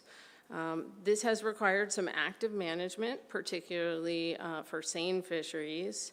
And really what drives our incidental mortality is when the preseason catch limit substantially underestimates actual abundance. So there are more fish swimming around in our waters than the model said they were and that our catch limit reflects. So we reach our catch limits far more quickly and we're forced into non-retention sooner. And the other thing I wanted to point out about this is we have no in-season estimates of incidental mortality. That's a post-season exercise, so we do the best we can. There are some accountability provisions as well in the treaty. So if we exceed the post-season catch limit exceeded for 2 consecutive years, or incidental mortality limit is exceeded, in both these circumstances, it ends up in the hands of the commission to determine what happens next and if fishery adjustments are needed and to recommend remedial action. So this is a situation we don't want to be in. We've tightened the screws on our management successfully and have been avoiding that. So what's next in the treaty? We're moving towards negotiation. The current treaty expires in 2028. And we'll have a new treaty agreement for 2029 through 2038. We're actively starting the steps towards developing an Alaska position. And another piece that we're working on is the development of a new model to set catch limits. We're channeling a lot of brain power and energy into that, because we might not all agree on most things when it comes to Chinook, but I don't think anybody on the treaty team or any of our stakeholders would disagree with me when I say nobody likes the Pacific Salmon Commission Chinook model. So we are working on that. Madam Chair, this is a convenient place to pause and ask questions at your discretion, or I can plow through to ESA. We'll pause for just a few questions. We'd like to keep them very focused on the presentation, please. Mr. Swenson. I just have one quick question. What's the total allocation with the troll, the sport, and all the rest? What is our total allocation? I missed that figure. Through the chair to Mr. Swenson. So our allocation changes every year. It's set based on output from the PSC Chinook model, so it varies every single year based on abundance of stocks and fishery, of stocks that contribute to our catch. And then it's your job to allocate that number that we get each year. The total number is 211,400. Thank you, I was pretty close. Mr. Commissioner. That was from, yeah, that was the 2024 number. Yeah, and that's the amount of the catch share we have. We get add-ons to that from our hatchery programs and other things, so, yeah. Mr. Carpenter. Thank you, Danny. Thanks for the presentation so far. So I'm interested in the incidental mortality that you guys do post-season to come up with that number. What percentage does the treaty use to come up with incidental mortality? Do you know that offhand?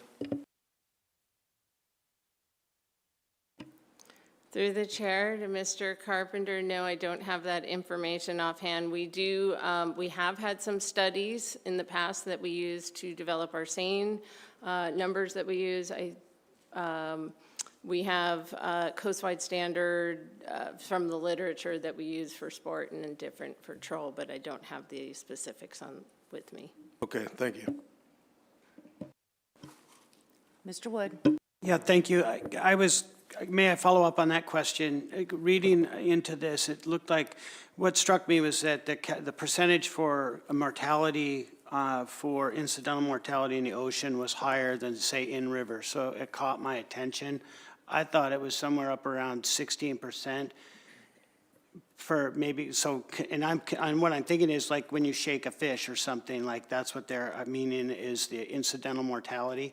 So with that, why is there a difference if that's a higher number than in river? Can you explain why that would be? Actually, skip that last part, but as far as the percentage goes, is it higher percentage in ocean rather than in river?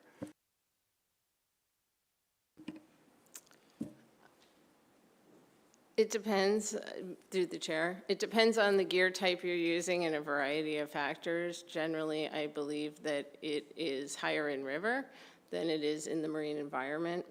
So this year, our limit was set on the second highest year between a suite of years. I think it was 99 to 2016, so we got the second highest was our limit. What drives it, it's different for each gear type, but what drives the train here is predominantly troll, and when they have prolonged periods of Chinook non-retention and seine fisheries for the same reason.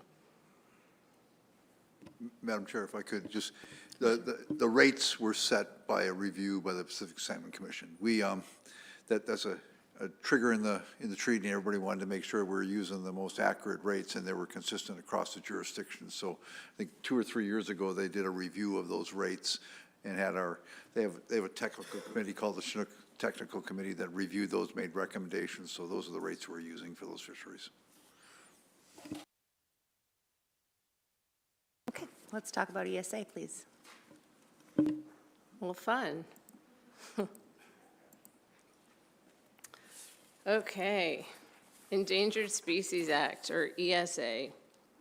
The purpose of the ESA is straightforward: to recover species that are threatened with extinction and not let them go extinct. An endangered species is a species that is in danger of extinction throughout all or a significant portion of its range. There are examples in Alaska, such as Cook Inlet belugas, western stellar sea lions, western North Pacific humpback whales. Threatened species is a little less severe. It's a species that is likely to become an endangered species within the foreseeable future. And examples in Alaska include things like polar bear, the Southwest Alaska population of northern sea otters, wood bison, and of course there's a pending listing for Pycnopodia, the sunflower sea star. We do not have any Alaska origin fish listed under the ESA, so that's why this is a new topic for many of us, and we would like to keep it that way. So, species listed under the ESA of salmon and marine mammals occur in Southeast Alaska, and this requires permits for take of these listed species. The biological opinion is the document that provides us with that coverage and allows our fisheries to continue when ESA fish are present in our waters. It covers all of our gear types and all of our salmon species in Southeast Alaska. And this document was just revised in 2024. It was published October 2nd with new requirements.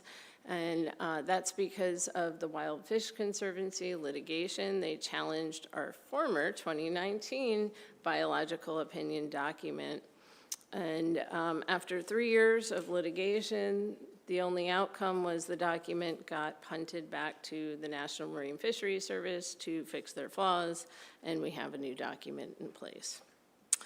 And what's called the no jeopardy biological opinion is required for our fisheries because our fisheries harvest small numbers of ESA listed Chinook salmon from the Pacific Northwest, because our Chinook fisheries harvest some fish that would otherwise become prey for southern resident killer whales.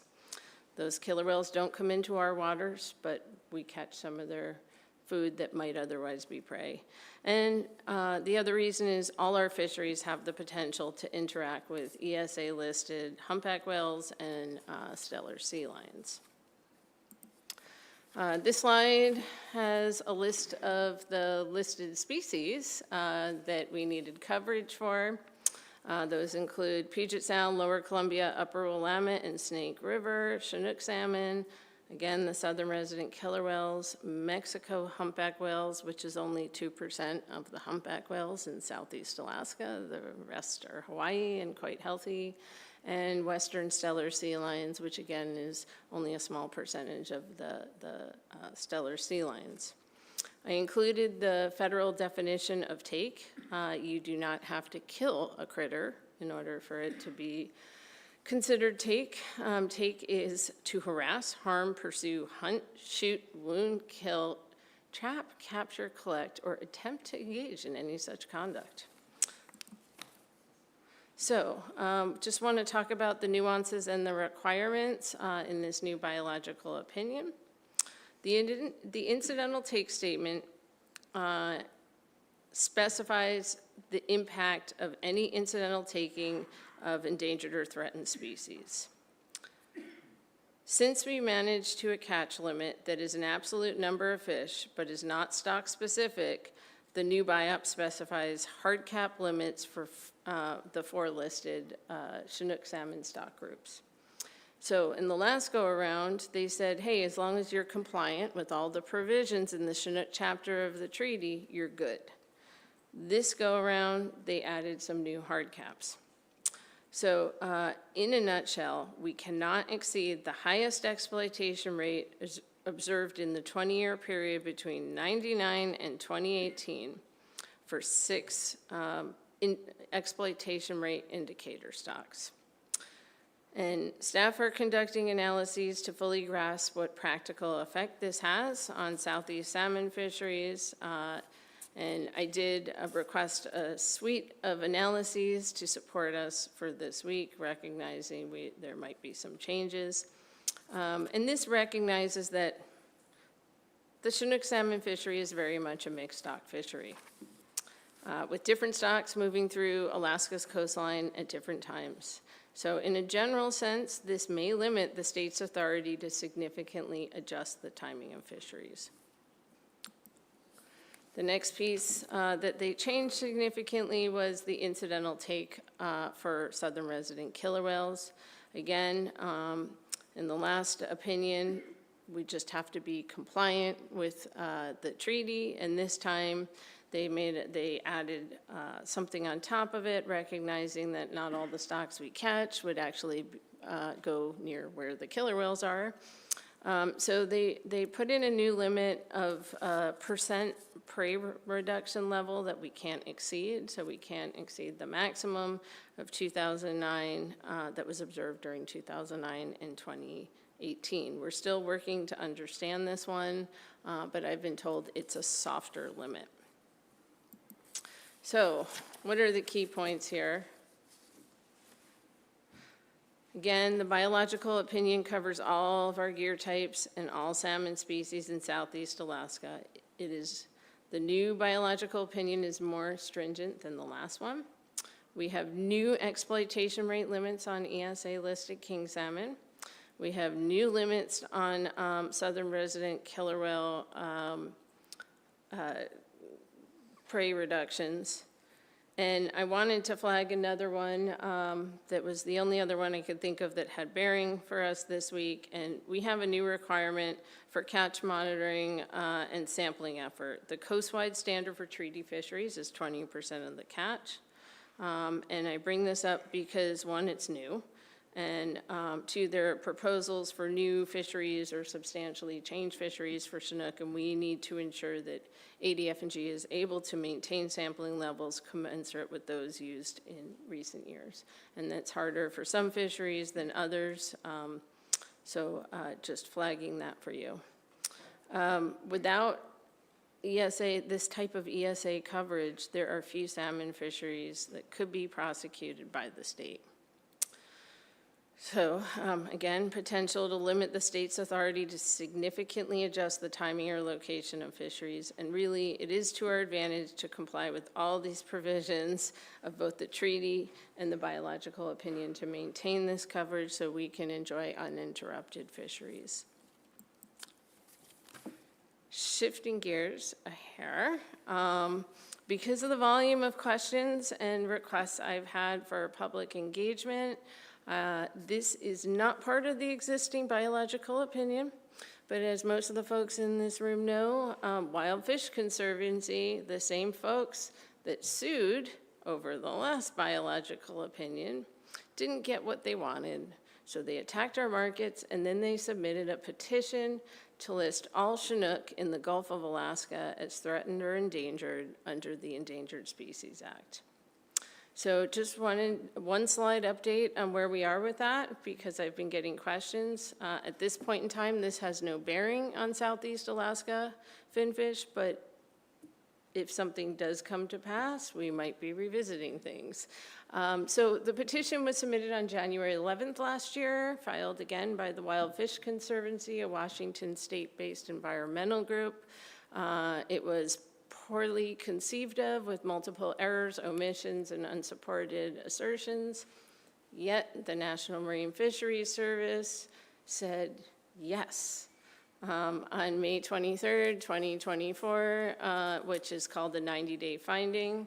It's actually 132 or 133 days, but they said yes, which indicates that they believe substantial information indicates that listing may be warranted. And they cited missed escapement goals and decreasing size and age at maturity as their rationale for this. So once they say yes, that kicks off a one-year status review, but the clock started ticking on January 11th. So statutorily, they have 1 year to finish their status review. They haven't done that. The status review is in process. What happens is they establish a status review team. That's a team of federal scientists who get to evaluate this. We were able to get 2 state scientists on this, since we're the ones that have all the data and the management expertise. However, they are non-voting members. So they gather data and synthesize information. And the first step in their process is, where do we draw the boundaries? What are our listable units? So the Gulf of Alaska is pretty broad. Is it like one stock aggregate, or is it multiple? And the state really believes it should all be one. You know, we haven't been ice-free that long. We don't have that much differentiation. But it could be as small as late-run Kenai, or it could be, you know, so we don't know, right? It could be a mix of stocks lumped together, or it could be, there could be a lot, there could be all one. The smaller, the larger the number, the more units we have, the smaller the units become, the more risk. So that's in process. We expect to see a status review, the formal status review, sometime this spring. Moving target, again, it's a federal document. And then there'll be a decision following that. The decision could be one of 3 categories. It could be warranted but precluded, which means the agency, the National Marine Fisheries Service, thinks it should be listed. They're finding that, but they have other priorities right now and can't get to it, so they're going to keep it on the candidate list and revisit it every year. It could be warranted, in which case we see a proposed rule, and then within 30 days, and then it takes effect a year later, or it could be not warranted. And I'm just going to keep driving straight ahead, Madam Chair, unless they're, okay. Briefly touch on Magnuson-Stevens Act. Information was provided earlier this week under RC3 tab 17, but we'll try and speak to it relative to salmon and for the benefit of the public. What is it? It's the principal law governing marine fisheries in the United States. It is applicable to all fisheries in the EEZ. That's generally 3 to 200 nautical miles, with the exception of the states of the Gulf coasts of Florida and Texas, or the Gulf of America coasts. Everyone else is 3 to 200 nautical miles. This does not apply to state waters, which is 0 to 3 nautical miles. And that does include all internal waters of Southeast Alaska.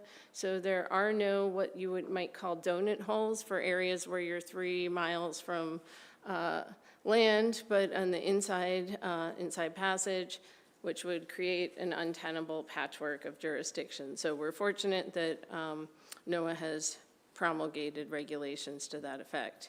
NOAA Fisheries is responsible for managing fisheries within the EEZ, exclusive economic zone, and individual states are generally responsible out to 3 miles.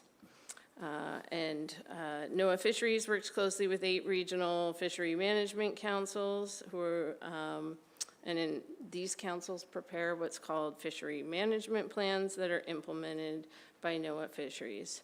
When it comes to salmon, Alaska has delegated management authority for Southeast Alaska salmon. It's written into the fishery management plan for both troll and sport fisheries, and only those 2. Magnuson-Stevens Act was named after Warren Magnuson, here on the left, and the late great Senator Stevens. I couldn't resist this photo of them from 1973. The act, this was them working on this, and it was implemented in 1976. Okay. At issue here is National Standard 4 allocations. In a nutshell, conservation and management measures shall not discriminate between residents of different states. In other words, the Magnuson-Stevens Act prohibits discrimination among citizens of the U.S., and it's not legal to have an Alaskan resident priority in federal waters. Again, this does not apply in state waters. This primarily affects sport fisheries and would affect subsistence and personal use fisheries in federal waters if we had them. And as you know, the state has managed state and federal waters as one unit. This provision of Magnuson is at issue because NOAA Fisheries received a petition for a consistency review of Chinook salmon sport fishing regulations from a group of California sport fishermen pursuant to the Salmon Fishery Management Plan. Since it's a federal fishery, essentially, the regulations must be consistent with federal law, including National Standard 4.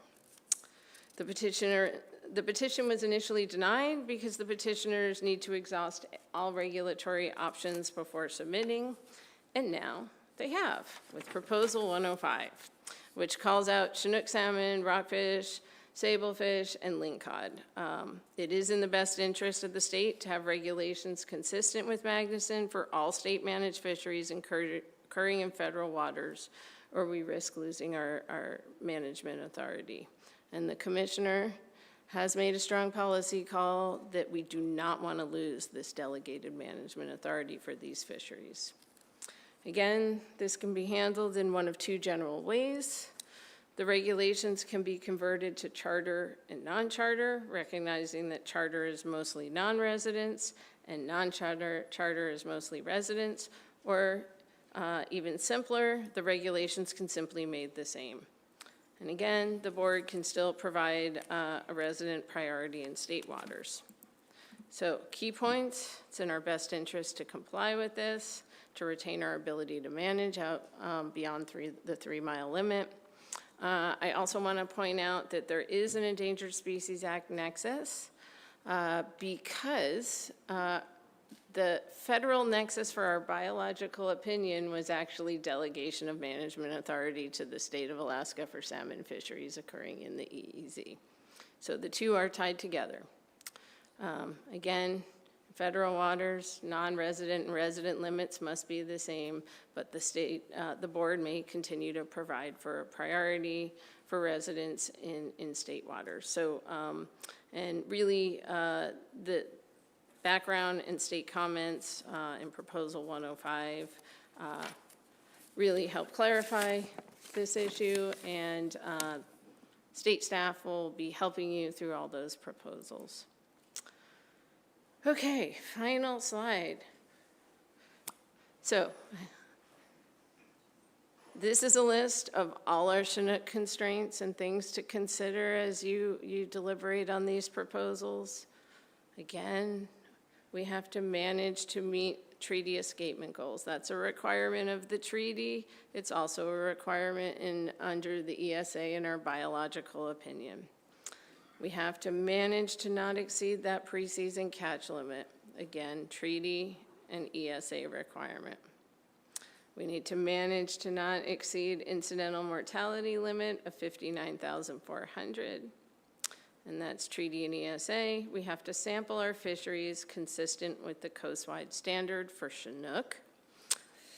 And that's, again, in both documents. We need to avoid substantial changes to fishery timing and area beyond those observed between 1999 and 2018. That's reflected somewhat in the treaty, but in the ESA, we have those hard caps on the ESA listed stocks, and we want to make sure we're not increasing the risk that we're exceeding them, because that is a hard trigger and it cracks open the entire document. And then again, resident limits, resident and non-resident limits in federal waters must be the same.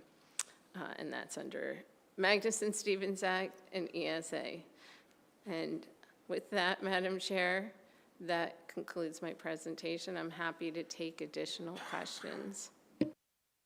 Thank you. We will take questions from the board on ESA and MSA portion of the presentation. Questions? Swivel? All right. Thank you, Danny. Appreciate it. And we're going to take a break for about 20 minutes and come back at 3:45. Madam Chair, this is the kind of stuff that makes a manager have nightmares.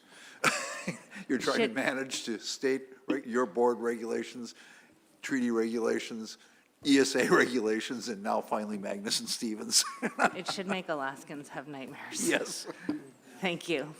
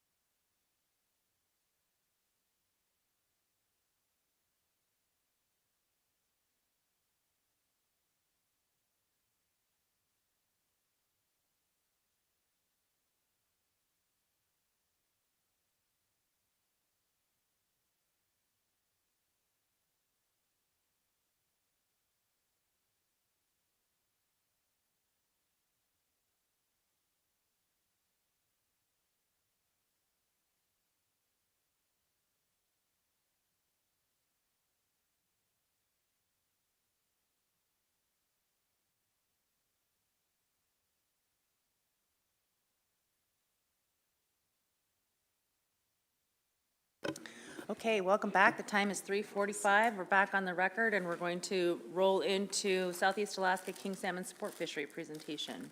Mr. Fowler, take it away, please. Thank you, Madam Chair. For the record, Patrick Fowler, Southeast Alaska Management Coordinator for the Division of Sport Fish. I'll be providing an overview of Southeast Alaska king salmon in the king salmon sport fishery, and this presentation can be found in RC3 tab 26. This presentation will provide a short background framing the management of king salmon in Southeast Alaska, along with the current harvest and effort trends, and with an emphasis on the topics the board has before it during this meeting. To frame the context of this presentation, displayed here are the 7 sport fish management areas of Southeast Alaska, which extends from Cape Suckling in the north to Dixon Entrance in the south. And the sport fisheries in Southeast Alaska are unique in that most of the effort occurs in salt water. So the 10-year recent trend is 84% of sport fishing effort occurs in salt water, and many of our species are managed on a region-wide basis as opposed to specific regulations for individual management area. So king salmon in the region is complex and involves regulatory processes in both international and domestic venues. The department's first priority is to manage for sustainable wild stocks, followed by compliance with the provisions of the Pacific Salmon Treaty, which establishes the annual all-year catch limit and also includes specific chapters directing the management of terminal areas of transboundary rivers. Finally, the department seeks to provide harvest opportunity for returning Alaska hatchery-produced king salmon in terminal waters near hatchery release locations and in accordance with various management plans, broodstock collection goals, and when those actions would not endanger the conservation of wild stocks. So since 2017, region-wide conservation measures have been implemented in the sport fishery, recognizing that many Southeast Alaska king salmon stocks and transboundary river stocks are experiencing a period of poor productivity. This map displays the conservation measures implemented in the sport fishery in recent years, including those which have been embodied in the king salmon action plans. With the delisting of the Unic, Chickaman, and Chilkat River as stocks of concern, the Southeast Alaska region will now have 2 king salmon action plans, the Stikine and Andrew Creek, and then the Taku and King Salmon River action plans.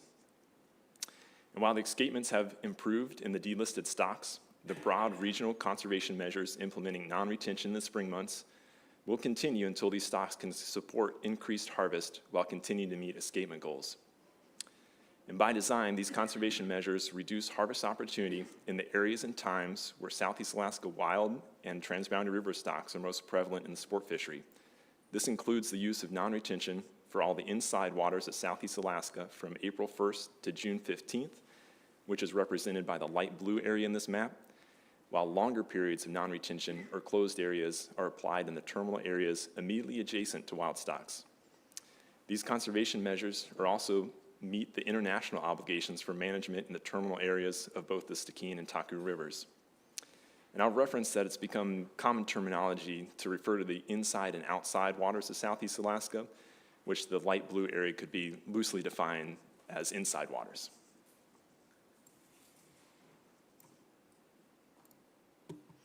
The next layer of management is where additional opportunity is provided in terminal hatchery areas. In these areas, additional opportunity is provided through the use of increased bag and annual limits, the removal of size limits, or through increased fishing time. And again, these actions are taken in accordance with the various management plans that guide the management in these areas, and with consideration for hatchery broodstock needs, and when increased opportunity will not endanger wild stocks through increased interceptions. Now, the remainder of the marine sport fishery in the Southeast region is guided by the Southeast Alaska King Salmon Management Plan. And in order to discuss the King Salmon Management Plan, we have to back up to the Pacific Salmon Treaty. At the international level, the all-year catch limit for Southeast Alaska king salmon fisheries is established under the terms of the Pacific Salmon Treaty, as Ms. Evanson's prior explained. And then harvest is then allocated amongst Alaska fisheries in accordance with the allocation plan developed by the board, embodied in 5 AAC 29.060. In this allocation plan, shares are allocated to net fisheries or taken off the top, with the remainder split between the commercial troll and sport fisheries at 80% and 20% respectively. Regional king salmon sport fishing regulations are then established in accordance with the Southeast Alaska King Salmon Management Plan, which specifies specific management measures to be implemented based on the available allocation to the sport fishery.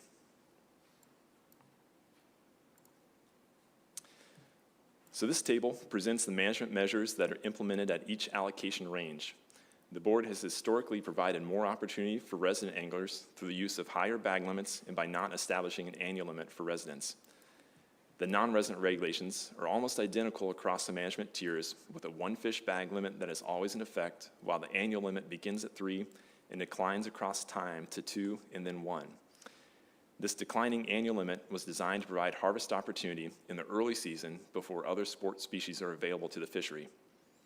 In addition to these bag, possession, and annual limits, the King Salmon Management Plan also includes provisions allowing for the use of 2 rods per angler in the wintertime, which is permitted for all anglers at highest allocation levels and for residents only in the middle allocation levels. The board has also provided additional opportunity for residents in the inside waters of Southeast Alaska, which are subject to the conservation measures discussed earlier, that when those inside waters open to harvest, residents have an increased bag limit of at least 2 fish. So this would only apply in the low allocation tiers where residents have a 1 fish limit. Now, the King Salmon Management Plan has gone through several modifications since its inception in 1992. The last major revision occurred during the 2022 Southeast Alaska Board meeting, and the catalyst for this change was as a direct result of the renegotiated Pacific Salmon Treaty, which included that payback provision, whereas if Alaska exceeds the all-year catch limit in the following year, we reduce our catch limit by that overage. So to summarize the fundamentals of the 2022 revisions, the plan was not designed to achieve the sport allocation on an annual basis, but was expected to achieve the allocation by averaging over time. To avoid exceeding the all-year catch limit, a harvest sharing agreement was adopted, whereas if the sport fishery is over allocation, the commercial troll fishery is reduced by that amount. But conversely, if the sport fishery is under allocation, the commercial troll fishery may receive that allocation.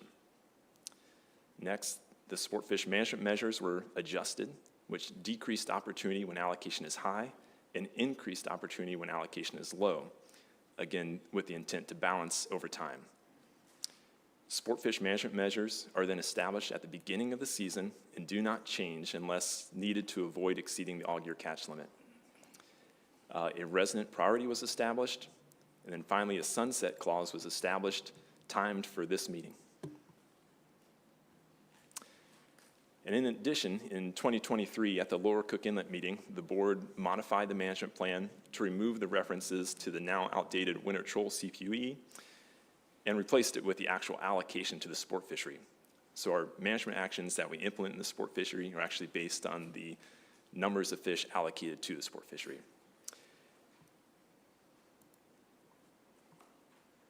And then for some of those that are more familiar with fishing in other areas of the state, Southeast Alaska has some unique regulations that shape the king salmon sport fishery.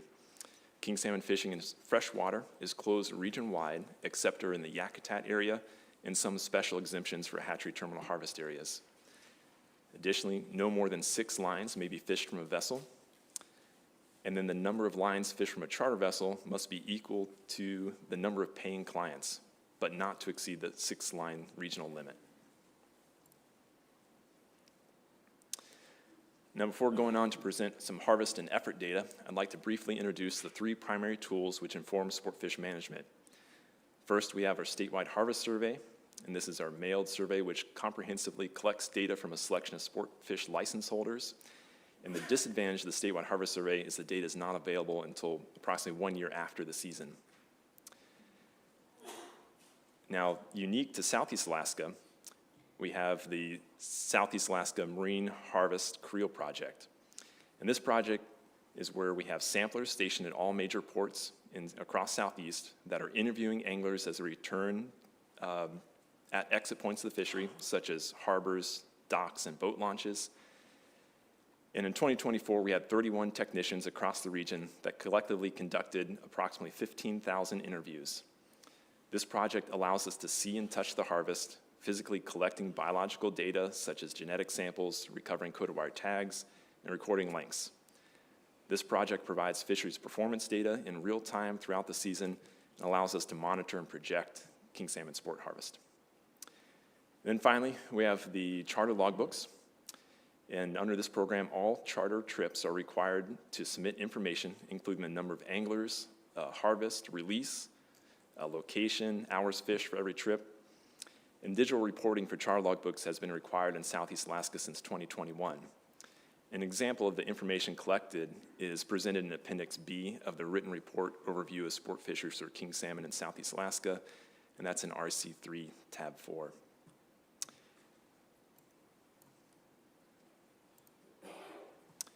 So moving on to trends and effort. So this graph represents Southeast Alaska trends in angler effort as measured by the number of days fished in saltwater by both resident and non-resident anglers from 1996 to 2023. To generalize, resident effort has been a slight decreasing trend, while non-resident effort has been on a slight increasing trend. Non-resident effort experiences a greater interannual variability and is more susceptible to social and economic factors that impact the visitor industry in Southeast Alaska. Notably in this figure, in 2020, is the 38% drop in effort due to the COVID pandemic concerns and associated travel restrictions. In the 3 most recent years of data, 21 to 23, residents have averaged 34% of saltwater effort.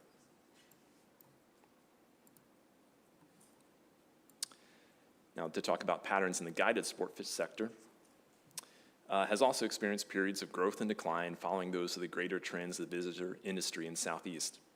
The number of businesses, vessels, guides, and total trips taken has peaked in 2007, but has been growing in the recent years following the recovery trends post-COVID. And one dynamic that we notice is changing is we see more trips completed per vessel as some ports are increasingly catering to cruise ship passengers by conducting 2 half-day trips rather than 1 long trip. The total number of angler days generated in the guided sector is now approximately equal to the peak that was observed in 2007 at about 160,000 angler days. So this graph represents Southeast Alaska king salmon harvest by residency from 1987 to 2023.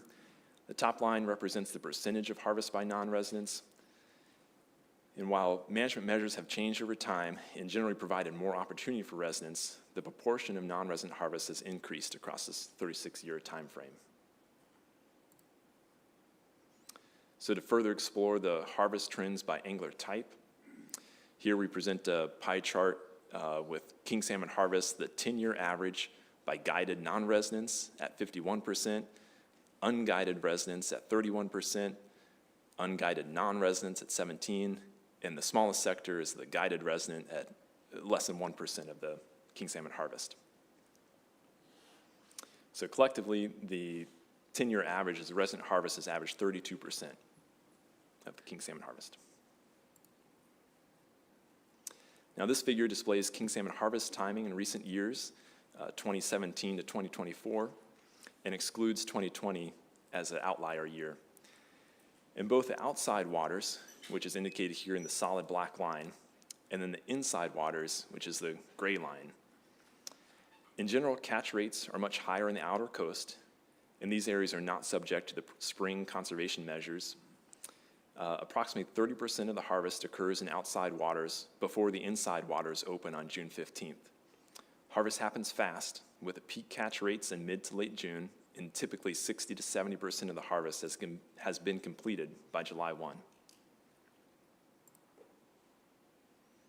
So now this graph depicts the Southeast Alaska sport fishery allocation and then the sport harvest of treaty king salmon for the prior treaty annex period, 2009 to 2018, then the 3 years where in-season management was implemented to keep the sport fishery within allocation, 2019 to 2021, and then the 3 years since the current king salmon management plan has been in effect, 2022 to 2024.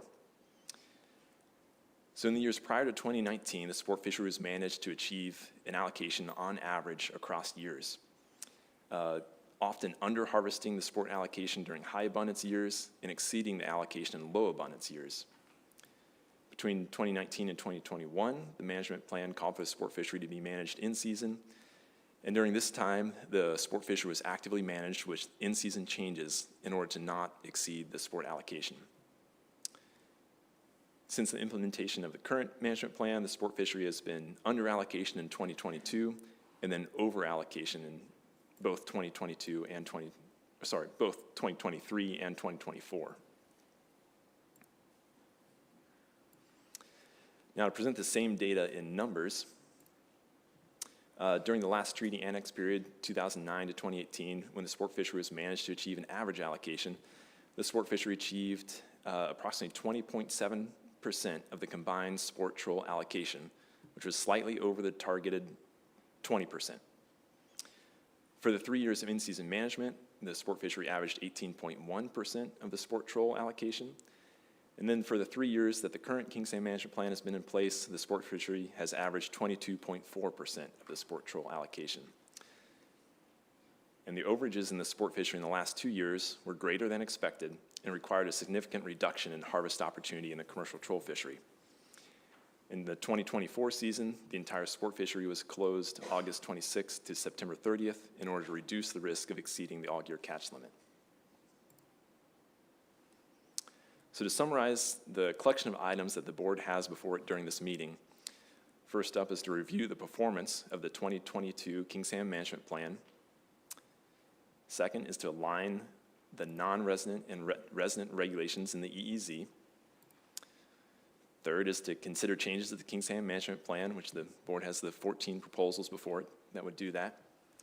And then fourth is to update or remove the sunset clause, that without action, the regulatory language guiding the king salmon sport fishery will cease to exist. And finally, consider changes to the conservation measures implemented for king salmon action plans, which are listed in proposals 122 to 128. And congratulations, you've just completed the first item on the list to review the performance of the management plan. Now, in a perfect world, we would have a stable sport fishery that would not exceed the annual allocation. We'd have a stable and predictable sport fishery that we wouldn't have to change regulations in season, and the allocation would be sufficient to supply the needs for all the user groups. Now, the problem is, to prevent exceeding the all-year catch limit, the sport fishery needs either an allocation sharing agreement. If the sport fishery does go over, it has to come from somewhere, or in-season adjustments to achieve the annual allocation. And then secondly, when the sport fish allocation is low, closures are required to keep the sport fishery within allocation. Now, to complicate things, we have some inherent challenges in managing the sport fishery. And as discussed earlier, the timing of the harvest is weighted early in the season, and the desire to have the highest annual limits early in the season combines to create a fast-paced fishery. So to change the outcome of this season, action must be taken quickly and when catch rates are the highest. Next, we have limited precision to achieve a harvest target because we can't implement a bag and annual limit less than one. And we have roughly 130,000 individual anglers, which makes it challenging to communicate changes in sport fishing rigs and time to implement those changes. And then finally, we have limited harvest power to increase harvest during high abundance. And then in addition to that, as Ms. Evanson mentioned earlier in her slide, that harvest rates may not always align with the all-year catch limit. So in other words, we see more fish than the preseason abundance index would suggest.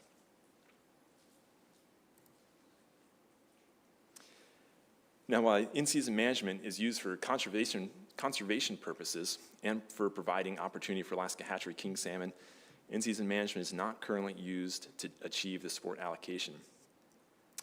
So managing in-season to achieve an allocation target requires the department to continuously project the end-of-season sport harvest and adjust regulations based on fisheries performance. This creates a regulatory environment where sport fishing regulations can change frequently and sometimes dramatically throughout the season. And as an example, I'll walk through the 2021 season, which was the last year we implemented management action by using in-season management action to achieve the sport allocation. So in 2021, beginning with the sport fish allocation announcement, the sport fish allocation was 37,900 treaty king salmon. And per the management plan at that time, the sport fishery was implemented with a 3-fish resident limit, a 1-fish non-resident limit, and an annual limit of 4. Now, as harvest begins occurring in the first weeks of the fishery, are largely because of our marine creel sampling project. We're monitoring the fishery, and we see that harvest rates were higher than expected. Now, as the season progressed, by June 15th, when our first in-season management projections become statistically viable, the department recognized that we were looking at exceeding the sport fish allocation and revised the sport fish regulations. So as these new regulations take effect, our projected harvest declines across time, but then greater than average harvest per unit effort occurred. There was a lot of fish in the water. That required a second revision to sport fish management actions. That finally, as the tail of the season, resulted in sport fish projections declining. So the best analogy I could come up with in explaining how we'd manage the sport fishery in season is really this is steering a super tanker rather than a 16-foot skiff, and the fact that we have to be forward-looking and take action early in order to affect the change. So to summarize, the department has the tools in place to collect the data and produce in-season harvest projections, but these will always be subject to error as the observed conditions change.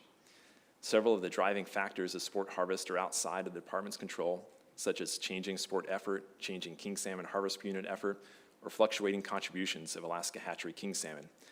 And each of these can be anticipated, but each introduces a source of error into projections. And the 2022 to 2024 seasons are a great example of this, as we had identical sport fishing regulations across those 3 years, and our harvest ranged over 21,000 fish different. And then finally, the need to consider the error surrounding in-season harvest projections requires a conservative management approach that will more often result in underages in the sport allocation. Now here's a quick summary slide to categorize the 14 proposals that address the king salmon management plan into those that contain a harvest sharing agreement versus those that direct the department to do in-season management.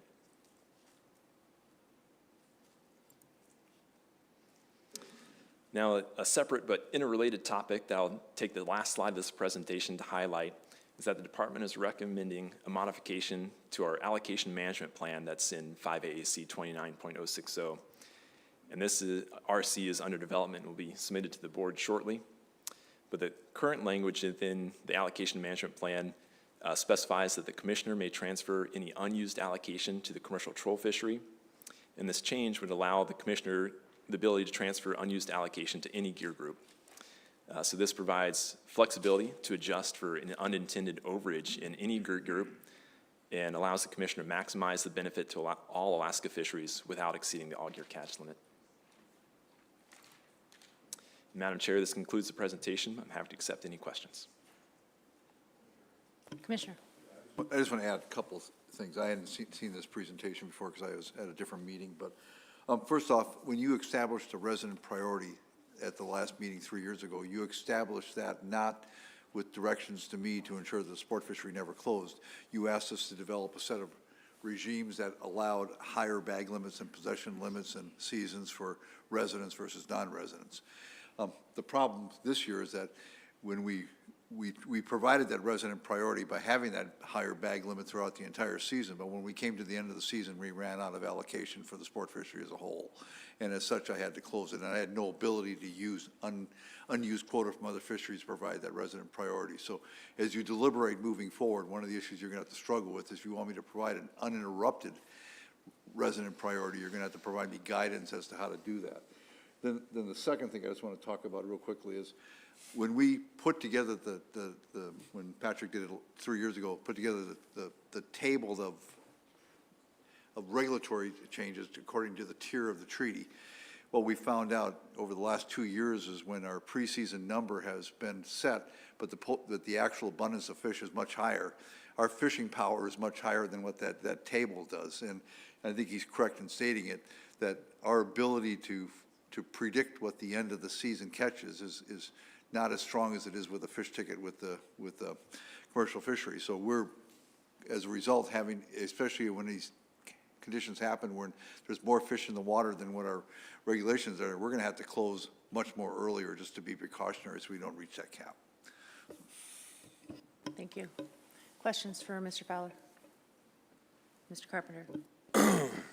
Thank you, Patrick. So I'm trying to wrap my head around slide 22 or page 22 a little bit, and I think I understand what this chart is explaining. So in years when the treaty number or the state allowance for harvest is a lower number, obviously it's much more difficult when the actual, what's actually proved on the fishing ground is something completely different. And I'm looking at this table here, specifically like, you know, in May, early June, and then July. Has the effort switched to an earlier portion of the season in this particular industry? And is that part of the reason why you saw, outside of the fact that there were more king salmon around that was projected, but is that also having an impact on the way the flow of this chart is being relayed to me? Through the chair, Member Carpenter, I would probably characterize as the sport fishing power is consistent throughout the season. There's a lot of sport anglers that fish in between roughly beginning mid-May all the way through the end of August. So I think what we're seeing here is a combination of the sport fishing catch rates, just the number of king salmon that are available to the fishery are highest in that mid to late June window. But I would say I don't see a significant change in effort as in more anglers present in the region in that early season window. But the current king salmon management plan does recognize that there's more harvest opportunity provided in that early season window through a higher annual limit for non-residents. So the season starts with 3 and then drops to 2 and then 1 as the season progresses. And that is reflecting the desire to have that higher annual limit early in the season. Where once we get into mid-July and coho are present, for example, the fishery has other sport species to target. So I guess just a quick follow-up to that. So obviously projecting these numbers and coming up with these forecasts are very inaccurate science. And obviously you have to use something for management. But considering that the earlier portion of the season has higher bag limits, when that number is out, when the fish that come back outperform that number significantly, that appears to me that it's having an impact on the earlier portion of the season. And I just want to make sure I'm looking at this correctly. Is that accurate? I guess I would, through the chair, Member Carpenter, I would characterize it as a management challenge in that the catch rates are highest at the same time that we need to observe a certain portion of the fishery in order for our projections to be accurate. The farther we along are in the season, the more accurate our projections will be. And that's basically occurring about the same time. By June 15th, we have more than 20% of the fisheries complete and the ability to have some confidence in our forward-looking projections. And that's also the same time that we see the highest catch rates in the fishery. And really, in order to change the outcome of the sport harvest, we need to be able to take action very quickly at that time. All right, I appreciate the information. Okay, quick question for you on slide 5. Does this map, I'm assuming this map represents the conservation measures prior to the delisting, or no? Madam Chair, this represents the conservation measures that we've implemented for the last several years.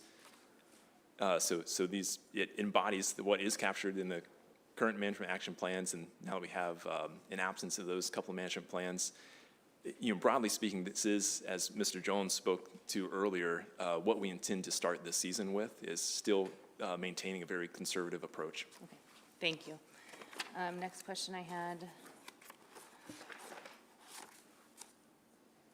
was related to slide 12. I think. Is that right? Oh, no, I'm sorry, slide 11. My question is on the Creel project. Is that just docks? Are you visiting lodges in the area? Do you kind of do site visits? Madam Chair, we don't sample specifically at lodges. There are locations that have private docks. We do need permission to access private property. And when we're designing our sampling program, it's all about how we sample proportionally across the harvest. So we're trying to attempt to sample equal proportions across time and space for the region. And our goal is to sample 20% of all king salmon harvested in the sport fishery. Do you get good compliance with your Creel survey? Generally, very, very good compliance, yes, ma'am. And then last question I have for you, I think maybe there's one more, but slide 12, that decreasing in resident effort, why is that occurring in your opinion? Does that have anything to do with the stock of concern designations and the inside closures, or why are we seeing that decrease happening in your opinion? Madam Chair, I would just be guessing, but I think that probably does play into it. With the reduction in opportunity for king salmon and especially those inside closures, that will have an impact on resident effort. And then I guess it wasn't really a question, I suppose, but so I just did some super quick math here, and if you average out the averages that you present here, that's 20.4 over time. That's like, you can't get any closer to the allocation than that, I don't think, reasonably. It's more of a statement, I guess, than a question. Any other questions? Thank you, appreciate it. And let's move on to Southeast Yakutat Commercial Salmon Troll Fishery presentation, please.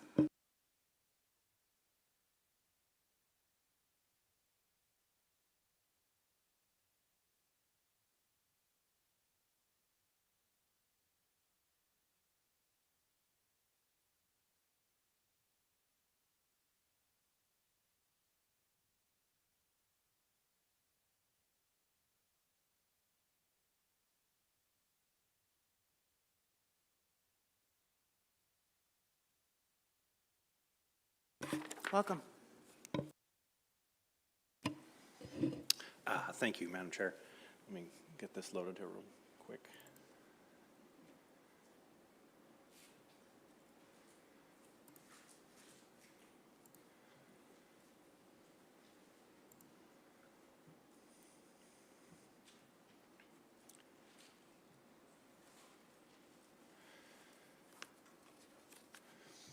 Okay.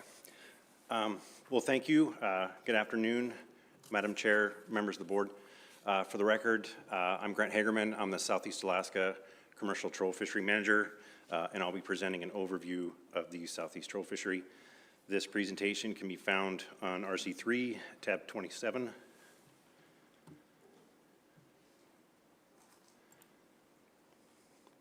So to begin, my apologies, a little redundancy here with Ms. Evanson and Mr. Fowler's presentation, going into abundance-based management, but I'll try to push through some of the redundancies here. But I'll start with that, just the abundance-based management used for managing the king salmon fisheries throughout the region, and how the harvest limits are set each year. From there, I'll give an overview of our seasonal troll fisheries in winter, spring, and in summer.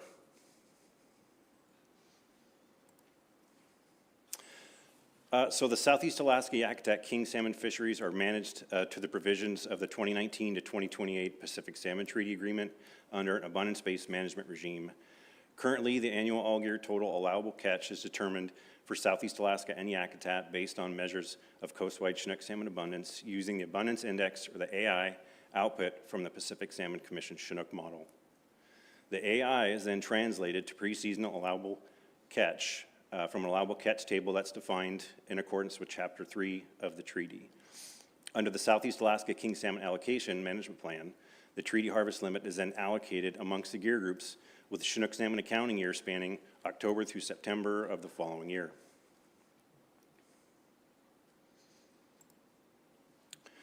So the all-year king salmon harvest limit is allocated among the gear groups as follows, with 4.3% allocated to purse seine, 2.9 to the drift gillnet, 1,000 to the set gillnet gear. After the net fishery is subtracted, the remaining allocation is then divided between the commercial troll and the sport, with 80% going to commercial troll and 20% going to sport.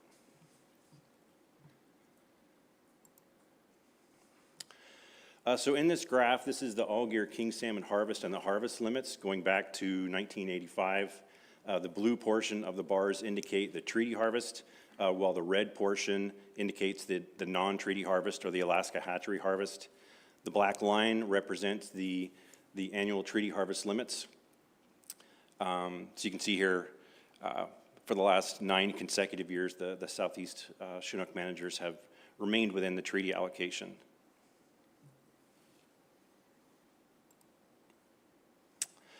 So the Southeast fishery primarily targets king and coho salmon, though chum salmon and hatchery chum salmon have become a more important target species over the last 5 to 10 years.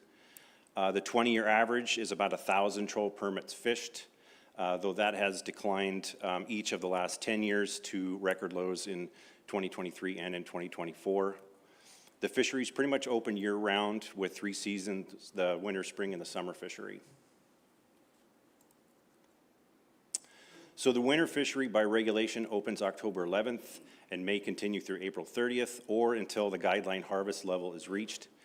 However, in 2018 through 2021, to help conserve wild Southeast Alaska and trans-Boundary River king salmon and reduce encounters, notwithstanding any of the remaining portion of that guideline harvest level, the fishery closed between March 16th and April 30th.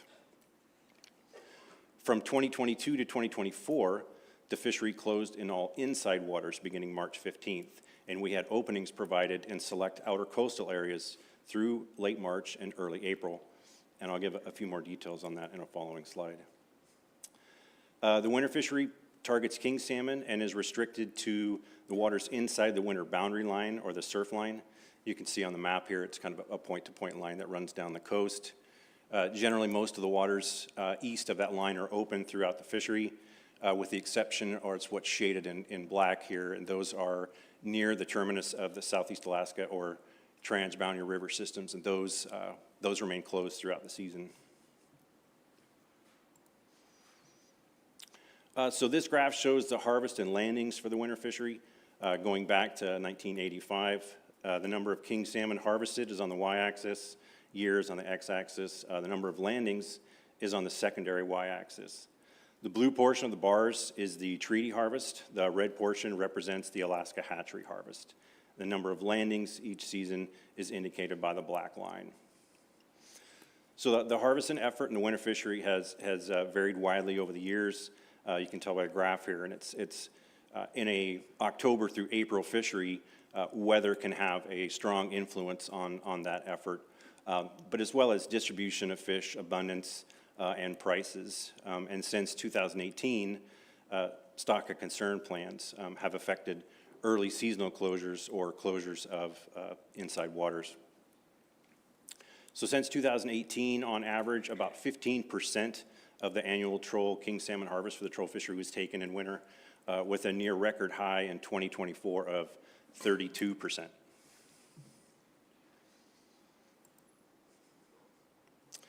So this graph shows the genetic mix stock analysis and Codewar tag-based estimates of the number of wild Southeast Alaska king salmon that were harvested in the late winter fishery going back to 2005. So the decline in the wild Southeast Alaska king salmon harvest since 2013 coincides with the beginning of a current period of low productivity in wild king salmon stocks throughout the region. And since 2018 has included conservation measures to reduce encounters as directed per the stock of concern plans. So the early seasonal closure directive for all the waters of late winter during 2018 through 2021 helped to reduce the wild Southeast Alaska king salmon harvest by 59% when compared to the 2013 through 2017 5-year average. when productivity kind of began to decline and just prior to the stock of concern actions. So in 2022, the board adopted action plans giving the department direction through emergency order authority to identify and implement actions to provide conservation of the Southeast Alaska and Trans-Mountain River king salmon while continuing to identify harvest opportunities to the troll fishery that maintain conservation of those stocks. And so during the late winter fisheries from 2022 to 2024, we provided opportunities in late March and in early April to harvest remaining winter guideline harvest level in select waters of the outer coast that had historically lower proportions of wild Southeast Alaska king salmon.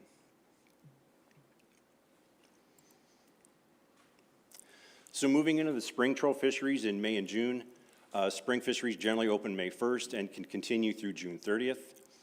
Most of the spring fisheries are designed to target Alaska hatchery-produced king salmon, though treaty kings are also harvested.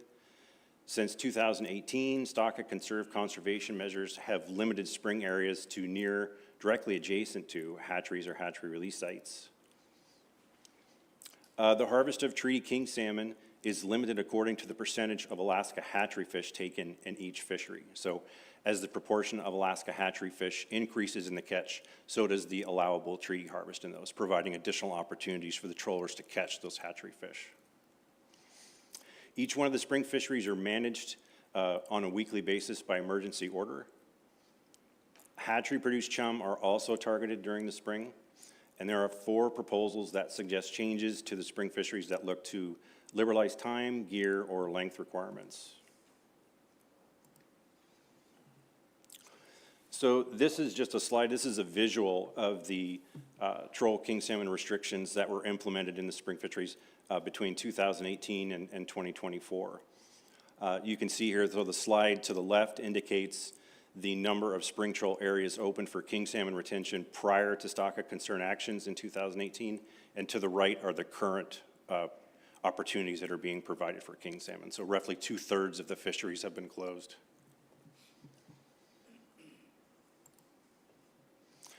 So this graph shows the spring troll king salmon harvest from '86 to 2024. The bars indicate the number of king salmon each year, and the black line represents the Alaska hatchery component of the catch. So the annual spring king harvest for the region has fluctuated with abundance of both Alaska hatchery origin and treaty fish, and beginning 2018 has been reduced to historically low levels resulting from the stock of concern actions. So this graph shows the genetic mix stock analysis and codeware tag-based estimates of the number of wild Southeast Alaska king salmon that are harvested in the spring fisheries, going back to 2005. As mentioned in the previous slides, beginning 2018, conservation measures to reduce encounters of our wild Southeast Alaska stocks were provided in action plans. And since that time, the wild Southeast Alaska king harvest in spring has been reduced by 82% when compared to that 2013 to 2017 average, when region-wide productivity kind of began to decline and prior to any stock of concern actions.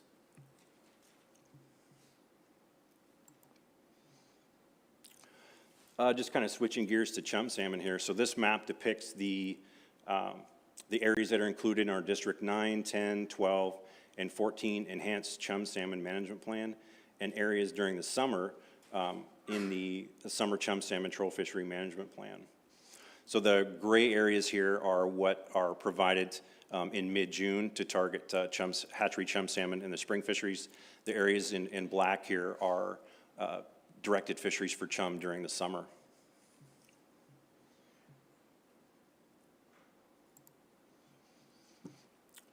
So this graph shows the harvest and effort for the spring and the summer directed chum fisheries from 2000 through 2024. The bars are the number of chum salmon harvested each year. The black line represents the number of permits. So you can see that, from both these spring and these summer fisheries over the years since 2000, there's been a wide range of harvest and effort occurring here.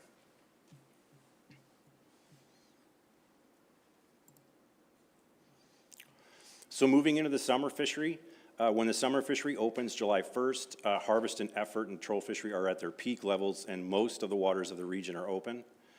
The first king salmon opening, which opens July 1st by regulation, targets 70% of the king salmon that are remaining on the troll allocation after winter and spring fisheries end. So once the winter and spring treaty harvest is calculated, that number is subtracted from the annual all-year treaty harvest limit, and what's remaining is provided in 2 retention periods during summer, the first of which opening July 1st. The second generally opens around mid-August, should there be any allocation remaining after the first opening. The summer fishery, trollers primarily target coho, and as I mentioned before, have, of the last 5 to 10 years, have had directed chum fisheries as well. There are 3 proposals in summer that look to liberalize gear, reallocate king salmon within the summer openings, and extend opportunities for limited harvest fisheries during summer.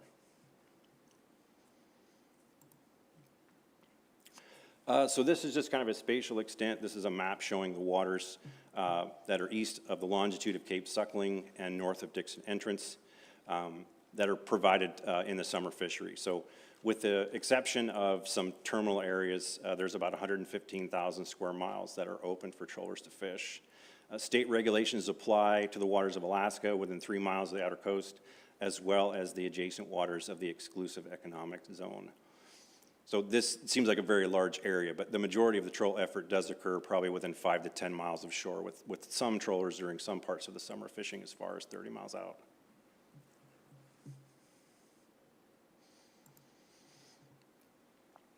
So this graph shows the genetic mix stock analysis and the Cote d'Ivoire tag-based estimates for the number of wild Southeast Alaska kings harvested in the summer fishery for the first retention period going back to 2005.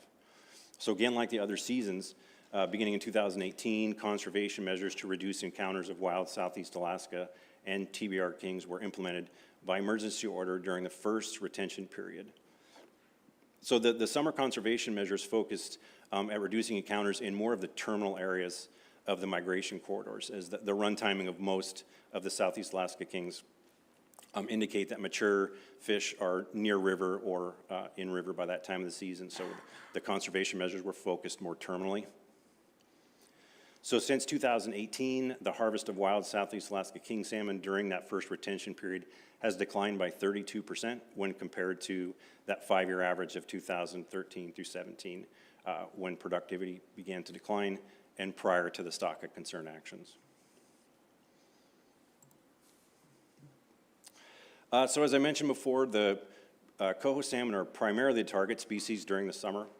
Although retention does begin in June, the majority of the harvest of coho begins after July when the summer season opens. The fishery may continue until late September. There are coho present in over 2,500 systems throughout the region.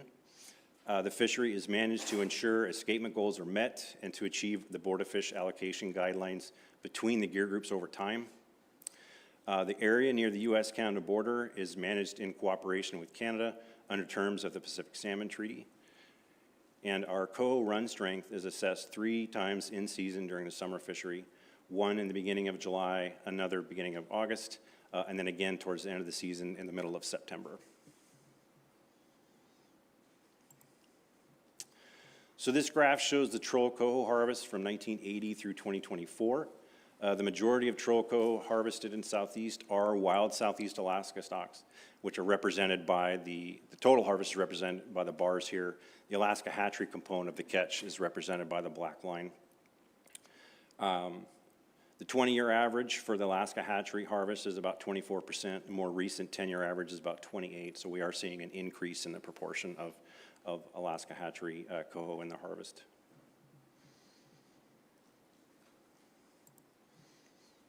That concludes the presentation. I'll take any questions, Madam Chair. Well done. I think this is the first presentation where I don't have anything flagged for a question, so very comprehensive. Mr. Wood. Slide 11. I guess my question about that one is, these are the restricted, this is where the restricted areas are now where the troll fishery can fish to avoid the stocks of concern? Through the chair, Mr. Wood, correct. So what you're seeing on the right here are the current opportunities provided during May and June. May and June. So this maybe is a different question for Mr. Fowler, but where can the sport fishery go out in the areas that are, can they go anywhere? That would be probably a question for him, but what you're seeing here are opportunities on the outer coast, which the sport fishery is open during May and June in these areas. I believe the sport fishery restrictions at that time are on inside waters.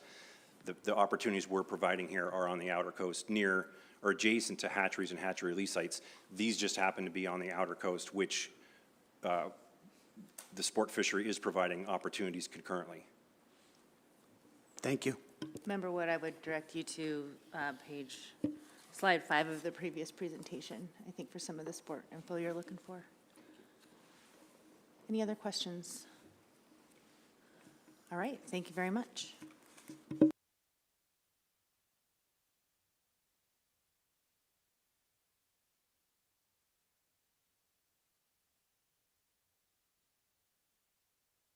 All right, I'm looking at the next presentation on the net fisheries. I'd kind of like to complete this suite.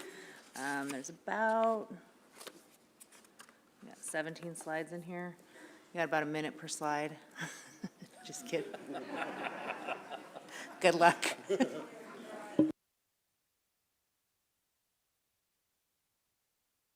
Just kidding. Take the time you need. We'll get there.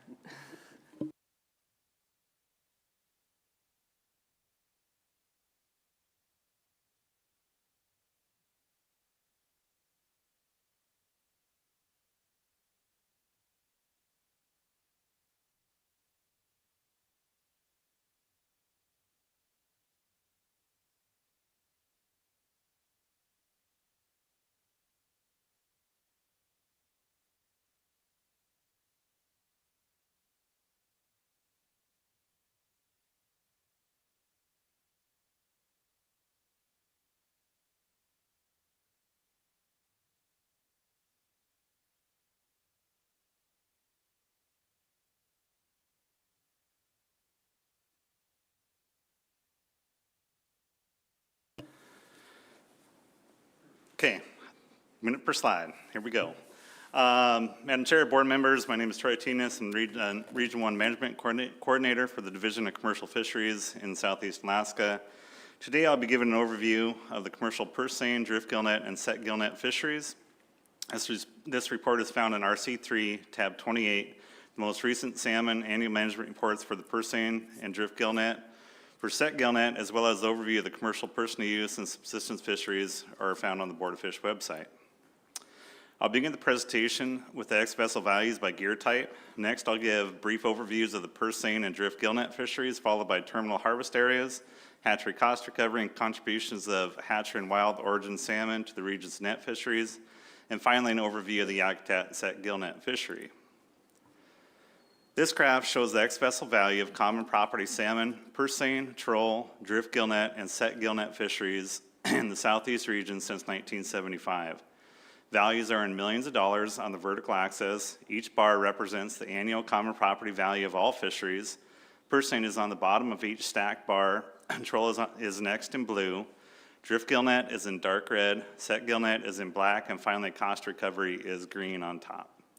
Values and prices increased from the lows in the early 2000s, peaked in 2013 with a record ex-vessel value of $228 million, and have been generally decreasing over the past 10 years as prices and runs have decreased. Districts in Southeast Alaska are numbered south to north from 1 to 16.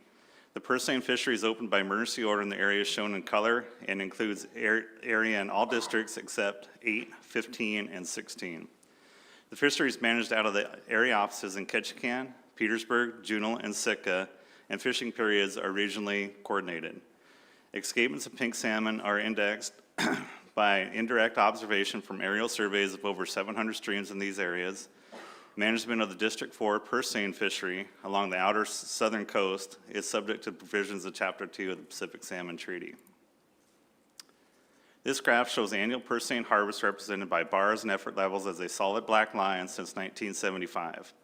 The vertical axis on the left shows the total harvest in millions of fish, and the right is numbered of permits fished.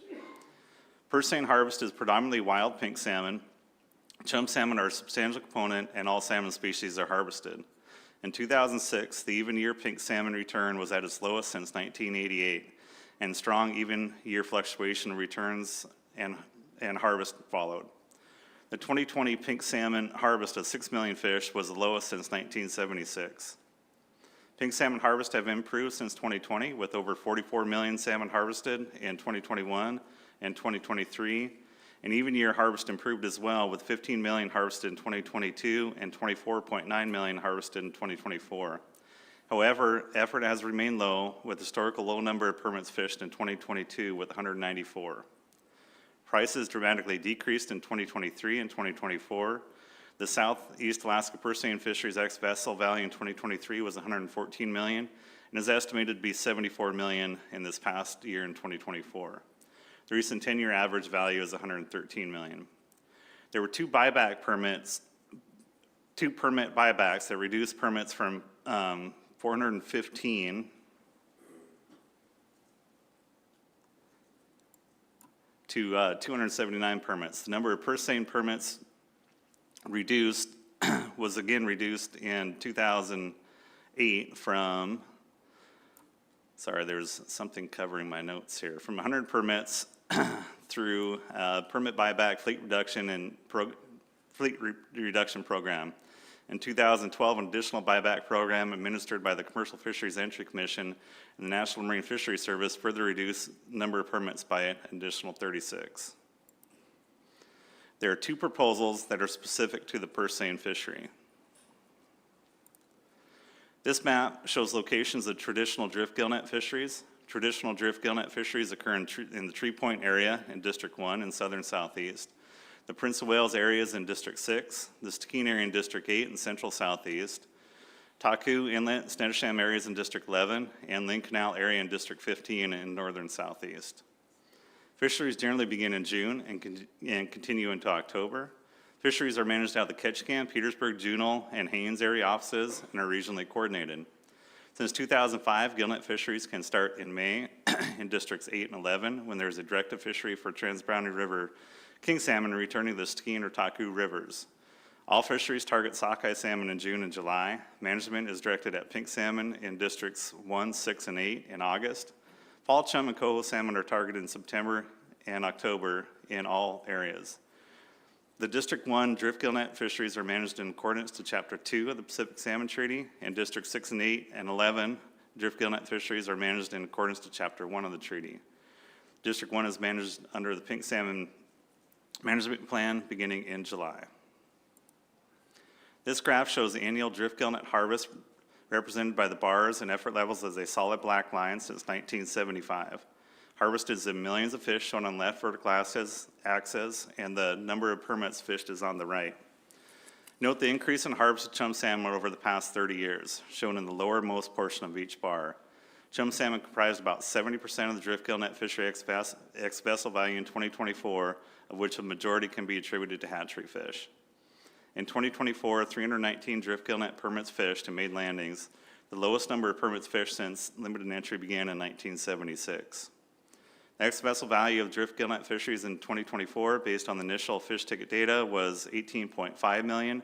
This ranks 20th compared with CFC value estimates since 1976. There are two proposals that are specific to the drift gillnet fishery. This map shows locations of hatchery, terminal, and special harvest areas. Terminal harvest areas are areas where common property fisheries occur to provide access to surplus hatchery runs in locations largely segregated from wild stocks. Most THAs are described in regulation. Special harvest areas are locations where hatchery cost recovery harvest takes place. An area can be both a THA and an SHA. The gear type or types allowed to fish in a THA are defined in regulatory management plans and designated by hatchery organizations based on allocation. This graph shows common property harvest in terminal harvest areas. These harvests have ranged from 2 to 7 million fish since 1993. The majority of the harvest is chum salmon. Hatchery runs are harvested as they pass through traditional area fisheries, and the remainder of the surplus returns are harvested terminally by purse seine, drift gillnet, and troll gear. In 2024, 56% of the purse seine chum salmon harvest and 14% of the total seine harvest of all species were from terminal harvest areas. In comparison, 41% of the drift gillnet chum salmon harvest and 37% of the total gillnet harvest of all species were from terminal harvest areas. Hatchery cost recovery is an important component of commercial harvest in the region. Hatchery cost recovery harvest totaled 5.4 million salmon in 2024 and averaged 3.5 million salmon over the recent 10-year period. In 2024, 87% of the cost recovery was chum salmon. Value of cost recovery harvest in 2024 is estimated at $19.6 million, with 80% of the value was from chum salmon. Cost recovery represented about 26% of the total commercial salmon value of $74.4 million for the region. Hatchery production is a significant component of the commercial salmon fisheries in Southeast Alaska. This slide shows the component of total value in millions of dollars from wild and hatchery production for the purse seine and drift gillnet fisheries. Enhanced salmon comprise a much larger proportion of the annual ex-vessel value from gillnet when compared to seine. There are 5 proposals that would affect commercial net fisheries. This map shows the fishing areas within the Yakutat area. The Yakutat district includes the Sayu and Kaliak rivers. The Yakutat district includes Yakutat Bay and the Seatuck and Alsek rivers. This graph shows the annual set gillnet harvest represented by the bars and effort levels as a solid black line since 1975. Harvest is in numbers of fish shown on the left vertical axis, and number of permits fished is on the right. Note the large reduction in harvest over the beginning in 2018. This was due to a combination of a series of poor sockeye runs, the major processor pulling out of dry bay in its mouth, the Alsek River, and not returning, and a subsequent decline in effort. In 2024, 91 permits fished and made landings, the second lowest participation since 1975. Based on initial fish ticket data, the estimated next vessel value for 2024 Yakutat set gillnet fishery was $1.2 million from harvest of 191,000 fish. 52% of the value was from sockeye and 45% was from coho salmon. There are 2 proposals that affect the commercial set net fisheries. That concludes my presentation, and I'll try to answer any questions, and can I get a time? I think you did about 30 seconds per slide, so take a deep breath. Well done, Troy. Board questions? Just one question on your last slide, just following the Yakutat. You said there was 91 permits fished in 2024? Yeah. Okay. All right, any questions on the net fisheries? Well, double well done.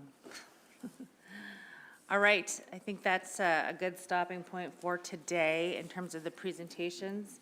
My plan is to begin tomorrow morning and get into the staff reports on hatcheries, the RPTs, and then into I think it's the action plan reviews. So again, I just want to announce and extend the invitation on behalf of the Southeast Alaska hatcheries and seafood industry leaders to join the reception beginning in about 10 minutes over at the lodge, and hopefully we'll see you all there, and we'll begin tomorrow morning at 8:30 in the morning. Thank you.